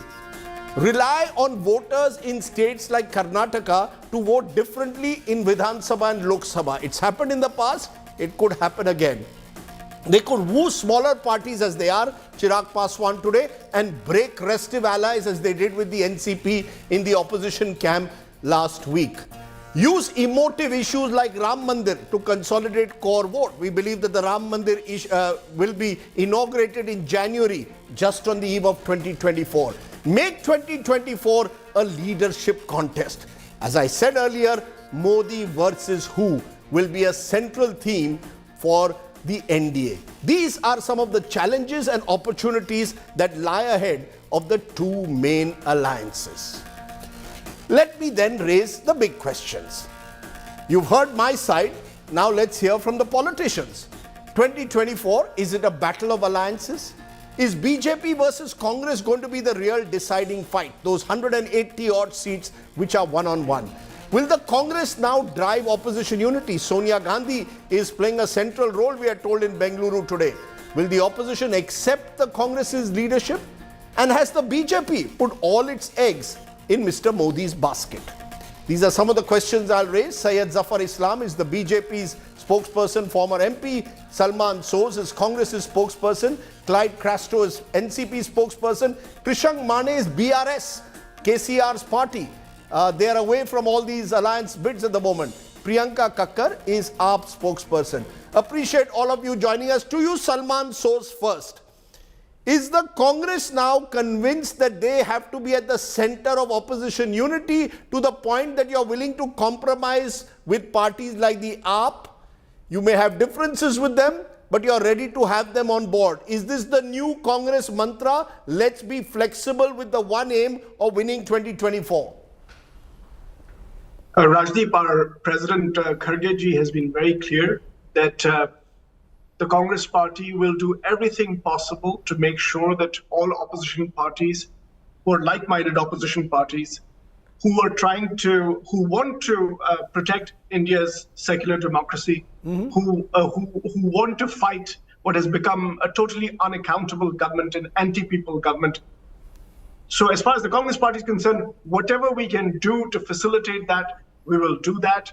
And we are, it's not about us being in the driver's seat. It's about us being as one of the pillars of opposition unity. And we're hopeful that more and more people will come together to defeat this government. No, but you see, why I asked you this question, Mr. Soz, at the outset is because till the other day, I was hearing congressmen, and many of them still do, call the AAP a B team of the BJP. Many of your local Adi Ranjan Chaudhary every day is accusing Mamta of being anti-democratic. She even used words like, called her fascist, saying she's behind the violence in the Panchayat elections. Today, all of you are having dinner. So you fight in the states and you have dinner in Bengaluru. Make sense of that for the viewers. Well, as far as say AAP is concerned, or the Trinamool Congress or any other political party out there. We are trying to formulate some sort of a program that appeals to the people of India so that because the people of India are looking for an alternative. I think there's a lot of anti-incumbency against the Modi government, and people want another formation to come and rescue them from this anti-people government. Now, you talk about differences of opinion. Yes, there are differences of opinion, but we have to overcome those differences because India's asking for something bigger from all of us. Now, as far you talked about our differences with you also have to think about, say, for example, the latest entrance into this coalition of compulsion that Mr. Modi is putting together. O.P. Rajbar, isn't he the person who called Prime Minister Modi the biggest liar in India? That's what Rajbarji, who just joined the NDA today. What about Devendra Fadnavis talking about Ajit Pawar and saying when he goes to jail, he's going to be Chucky, piecing and piecing and piecing. Maybe now they'll be doing piecing together. No, so this is wait. So this is right. This is competitive opportunism. This is competitive opportunism. Then no, I just think that this coalition of cronies, this coalition of compulsion, is going to crumble.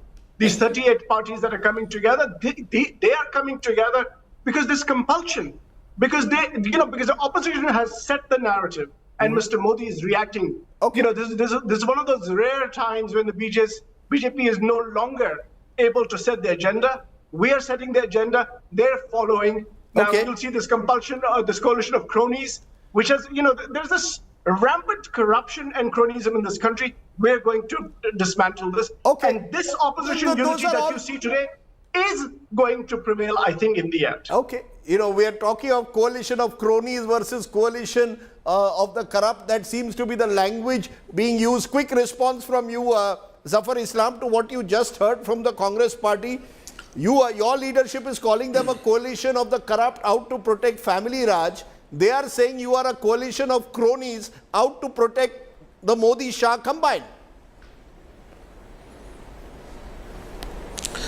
Well, Rajdeep, I heard him, I heard many of his leaders, but when you pose a question, Modi versus who in 2024, the answer comes from the people of this great country. None. None is the answer. Because they know, and I thank the people, and we all, our party leaders, thank the people of our country that they have a lot of confidence in Honorable Prime Minister. They have confidence in our party. They have confidence in NDA. They have confidence in our leadership and the way we have served them in last 9 years. So their confidence have been always reposed in our governance model, and something which we have demonstrated that yes, there is a government who works for the betterment of the country and people of this great country. Now there is a coalition. Everyone is aspiring to become something or the other. They have no common minimum program because the only the agenda they have, how to become prime minister. Every leader is becoming together either to run away from the ED, CBI and all these agencies because they are corrupt and they do not want to be investigated, so they are looking for an opportunity to, all the corrupt people should come together, form a union and to pose a threat to the Honorable Prime Minister or the NDA. But people understand. Sir, with due regard, since you're with due regard, since you've used the word corruption 3 times, you have done this a week after you've tied up with Mr. Ajit Pawar, who only till 2 weeks ago you were saying was the epitome of corruption. So, I mean, can you now take the moral high ground anymore on corruption? These seem to be 2 coalitions of opportunists. Absolutely. Suddenly, Chirag Paswan, with whom you had a fight during the Bihar election, is being accommodated. Let me respond. See, there are 2 things. One is that the alliance partner who have left us, we never wanted them to leave. We followed the coalition dharma and we have followed all along. Should they decide to come back, we have always welcomed them because we are pursuing an ideology, and our ideology is to work our motherland and to ensure the betterment of our people. This is the 2 basic ideology we have, and there is a meeting of minds with all the people, those who have left and come back. We are welcoming them, yes, because there is a meeting of minds, because they also want to serve the people. As far as the people who have Come all on, I can come say on, that Zafar bhai. none of them. No, let me just complete. Let me Please just complete. 30 seconds. Let me just complete. Yeah. Then you can pose this question. 30 seconds. Those people, they are targeting now. They are part of them.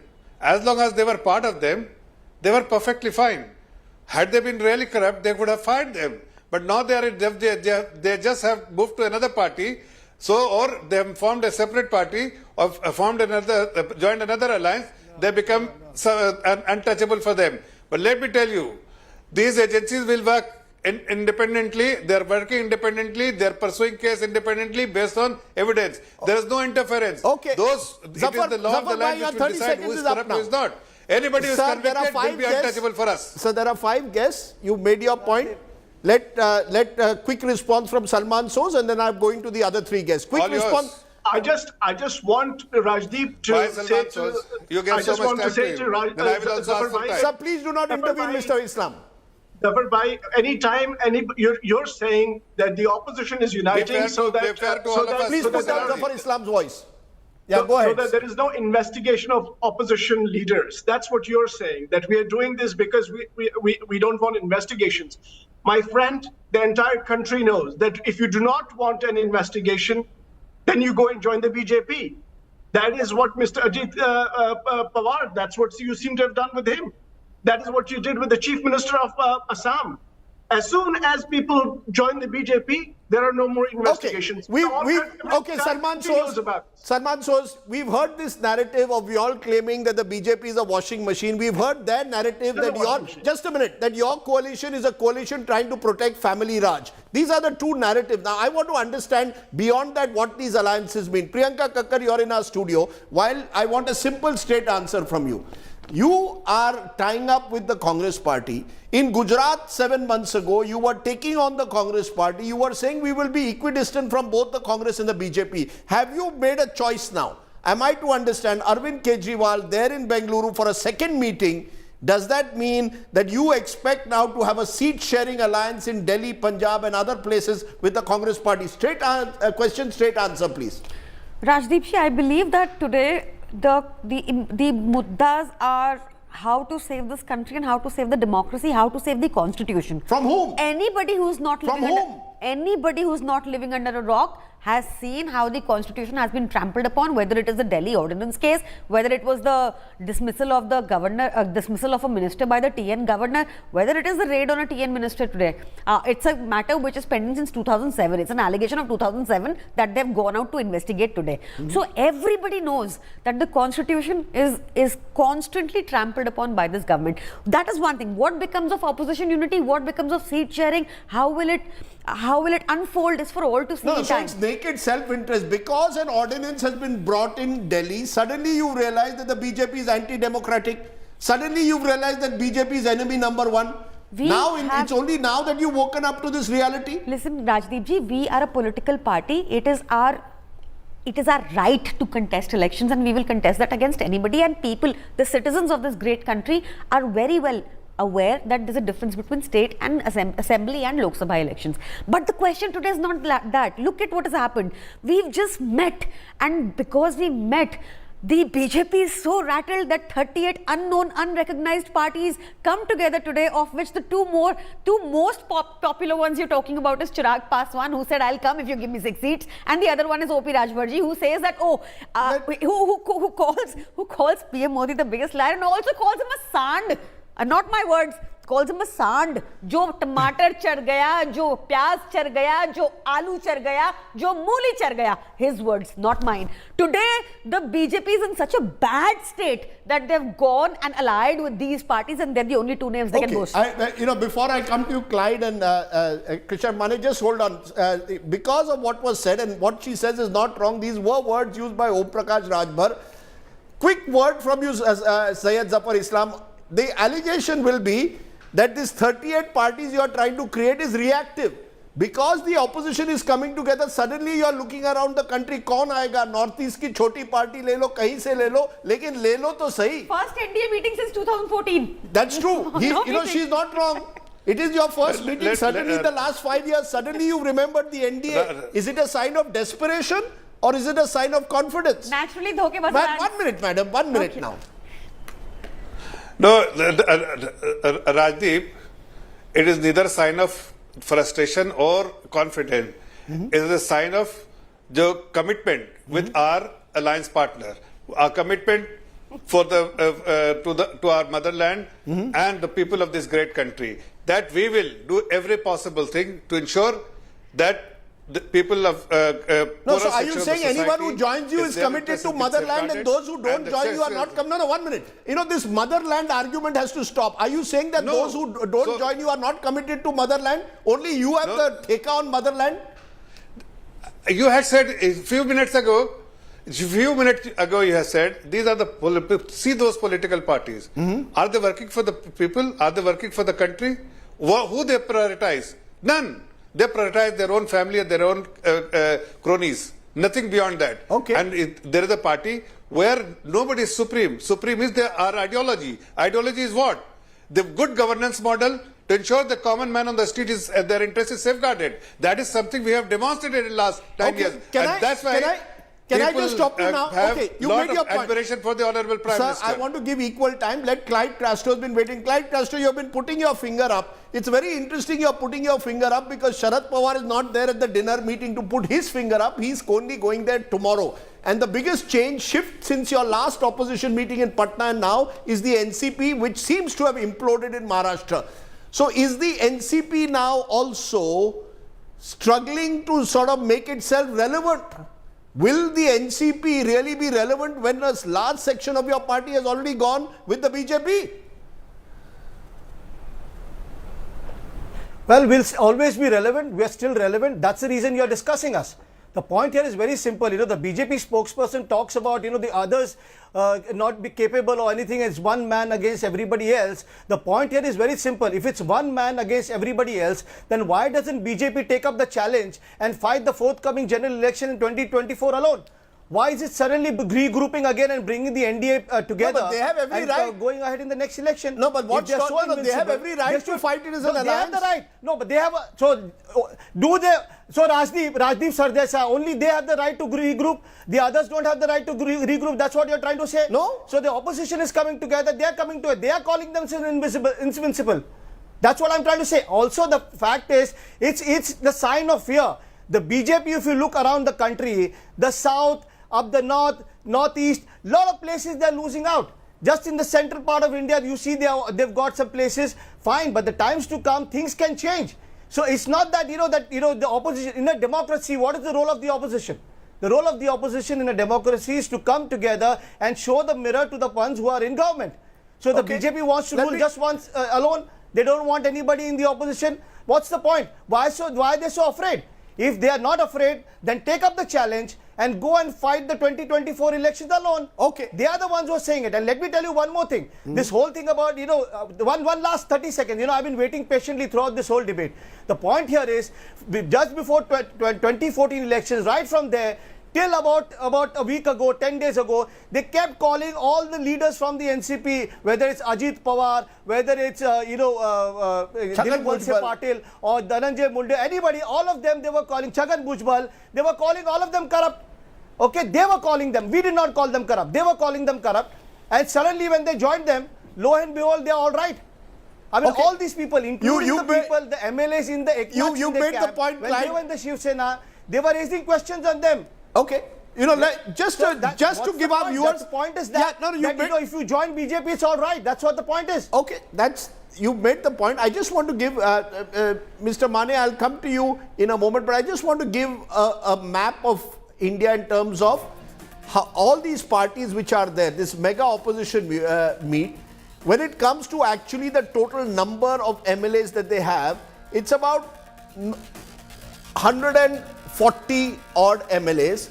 Their vote share, remember, is also limited to about 34-35%. So it's not between all these parties who are there at this meeting, the total number of MLAs who they account for is about 122. Sorry, just a minute, man. 122, sorry, let me add the 25, 28, 31, 34, 30, 137 is the total number of MLAs, and their vote share comes to about 36%. That's what it shows. 144 seats were won by this mega opposition meet. Total vote share is 36%. Given that, what is that one gap? What about other opposition parties? Krishank Mane, BRS, BJD, YSRCP, TDP all staying away. Mayawati staying away. Why are you all staying away? Which side are you? Aam Aadmi Party is making it clear now BJP is their main enemy. Who is KCR's main enemy? You're on mute. Of doubt. Yeah, go ahead. Go ahead. Iota of doubt at all that the NDA has failed the nation. But the Congress should realize that nation means every state, including Telangana. You've started off saying that is it BJP versus Congress? It is not only BJP versus Congress, because the Congress should understand the meaning of opposition unity. 22nd March 2018, in Hassan of Karnataka, Rahul Gandhi attacked Deve Gowda ji and his party Janata Dal Secular. But on May 18th, 2018, when Congress needed to be in power, Rahul Gandhi ji reportedly apologized to Deve Gowda ji and there was an alliance. Same in Maharashtra, Rahul Gandhi attacked Shiv Sena as the B team, A team of BJP. And what happened? Later on, Rahul Gandhi needed Shiv Sena, they were in power, they were in Mahavikas Aghadi alliance. Now, I'm not just quoting old examples. In this year, 22nd February 2023 in Agartala, Rahul Gandhi ji's statement, Trinamool Congress is a B team of BJP. Same thing, he comes here, attacks KCR ji, calls us as B team of BJP. Why would we entertain both BJP and Congress when we have been defeating both these parties? And why Mr. Rahul Gandhi? So you will not choose? Are you telling me you are not in a position because Congress is your main opponent in Telangana? You do not want, plus you want to engage with whoever is in center, you will not choose. Am I correct? You will stay equidistant and take your call after the elections of 2024. Yeah, because we strongly believe that in NDA there is the DNA of Congress leadership also. Because Rahul Gandhi ji doesn't come and attack the NDA or Prime Minister Modi here in Telangana. We are surprised about it. And their PCC president here, when Prime Minister Modi has already begun his election campaign here, this man shifts his base from Telangana and goes to the United States of America and holidays there. And till date, they have not even held a press conference against Modi ji's failure for Telangana and its promises. That itself explains that they do not want to attack. So you will take your call after the election. You will not stick to any of these alliances. That's the interesting thing. You see, Salman shows, as I read out, the total number of parties may be 26, but the Lok Sabha seats between all of you is only 140. You need 272. Where will these numbers come from? Unless the Congress reaches triple digits, 100 plus, you can't recover. Now, where will the Congress recover? In my opportunities, I have said 4 or 5 states. What are you going to be able to do in those 4 or 5 states to change your politics?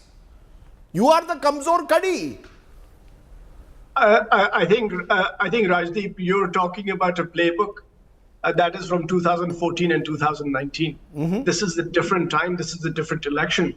If you just look at the kinds of issues that we have right now, just some basic issues that confront the people of this country, from inflation to rampant unemployment, especially for the youth, the attack on India's public sector, the extortion of India's poor and middle classes, the extreme tax terrorism that you see in this country. And there is no real strategy for the defining challenges of the 21st century, whether it's climate change, digital disruption, or China. I think the lay of the land is such that as far as the Congress party is concerned, I think people are beginning to understand that Congress is the party of governance. And I think that is why you see so much support for us. You've seen what happened in Karnataka. I can tell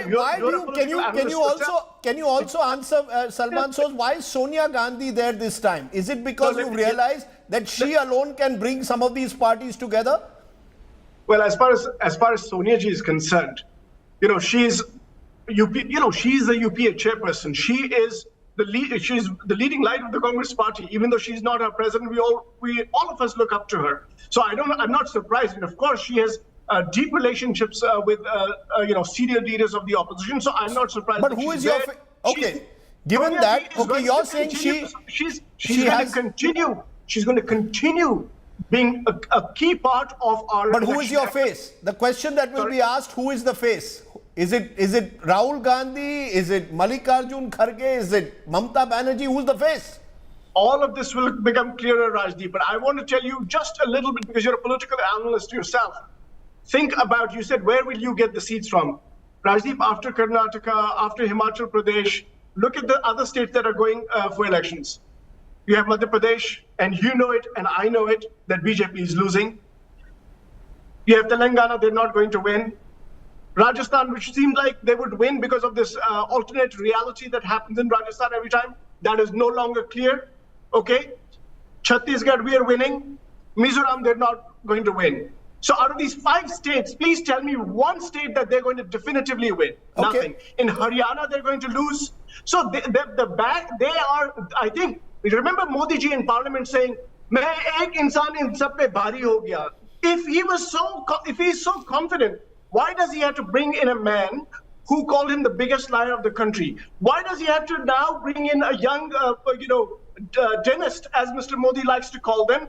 Why is he dependent on Chirag Paswan now? Okay. After all this time? Let me. And you're seeing it. You're seeing the result. Salman Soz, allow Syed Zafar Islam to quickly respond. Syed Zafar Islam, the BJP says this grouping in Bengaluru is here to protect families. What have you gone and done? You've taken Chirag Paswan on your side. Is Chirag Paswan a dynast? Or the moment he joined the BJP, even dynasty is forgotten. Corruption chodo, dynasty chodo, BJP mein aa jao, washing machine ban jao.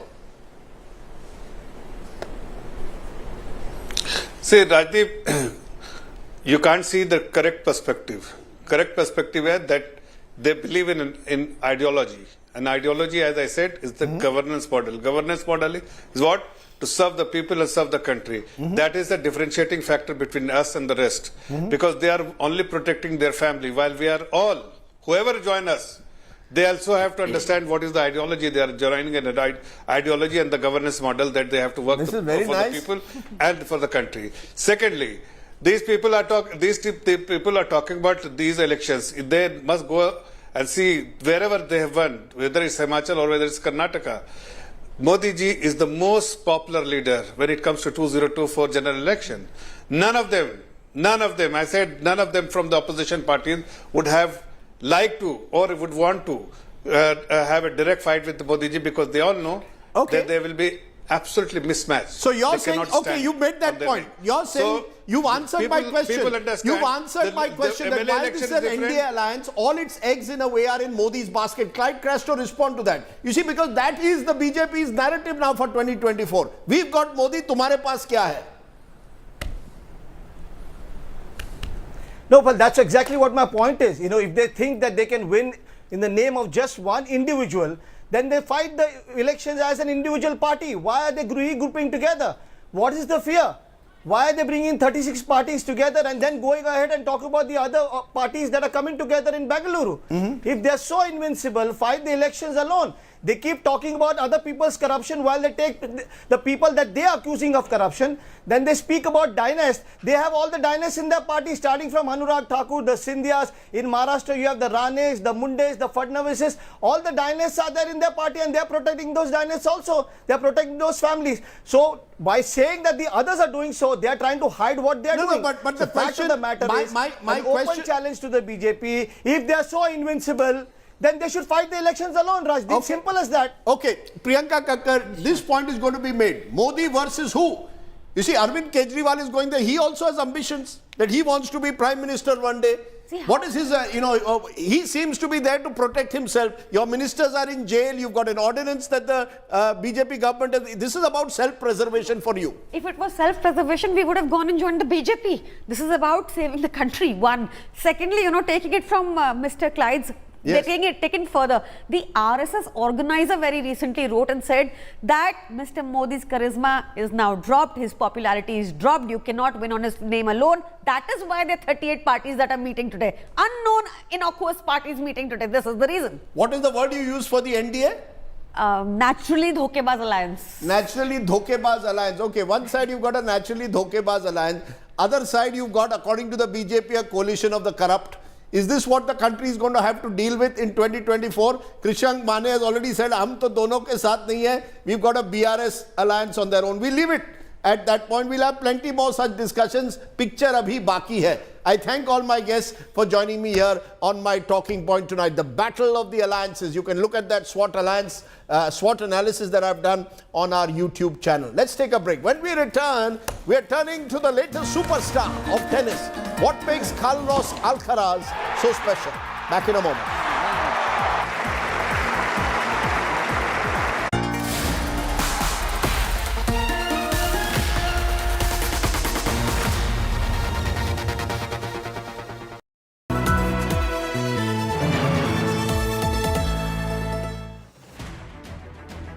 I don't read the news. I read between the lines to tell you the true version of events.